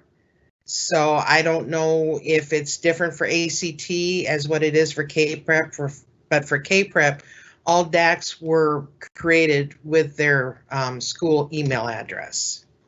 So, and I'm sorry, I can't really, give you any more information for ACT. Okay, and we have another question. Do we have to wait until March 16th to set up user accounts? No, you can do, you can work in, user-wise, you can work in Pearson Access now. Okay. It's the administrative duties as in, create your sessions, set students for text-to-speech, and those type things. Okay. Another question is, where do we go to log in and check our Pearson access? Do you mean what is the PA Next URL? Is that what? That's the way I take it. They didn't elaborate. I know ACT's is a little different from yours. What is your the address itself? It's ky.pearsonaccessnext.com and then /. Okay, and then /. Thank you, and that's okay. That's all the questions we have at this moment. I just want to remind everyone we are at the 5-minute mark. So if you have any questions, we can take 1 or 2 more. If you place those over in the Q&A. If we did not, get to, if there's something that you think about later, you can always email us at dacinfo@education.ky.gov, and someone in our office will respond. We also encourage you to attend next week's PAND Q&A session that will be held on Wednesday, March 3rd at the same time between 12:30 and 1:30.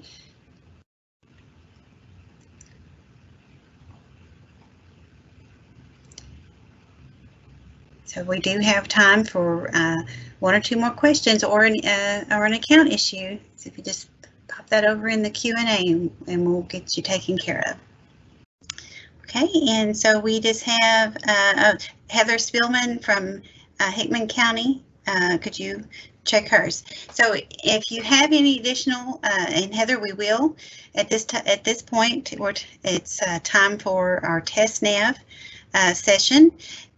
So if we didn't get to you, we will be in contact to get those counts activated.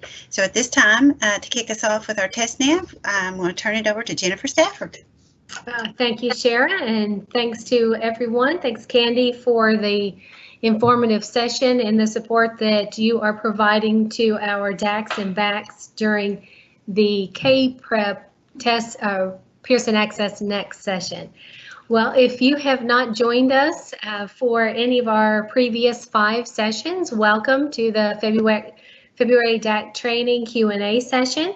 This is our last session of today. We have had a tremendous amount of support and successful question and answer session today. We have covered lots of ground during our Q&A sessions. We've talked about alternate K-Prep, we've talked about accommodation, we've answered lots of questions about testing virtual students and the activities in Sdrr. We looked at K-Prep as well as the Pearson Access Next. Our last session is about TestNav itself, and we have Pearson representatives here as well presenting and answering questions on the TestNav system. If you're just now joining us again, welcome to our question and answer session. I'm Jennifer Stafford, the Director in the Division of Assessment and Accountability Support. We've answered many questions today. We've taken today to clarify information that was presented in the February DAC training recordings that were released on February 15th. The only new information that we have is the information that was shared from the U.S. Department of Education on Monday, which was released in the special email yesterday afternoon. Basically, the department has issued guidance on flexibilities around accountability and school identification, as well as state reporting, as well as required state assessments. So we are implementing the plan that we have set forth and looking forward to additional flexibilities that are provided by the U.S. Department of Education. In that letter that was released on Monday, sent out in a special email yesterday, the department provided guidance on each of those 3 big areas, and specifically to state testing, provided directions to states that they could administer a shortened form of the assessment, which we have been working with Pearson in K-Prep to be able to do that.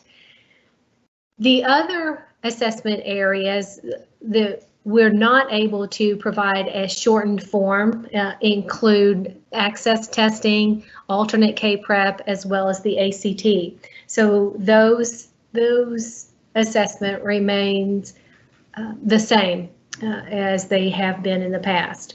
Other flexibilities provided in that letter around state assessments included remote administration, if that's a possibility. At this point, Kentucky has not gone that direction. It's something that we could consider. And the other piece on state assessment that the department encouraged was flexible test windows. And we have actually taken advantage of that already by postponing our assessment windows as well as making them as broad. Now, other things that we could consider as we move into the spring could be the flexibility that they suggested to move testing into the summer and even fall. And although we don't have definitive plans for that, it's something that we could consider. Similar to last year, when we canceled all of state testing, we were able to offer ACT testing in the fall. So that's a possibility that we could continue with that flexibility. So there are, again, areas that are unknown at this point, but we are prepared for state testing, and you as DACs and BACs are ready for state testing, because we have been talking about and preparing for spring 21 assessment since October and November when we first started receiving information. We've shared multiple times that and guidance that was provided by the department in September with the former Secretary Betsy DeVos's letter that was shared, as well as the fact sheet on the English language proficiency exam, that all indications from the department was that state testing would be required this year. So we're prepared, we're ready for it, we're situated to overcome whatever obstacles that lie in our way and have a smooth administration, and we are here to support you in that. So at this point, I'm going to turn it over to our facilitator. It looks like Shara and Candy is still here with us. So I'm going to turn it over to the two of you all and any questions that remain in particular to TestNav. So thank you. Thanks, Thank Jennifer. you, Jennifer. Yes, thank you, Jennifer. Welcome to the question and answer session for TestNav. If you're just joining us, I am Shara Savage, a program consultant in the Division of Assessment and Accountability Support, and I will be your facilitator for this session. To submit your questions, please type them into the Q&A box represented by the icon of the speech bubbles with a question mark that you see on your slide. Joining us again to answer your questions on TestNav is Candy Gessling from Pearson, and she is joined by Scott Wilson and Greta Erickson from Pearson as well. We'd like to keep the questions related to TestNav for this session. If you have questions related to other topics, please join the other sessions next week or by email at dacinfo@education.ky.gov. And so, Candy, we have our first question. Where do I get the username and password and/or print testing tickets and seal codes? Okay, the username and passwords for your students when they're testing, that will be on the testing ticket itself. And to get the testing tickets and the seal codes, you'll go into your sessions and session list and choose the session that you want to have the test tickets printed. In doing that, you go to Sessions, Students in Sessions, What you do is you highlight the session that you want the testing tickets to print. And one thing you need to remember is your session always has to be prepared before you can print your testing tickets. And what you will do is on resources, you'll click on resources and it'll give you the choice of printing the seal codes, printing the testing tickets. If you click on the print testing tickets, it'll give you the choice of like a grid of testing tickets. It'll give you, I believe, a half page. So each testing ticket would be on a half page. Or normally what people have been doing is printing one testing ticket per sheet.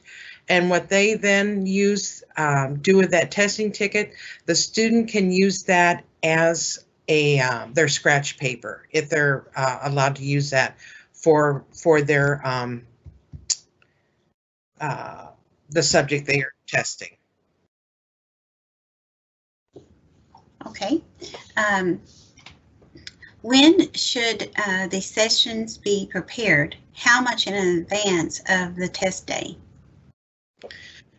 Usually they're saying within a week of when you're going to test.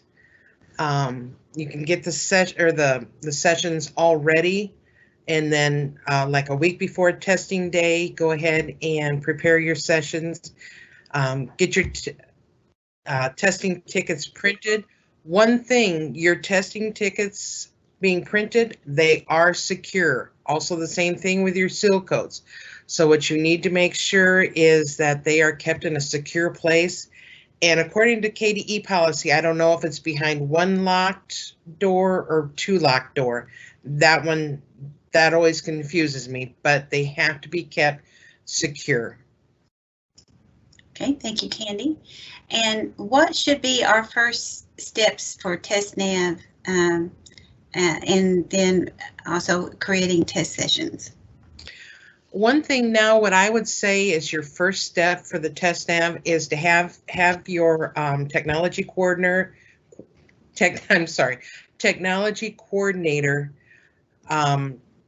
configure the technology or the TestNav configuration. And I can't get techie on that. You would have to have your technology coordinator contact their KETS person. Paul Shoemaker and his KETS folks have sent or are sending out information for the technology coordinators to prepare for the online testing.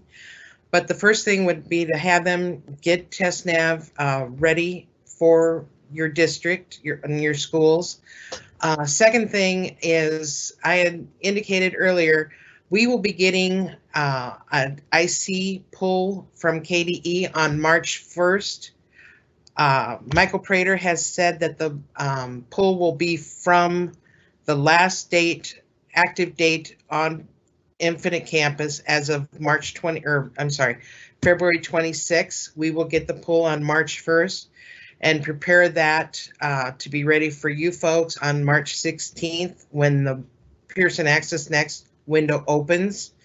From there, first thing I would do is for those students that are going to be taking text-to-speech in their for their test, I would make sure to get those students indicated in their student records. Now there are going to be step-by-step text-to-speech instructions. They are going through our publishing department right now for the 508 compliant process. And as soon as those are ready, I'm going to get those loaded both to the Kentucky portal and to Pearson Access Next under the support column. But on the Kentucky portal, it'll be under the Pearson Access Next tab, and then in Pearson Access Guidance Documents. What that'll do, that's going to give you instructions for 2 ways of adding the text-to-speech indicator to your student records. You can either do it as a file, and what that would require is you exporting your data or your student records from Pearson Access Next, putting a Y in the column that indicates yes for text to speech. And then what you'll do is save that and then import it back into Pearson Access Next. One thing I will say, I believe it's a possibility that not all subjects for a student will be text to speech. I'm just saying in case. What you will have to do once you load that file, you'll have to go into Pearson Access Next, what we call the user interface, and remove the text to speech indicator off the subjects that the student will not use that tool. And that also explanation is in these instructions, step by step. It'll walk you through. I've got screenshots and explanations of what exactly you do in Pearson Access Next on how to mark your students individually or remove the text to speech individually per subject. Okay, thank you. After that, after that, I would go to the create sessions and get those ready. Okay.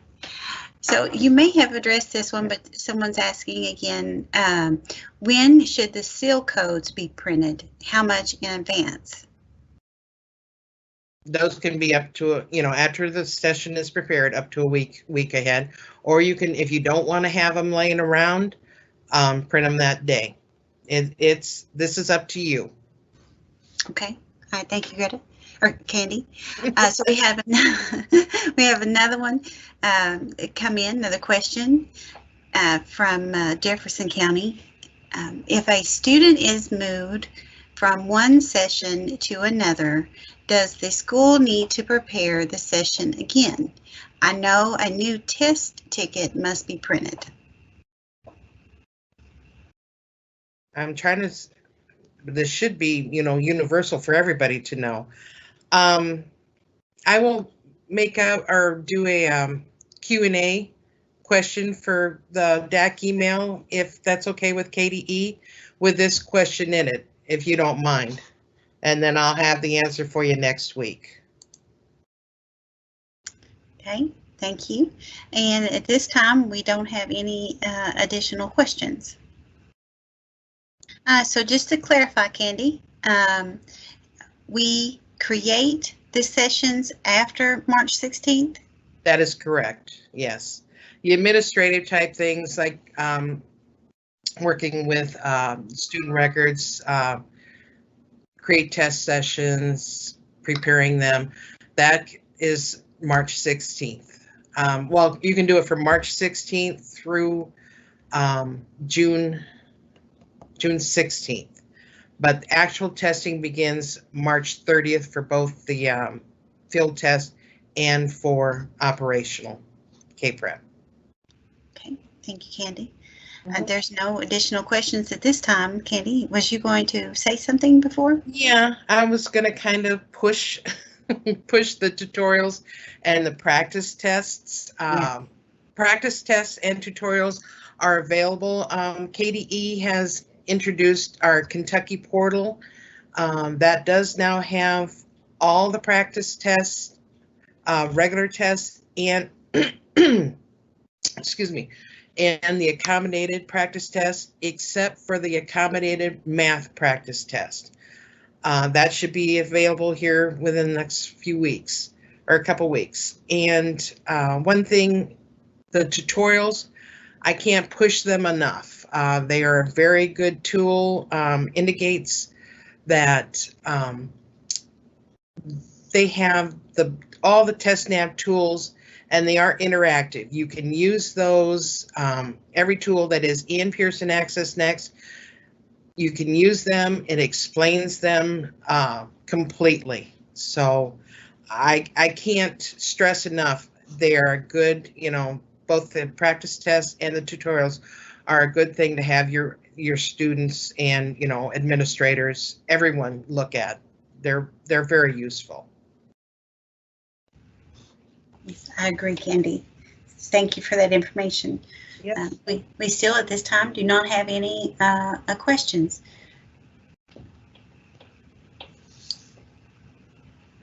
So we will hang out here.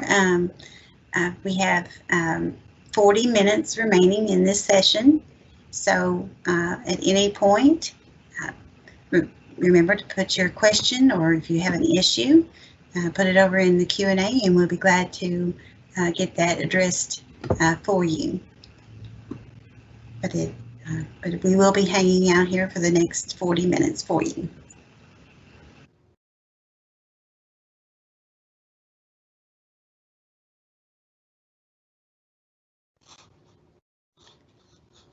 Okay, Pam has asked me to repeat the question. I had it open. If a student is moved from one session to another, does the school need to prepare the session again? Yes, they do, because this test has to be assigned, and a new test ticket will need to be printed for that student. Thanks for the reminder, Pam.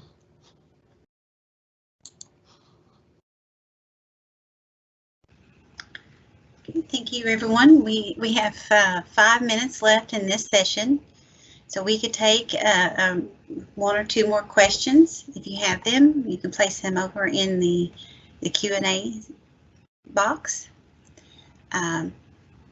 If you think of something once we conclude today, here in the next few minutes, please email your questions to dacinfo@education.ky.gov, and someone in our office will respond. So if you have questions from any of our sessions today, the alternate K-Prep, accommodations, SDRR, K-Prep, Pearson Access Next, or TestNav, any questions related to any sessions today, after we conclude today, if you think of something, just give us, send us an email, and we will get back to you. You are also encouraged to attend next week's sessions. Alternate will be at 8:30, starting at 8:30, accommodations starting at 9:30, SDRR starting at 10:30, K-Prep 11:30, PAN at 12:30, and TestNav at 1:30. But we have about 4 minutes left, so if there's any additional questions on TestNav, just place those in Q&A so we can get those answered for you.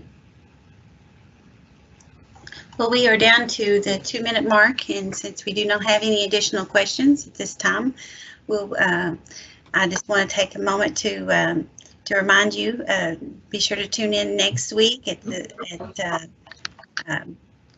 on the 3rd of March, starting at the same time at 8:30 for these sessions, Q&A sessions. And we thank everyone. And I believe Jennifer has rejoined us and probably would like to close us out. So, Jennifer. Thank you, Shara, and thank you for participating today. I want to say a special thank you to our facilitators, Shara Savage, Jenny Larkins. Thank you so much for being present and facilitating all the questions. At last count, I saw that we have had over 170 questions throughout the day. We started early this morning at 8:30 Eastern. And actually, I want to say that we've had over 260 questions. So it's been a while since I looked over there. So over 260 questions have been asked and answered today. And I want to thank Shara and Jenny for your facilitation of those. I want to thank Ben Riley and Pam Powers for being our producers of this live event. It's, again, one of the first ones we've ever done as a live question and answer session. And I want to thank the two of you for being producers today of this event, for all of your behind the scenes magic that you are making happen there. I want to say a special thanks to all of our moderators and consultants for the knowledge and expertise that you bring to the question and answer sessions. We started this morning early with Kevin O'Hare and Jason Howard. We moved into Sdrr with Chris Williams and Pam Powers. We also had with us Nathan Rome, David Kurd from the data side. We had backup from them with Mike Crater and John Wickheiser. We also had OFO representations. Josh and Jesse were here. So we had a really supportive group in our Sdrr session. So thanks to everyone in that session. We moved into K-Prep with Joy Barr, Ben Riley. We had backups from Pearson, and we've seen Scott Wilson. We've heard his voice, the voice from beyond. We've had Candy and Greta, who are always here to support our K-Prep assessment. So we really thank you all very much for your participation today as well. Together, we make a really good team, and we want to thank all of our participants as well. It's been a really beneficial day. We've got a lot of clarity and hope that you walk away today with the information that you need for Spring 21 assessment. So again, as Shara said, we'll see you back here on Wednesday, March 3rd. Until then, take care. Thank you.